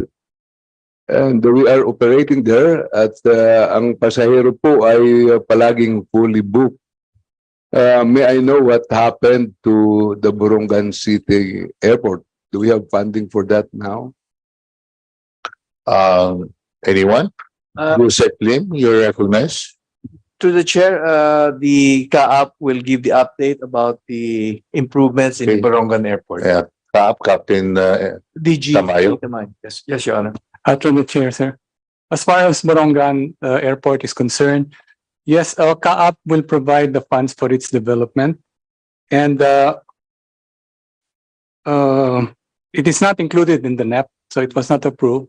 So as I mentioned earlier, so funds that we can generate, we will use for the development of the airports, and we'll make sure that Barongan will have it. And I also would like to congratulate, sir, your airport for coming up with a beautiful terminal made out of the container vans, and I was there during the inauguration. Thank you, sir. Mr. Chairman, and kailan po kaya malalagyan natin ng pondo ang Borongan City Airport? For CAAP, sir, we will allocate for Borongan Airport. In Kailan po? 2024. 2020. Corporate operating budget. Yes, sir. From the operating budget, Can it happen this 2024? We will make it happen, sir. Thank you, Mr. Chairman. Thank you. that's all, sir. Okay, thank you very much, our minority leader. Our next interpreter from the majority, the chair recognizes our deputy majority leader, Franz Pumaren. Thank you, Mr. Chairman. Good afternoon, DOTr family. I have a question for Yusek Cesar Chavez because I know for a fact that he's the one in charge of subway. Siguro ang question ko lang is kamusta ang status ng subway natin? Ang inaasahan ho natin na isa sa unang matatapos, isa ho sa inaasahan ho natin na unang matatapos na stasyon ng subway ay nasa distrito ho ninyo, nasa loob ng Campo Aguinaldo.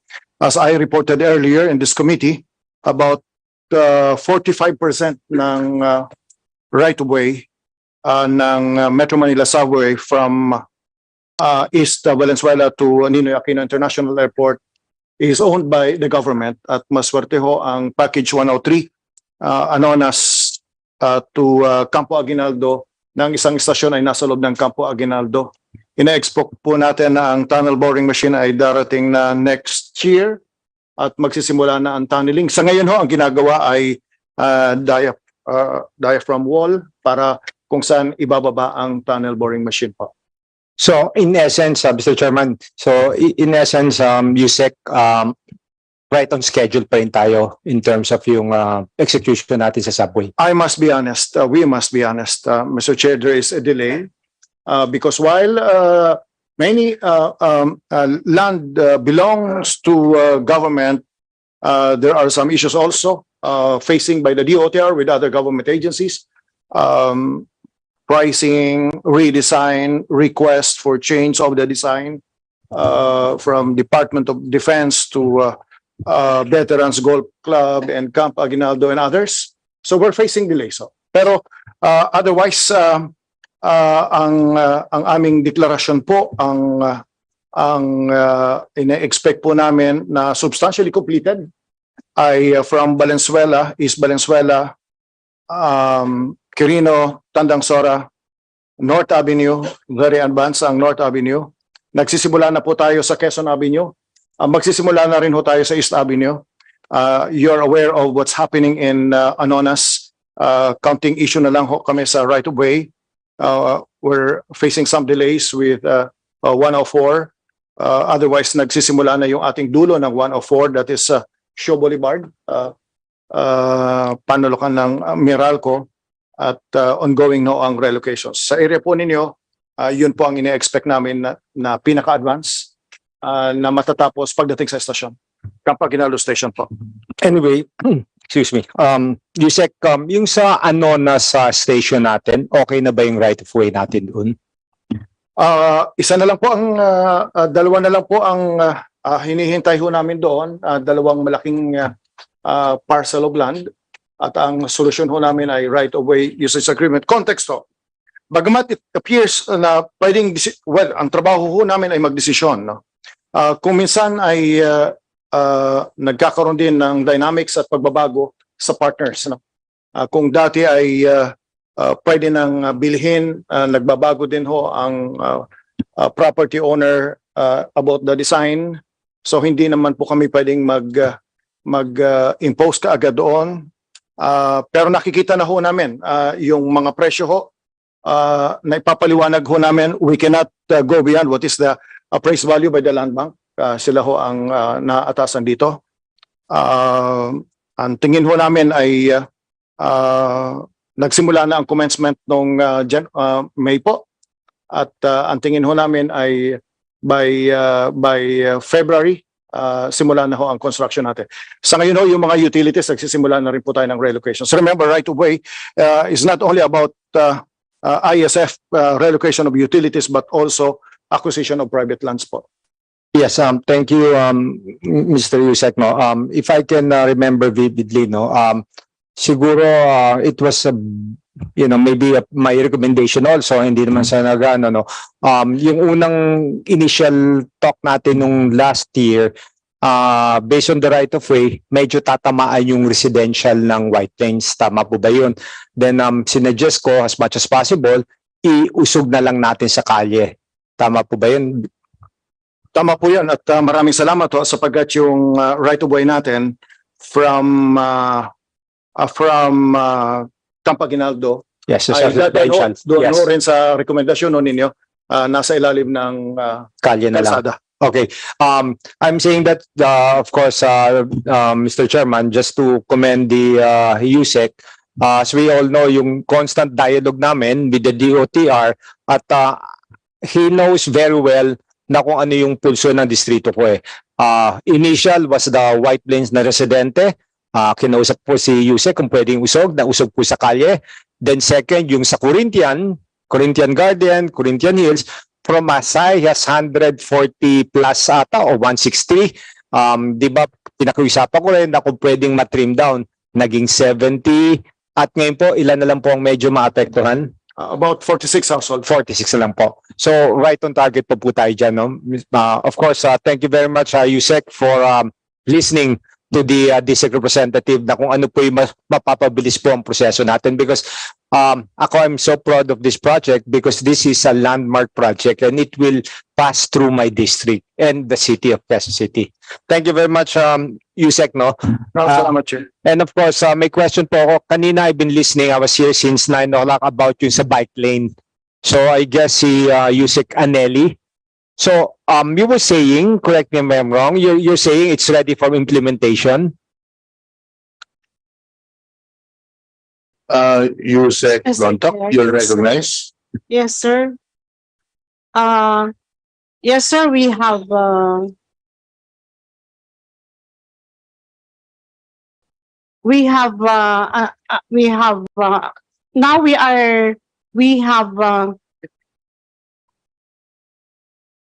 portions which are undergoing procurement. Depende po kung ano yung tanong ninyo. Kung saan. Anyway, itong question ko. Nagko-coordinate ba kayo sa LGU?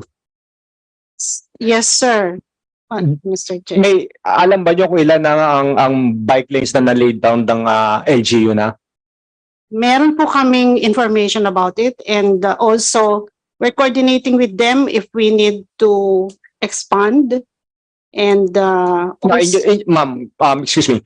In your data, alam niyo po kung ilan kilometers ang buong Quezon City, ilan kilometers ang nagawa na dito sa distrito ko? Mr. Chair,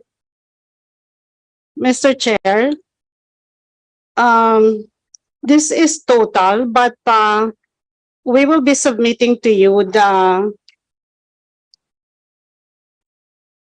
breakdown per area or per district, Mr. Chair. Yes, ma'am. Again, Mr. Chairman, do you have any idea ilang kilometers ang buong city? Ilang kilometers na ang na-implement ng city? Ilang kilometers na na-implement sa District 3? Okay. Mr. Chair, can we just provide the information requested by the good Congressman? Well, I can give you the information now. Sa buong city, it's about 350 kilometers ang proposal ng city. I'm asking this because you were saying that you're coordinating with the city. But hindi nyo alam yung sagot eh. Ang bike lanes na na-implement na sa buong city is 167 kilometers in total. Ang LGU, 102 kilometers. Ang national is 65 kilometers. Sa District 3, sa district ko, it's already 30 kilometers. 19.75 kilometers ang galing sa LGU, 11 kilometers ang galing sa national. And alam niyo po ba kung ano pang proposal para sa district ko? What I have here, Mr. Chair, is for District 3, we have a proposed bike lane for 353 kilometers. In my district? It's here in District 3. District 3. Well, anyway, ma'am, I think it's best that you coordinate with my office and with the city also because hindi nagtatama yung numbers natin eh. Yes, sir. We will coordinate. Yes, I truly appreciate that We will because update our figures. yes, because right now I have checked with my district. The proposal right now for bike lane is 27.92 kilometers lang. Meron na po na implement na 30 kilometers already. So I couldn't understand kung 350. Baka you're talking about the entire city, ma'am. Yes, we will update and we will coordinate with your office, Mr. Chair, because Yes, the figures here are different from the ones that. Yes, different. That's just about 350 sa district ko. I think you're referring to the whole city. Eh. Okay. Yes, Mr. Chairman, our apologies. yeah, it's okay. Mr. Chairman, probably I can commend all the guests now because the way they answer talagang alam nila yung pinag-uusapan. Pero may one question lang po ko.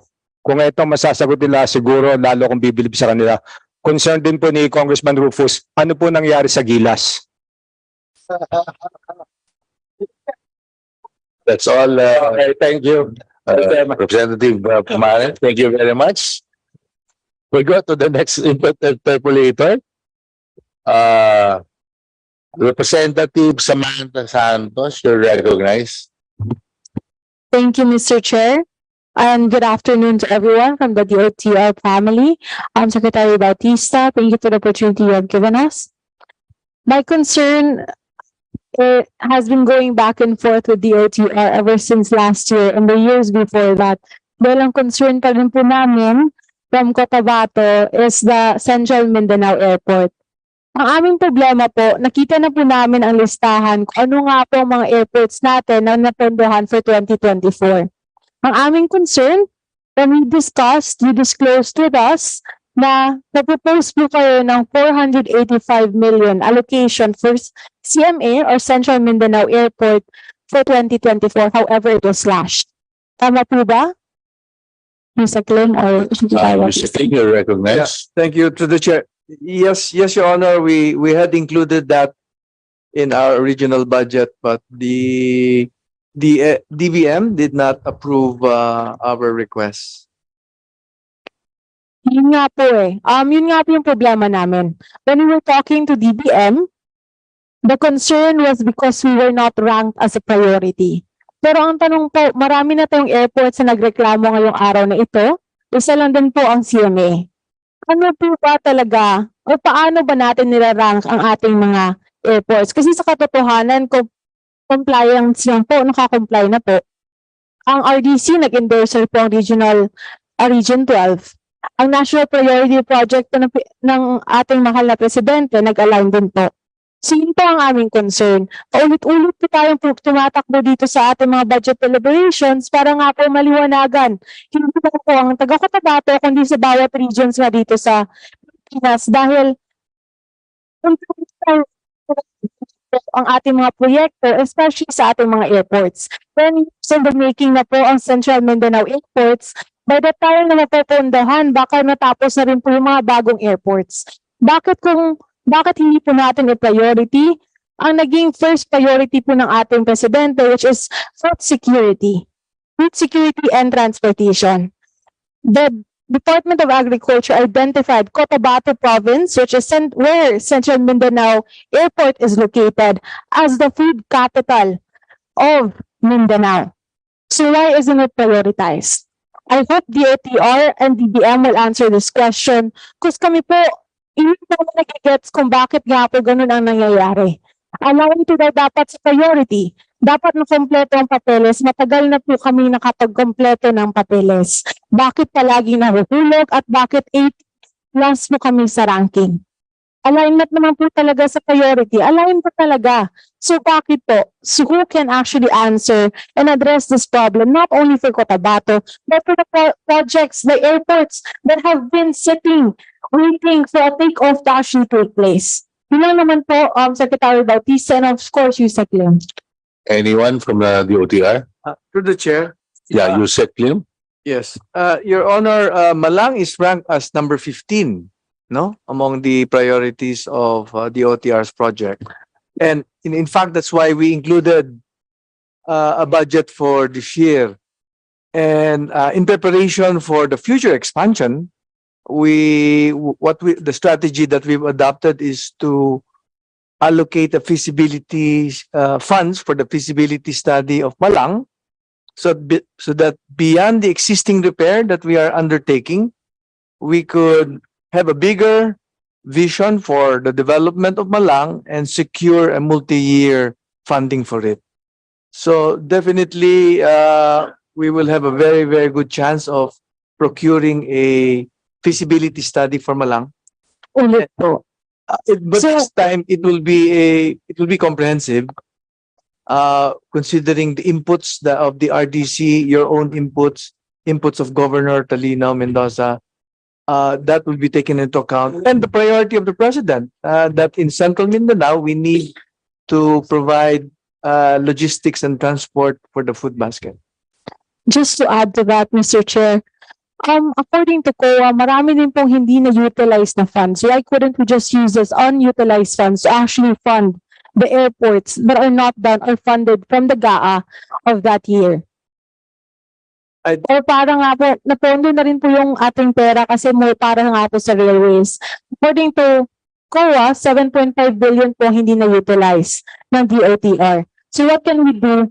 Na palagi po natin binapondohan ang ating railways pero hindi naman pala nila kayang i-utilize lahat. Baka pwede po natin i-recalculate na mas lakihan ang pondo sa airports kasi sa katotohanan mas marami tayong nakatiwangwang na mga airports na hindi pa po natatapos. Kung hindi naman kaya i-utilize ng railways ngayon, baka bigyan po natin ang oportunidad na priority na lang po natin ang ating mga airports, which was actually identified or we spoke about it last year in 2023 budget deliberations na kung saan 2023 will be for railways, pero 2024 po will be for aviation. So baka po mas damihan po natin ang pondo, dagdagan, ano po bang pwede natin gawin? Through the chair. Anyone from the DOTR? Through the chair, with respect to some of the funds that are still unutilized, I will turn it over to Yusek Kim. Okay, Yusek Kim, How we you're can use it recognized. or not use it. Thank you, Mr. Chair, Your Honor. We fully support the Lady Congresswoman for the much needed funds for the Mlang Airport. However, as to the unutilized appropriations, we are afraid that existing accounting and auditing rules will not allow us to realign these portions which are specifically appropriated under the GAA. But rest assured that the department is very much willing to work with the committee and good lady Congresswoman to find ways on how we can provide the needed funding for such airport. And to particularly highlight, yun po talaga yung strategy na tinitignan po natin, formulate a comprehensive feasibility study, a multi-year investment requirement, so that every year, hindi na po natin kailangan itong maisama sa Tier 2 because ito rin po ay suportado ng ating mga colleagues from the DBM. We can ensure that it is part of the Tier 1 budget of the agency na hindi na po makikipag-agawan po doon sa limited fiscal space. And we can achieve that by having a multi-year investment programming po, which we can achieve by an updated feasibility study. Thank you for your honor and Mr. Chair. Just to close, Mr. Chair, I know Yusek Lim, Secretary Bautista has been a partner in actually finishing this project at katulong po talaga namin sila in actually achieving our goals for CMA. Kaya sana nga po with the partnership of TVM, nakita niyo rin po ang bakit namin pinapriority itong proyektong ito. Hindi lang naman po para sa Cotabato, kundi para naman po ito sa buong bansa. Dahil lahat ng produkto ay mula po sa Mindanao, halos lahat ng prutas mula sa Mindanao.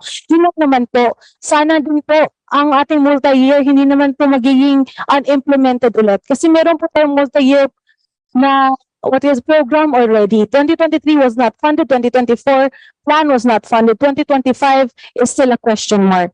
If we do have this feasibility study that will actually take place again, sana po tutuparin po natin kung anong sinulat natin sa papel at pinipose po natin para maging coherent naman po at maniwala kami na through this feasibility study, susundin po talaga ng DOTr at ng DBM. Yun lang po, maraming salamat Mr. Secretary and Mr. Chair. Thank you very much, Representative Santos. The next one to interpolate, Vice Chair Jocelyn Lim Kay Chong. You're recognized.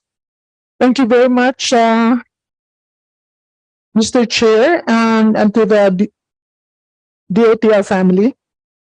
Just quickly, no, it's about the habal-habal. RA 4136, known as the Land Transportation Traffic Code, prohibits private motorcycles to be used for hire under any circumstances or to be used to solicit, accept, and transport passengers to pay.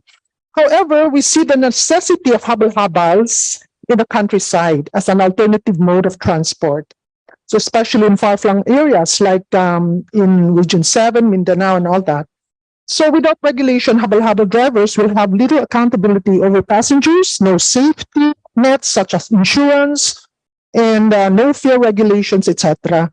So we also have the LTO data that shows that around 19.2 million motorcycles in the country, or about 87% of all registered motorcycle vehicles in 2022. So I know there are existing bills in Congress which seeks to regulate motorcycle taxis, but what's the update now from LFTRB? Sec Guadis, you're recognized. With the permission of the chair, for the taxi tax, may I give you first a history of this? Pursuant to a House resolution issued, the House authorized the Department of Transportation to come up with a pilot study for this motorcycle taxi. This was done sometime in 2018, and it is supposed to last until the end of the previous administration. But in the last hearing that was conducted about a month ago, it was agreed upon that the technical working group will be coming up with its report and recommendation on the results of the pilot study made on this motorcycle taxi. For now, there is a controlled environment for the testing of this motorcycle taxi to address, one, the lack of transportation, and two, the need to perhaps legitimize the existence of the habal-habal and to recognize their contribution in the transport system of the Philippines. So for now, we have until we were given by the Committee on Transportation until the end of September to come up with our the results of our pilot study. Yeah, it's good to know because even here in Metro Manila, we are aware of the motorcycle taxi companies such as Angkas, Joyride, and Move It. Diba? Meron tayo. So, in rural areas, the DOTr, do you also have a pilot implementation in the rural areas? It is a controlled study. So initially we had it in Metro Manila. We have initially 45,000 units. But lately we also had a limited number of slots for Pampanga and for Cagayan de Oro, Your Honor. It's a limited study. And if I may add, Your Honor, we intend to further make more studies on this by looking into the possibility of putting up motorcycle taxis in other parts of the country and adding players, since to our judgment, the limited study in Manila does not actually reflect the actual study on motorcycle taxis. So our recommendation, if not to preempt what we will be giving to the committee later on, is to perhaps continue with the study until such time as the House would deem it fit now to pass an enabling law on motorcycle taxi. Yes, these are very important. The data that you will be contributing or giving to the House of Representatives will be most crucial in the bills now that are being taken up in Congress right now. And, another issue is the MVUC. We know that the Motor Vehicles Users Board was abolished. So, but you are still the agency that collects, diba? Collects the road users tax. Yes, ma'am. Yes. Do we have a data? Let's say 2020, 21, 22, 23. Mendoza? Yes, Chair. Yes, Chair. We have data from 2001, ever since we started, Mr. Chair, on the MVUC. And from 2001 to June 2023, we have already collected the amount of around 248.7 billion for the MVUC, Madam Mr. Chair. Sorry, how much was that? 248.7 billion. But I'm sorry. Yeah. 248 from the very start. From the very start. 2000 and this is 2001 to 2023. Yes, but the MVUC board was abolished in 2016. Tapos ang implementing agency diba si DPWH, diba? So that was 2016. Would you know in 2016 how much was the balance when you turn it over to DPWH? Ang magkano? Let me turn it over. Treasury pala, treasury. Kasi naging Kaya ba all collection for ano. Yes. So February 2020. Ma'am, our reckoning date is February 1, 2020. And the amount turned over is 2020. Tayo nang dating. in total. On total. Lang po. We would just, Mr. Chair, would just have to talk about Yes. the amount and yeah, you can actually submit to the committee the figures because this is very important for us during the DPWH deliberation because we want to know whether the amount collected from this, which is intended for special road support funds, for your special vehicle pollution control and all of these things. This is very important. Yes. So, you know, the figures that you will give us would be used for such purposes. Mr. Chair will submit it tomorrow. Noted, Yeah. Yes, Let's my submit, time, give a copy. yes. And I'm not up yet, right? I still have, so these are parochial issues and since kanina pa sa umaga, everybody was asking question. I'm number 33, so ubos na yung medyo, national policy issues, no? This has to do with the new Dumaguete Airport Development Project.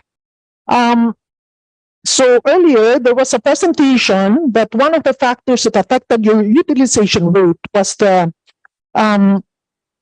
Dumaguete Airport Development Project. But here you have an ongoing procurement that was awarded just last August for the amount of 12.399 million. So how much is the total project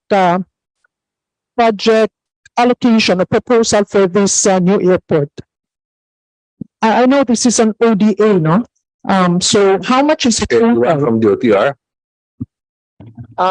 Kim? Yes, Mr. Chair, Your Honor. The one mentioned in this slide that was awarded for Dumaguete Airport is not for new Dumaguete Airport. This is for the, I think, existing one. This is for the existing one. For the existing one. Yes, Your Honor. So wala pa talaga for the new Dumaguete Airport.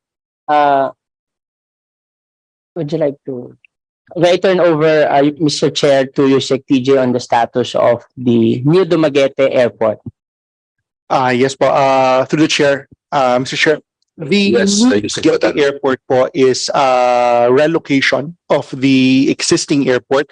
And this will entail a Korean Exim Bank. This will involve a Korean Exim Bank loan. This was only approved by the NEDA board in February of this year. And the total NEDA board approved project cost is 17 billion pesos po. So out of the 17, how much is the foreign assisted allocation assistance and how much is from the Philippine government? Through the chair, rounding off po, it's 85-15%. 85% foreign funded, covered by the loan, and 15% covered by GOP counterpart. Thank you. So right now, you're in the process of acquiring, no, yung mga right of way, yung mga lupa. So are we almost done with that?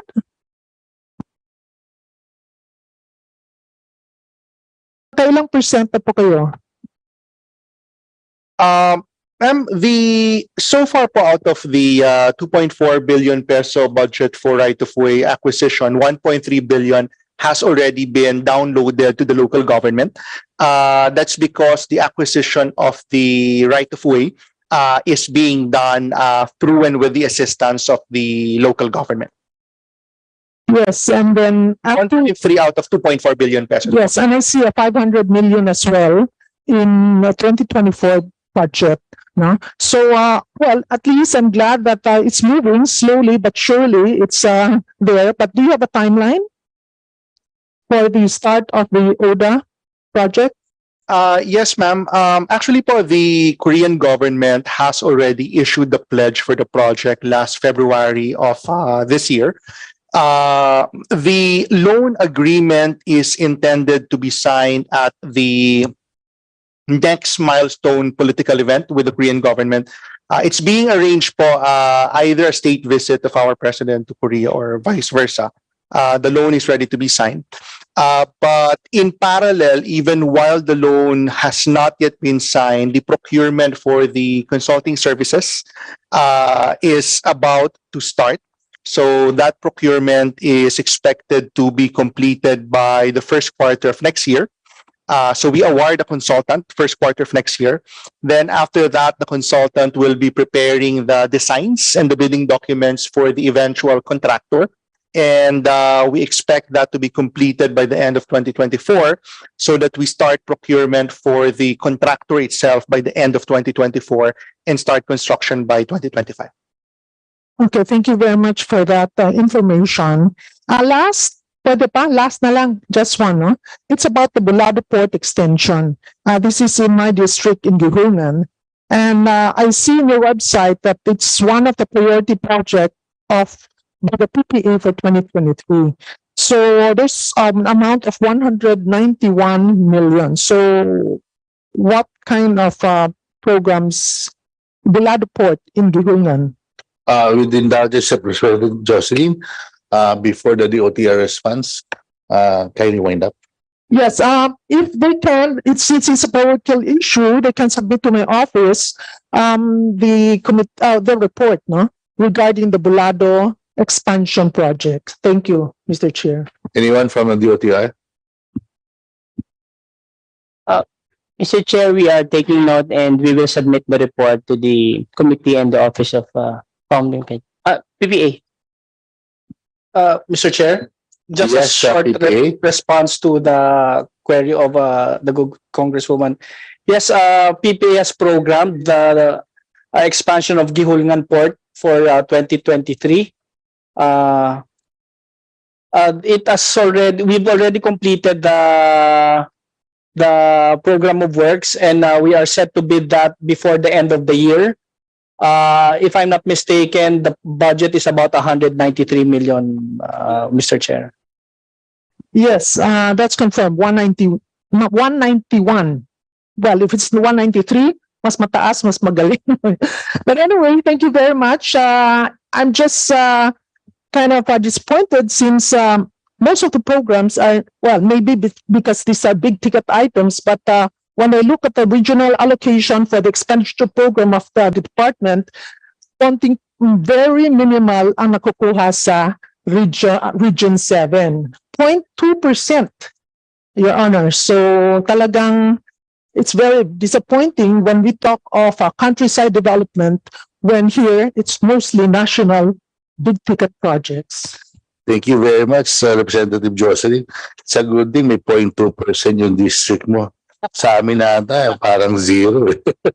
That's for the entire Region 7, not my district. I'm sorry about that.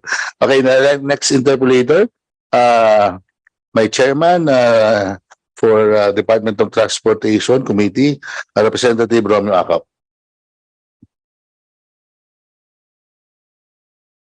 Thank you, Mr. Chair.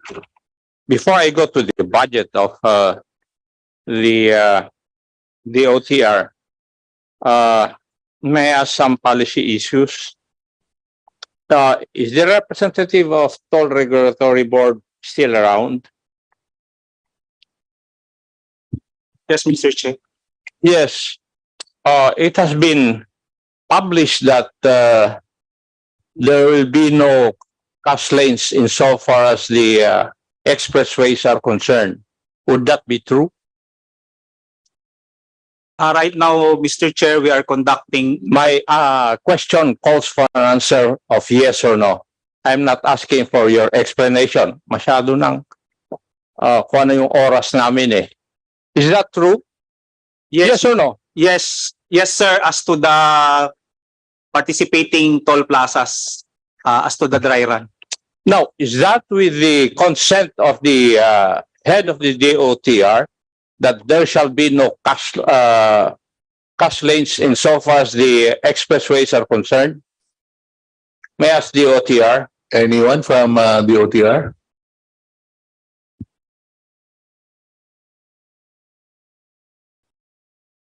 Yusek Yebra, you're recognized. Thank you, Mr. Chair.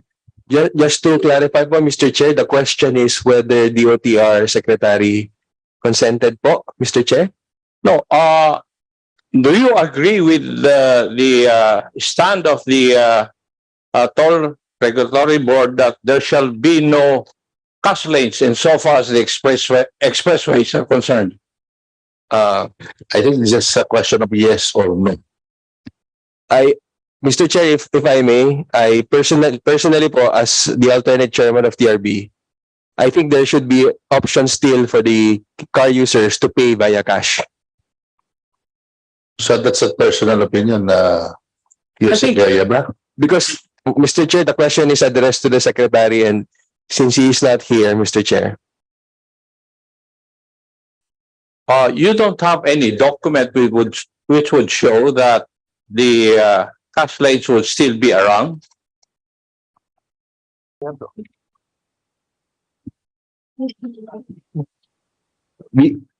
Can we check, Mr. Chair, on the record and revert to that? I think there is a department order that there should still be cash lanes, Mr. Chair.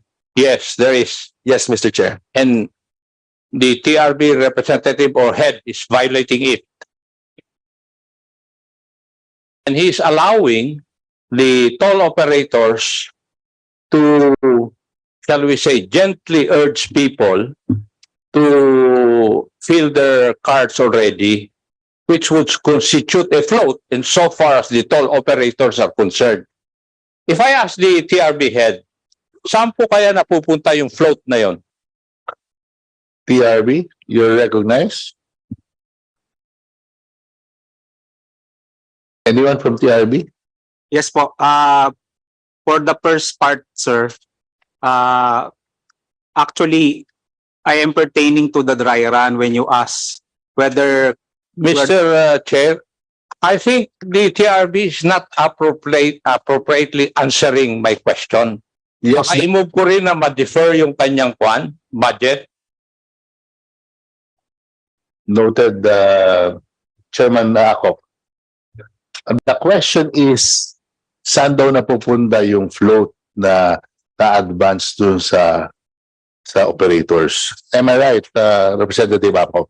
Ang may float po yung mga toll operators po, sa kanila po yun. Yes, that's the question. So saan na daw napupunta? Sa toll operators po sila, ang may float po, yung toll operators po ang umahawak. The next question, Mr. Chair, is how does the TRB regulate the income derived from the float obtained by the toll operators in getting advanced toll payment via the ETC system? Kasi kawawa yung mga tao, hindi naman nila ginagamit yung expressway, pero yung pera nila nandun sa toll operators. And what are you doing about it? Mr. Chair, as I have replied to your letter, Congressman Ako, Mr. Chair, to tell you frankly, I'm asking these questions simply because your answer to my letters are not appropriate to the questions that I have asked. Yes, TRB, you may reply. the toll float is not part of the toll fee structure under our jurisdiction, Mr. Chair. Alam ko po yun, Mr. Chair. Huwag mong sabihin na hindi ko alam yun dahil ako ang chairman ng Committee on Transportation dito eh. I know that. Kaya huwag mo akong turuan doon. Ang tinatanong ko, ang sagutin mo. Kasi at the back of my head, parang in collusion ka na doon sa toll operators para pagbayarin yung mga tao because threaten ninyo na walang cash lanes lang. Actually, sa TRB, I think yung point ni Chairman Ako, para hindi malalagay sa time niya, sa laki ng bulk na nagiging advance to sa mga toll operators, ano action na gagawin ng TRBs since hindi naman nagagamit kagad yung advance payments na yung kagad? And yet, you are now pushing that parang lahat ng mga gagamit itong ng expressway, mapunta lahat doon at mawala ng cash lane. Yun ang pinupunto ni Representative Akop. Am I right? So, meron ba kayong dapat na gawing action regarding that matter? No, kasi imagine mo nga naman para advance payment yun tapos kung hindi mo nagagamit, nasa toll operators na. Opo, actually po, nirefer ko na po yung matter sa member agency namin, ang Department of Finance. And also, I already referred the matter to BSP so that they can give us guidance how to conduct the audit of the cash float. Thank you, Mr. Chair. May I ask Marina? Would he still be around, Marina? Yes? Yes, Mr. Chair. Do you know the number of sea vessels in the Philippines? Yung domestic sea vessels? As of December 2022, we have a total of around 19,600, a little less than 20,000. There's a rule that every 3 years, ma-dry dock dapat itong mga vessels na ito. Tama po ba? Yes, Mr. Chair. Yes. How do you do it with 19,000 sea vessels? Kasi yung pong dry docking para ma-ensure na yung worthiness ng sea vessels. How do you do it? Hindi naman ho lahat-lahat sabay-sabay. So, naka-program yung iba, naghihingi ng extension. Talaga kulang yung dry docking facilities natin. So, and that is precisely the reasons why we have sea vessel accidents. Would that be correct? That would be contributory, Mr. Chair. It is not the main cause. When you say it's contributory. It is not the main cause, totally. Thank you. May we go to MRT-7? Has the DOTr found a new alignment for the highway that needs to be constructed as part of the concession? MRT? Mr. Chair, if Yeah, you're recognized. Jorlet Aquino. the alignment po of the road is still the same as the original. If that is so, what will be the output and what is the timeline for this? Completion po, target completion is 2027.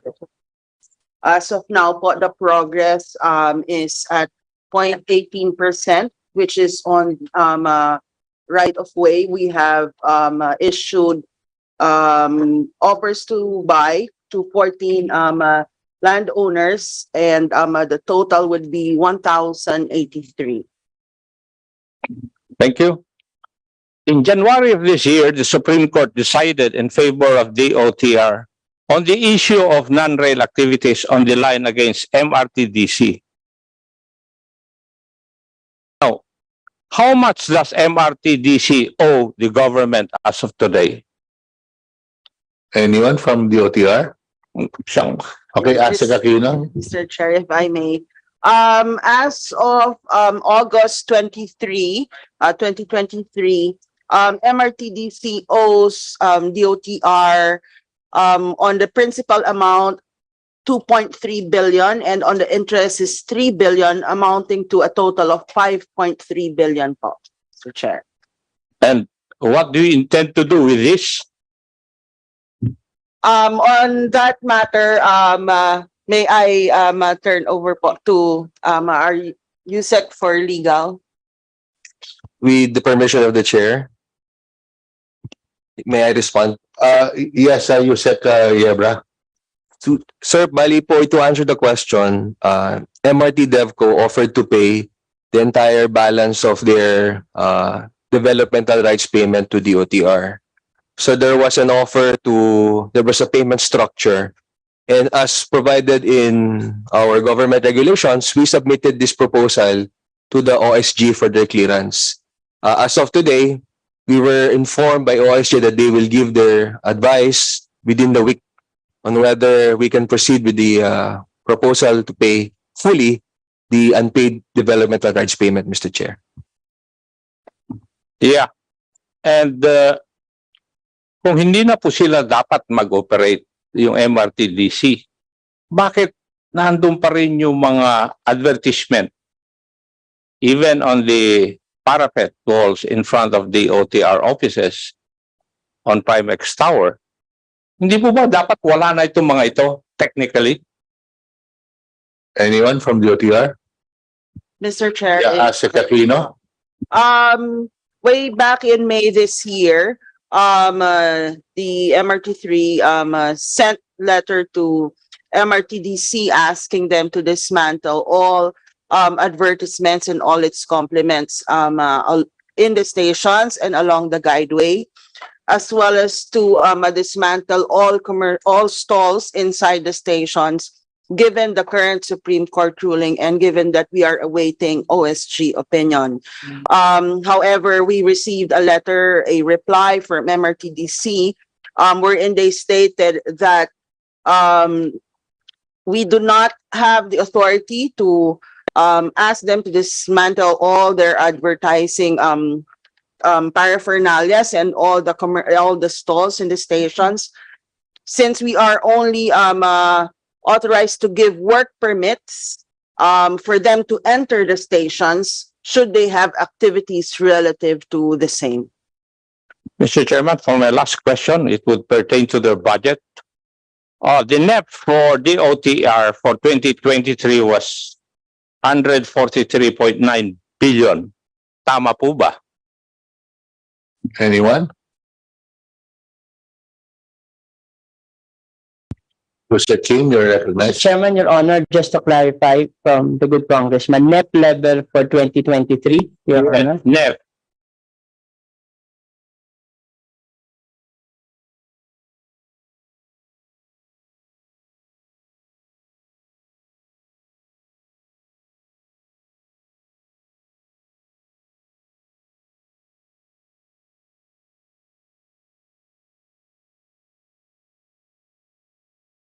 Yes, Your Honor, we confirmed the net level for 2023. Yes. Naging doon sa GAB2, which was a product of the deliberation of the House of Representatives, it was pruned down to 99.47 billion. Tama po ba? We confirm, Your Honor, the reduction under GAB2, Your Honor. And then after the bicameral conference of the House and the Senate, it was further pruned down to 79.33 billion. Would that be correct? Yes, that is correct, Your Honor. Pwede po ba kayong matanong na saan po napunta yung more or less 70 billion?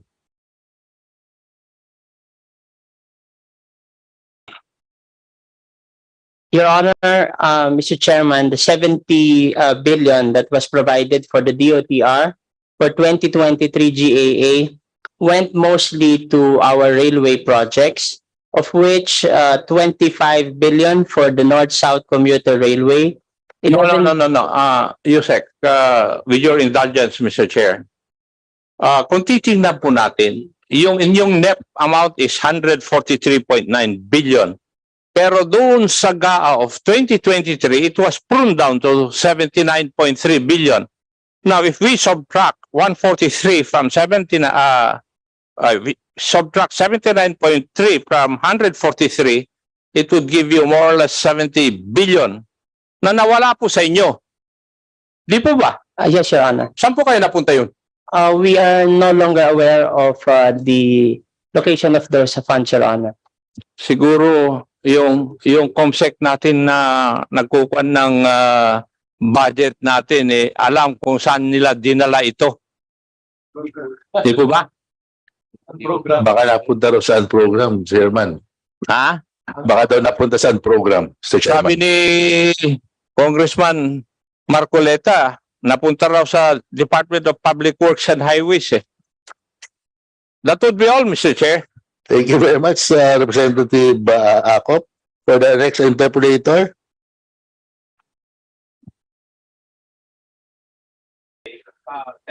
Second round.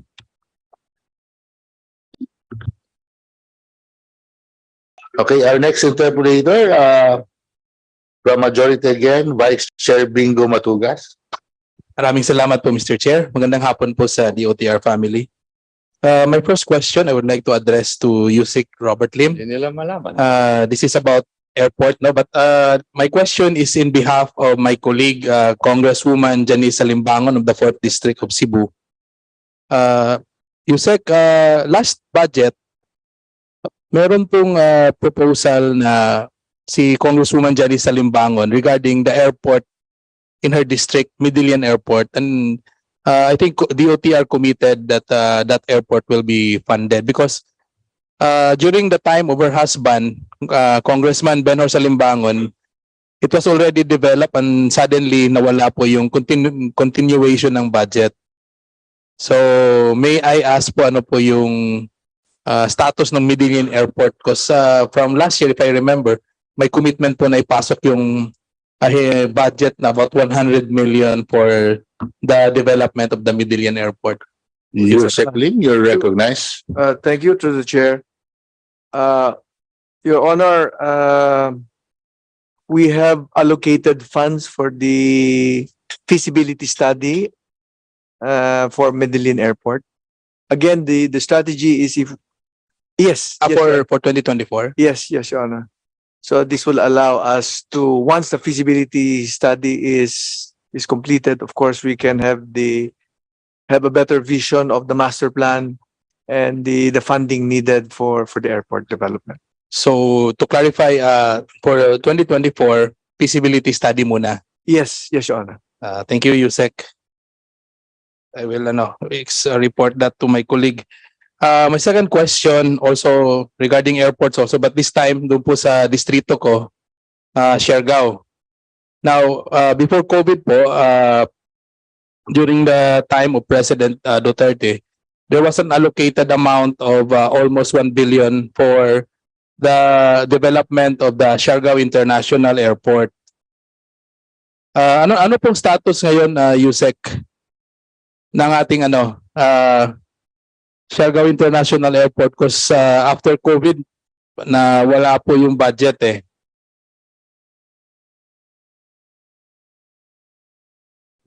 Anyone from DOTr? No, Yusik. I'm addressing the Yusik Lim. Sorry. I'm sorry, Mr. Chairman. I would ask my question again. Second question is regarding Siargao, my district po. Yes, Your Honor. Before COVID po, there was budget allocated already for the development of Siargao International Airport to the tune of about 900 billion something, 900 million, close to 1 billion po. Because during the time, I think Secretary Tugadi already completed the feasibility studies and the soil testing. So the next steps would be the acquisition of the property. But unfortunately, dumating po si COVID, tapos nawala po yung budget. And yung last budget is commitment. There was a commitment again to put budget to continue the Siargao International Airport, USEC. Yes. So ano po yung status sa ngayon? Through the chair, Your Honor, for this year, we have not been able to allocate any funding for Siargao. However, there is a pending unsolicited proposal from the private group that proposes to develop Siargao Airport. It is now submitted pending with the DOTr. We are awaiting from them the revised submissions to take into account the new statistics required and to take into account the new IRR that has been published. So in other words, that proposal that contemplates not only the operation and management of the existing airport, but also proposes to include the development of a new airport in a new site. That is the current status, Your Honor. Yes, I understand, Yusek, no? But the point now, because I've already talked to those two groups who submitted the PPP proposal. Their problem is, the budget for the acquisition of the lot. That's their common problem because they're willing to spend, but paano po yung pagbili ng lupa? Yun ang problema nila. Your Honor, again, a question of limited resources. We will have to schedule that. We will have to schedule that, Your Honor. Is there no possibility that it will be included in the PPP agreement with the government guaranteeing the budget for the acquisition? May I refer you to our planning for updates on this specific question, Your Honor? Thank you, Yusek. Through the chair. Through the chair po. Mr. Chair, the unsolicited proposal that has been submitted is for the operations and maintenance of the existing Siargao Airport. Now, in parallel to that, there are plans to develop the new Siargao Airport in a different location. And that new Siargao Airport is covered by a feasibility study that is currently being finalized and that will be submitted to the NEDA for investment approval very soon.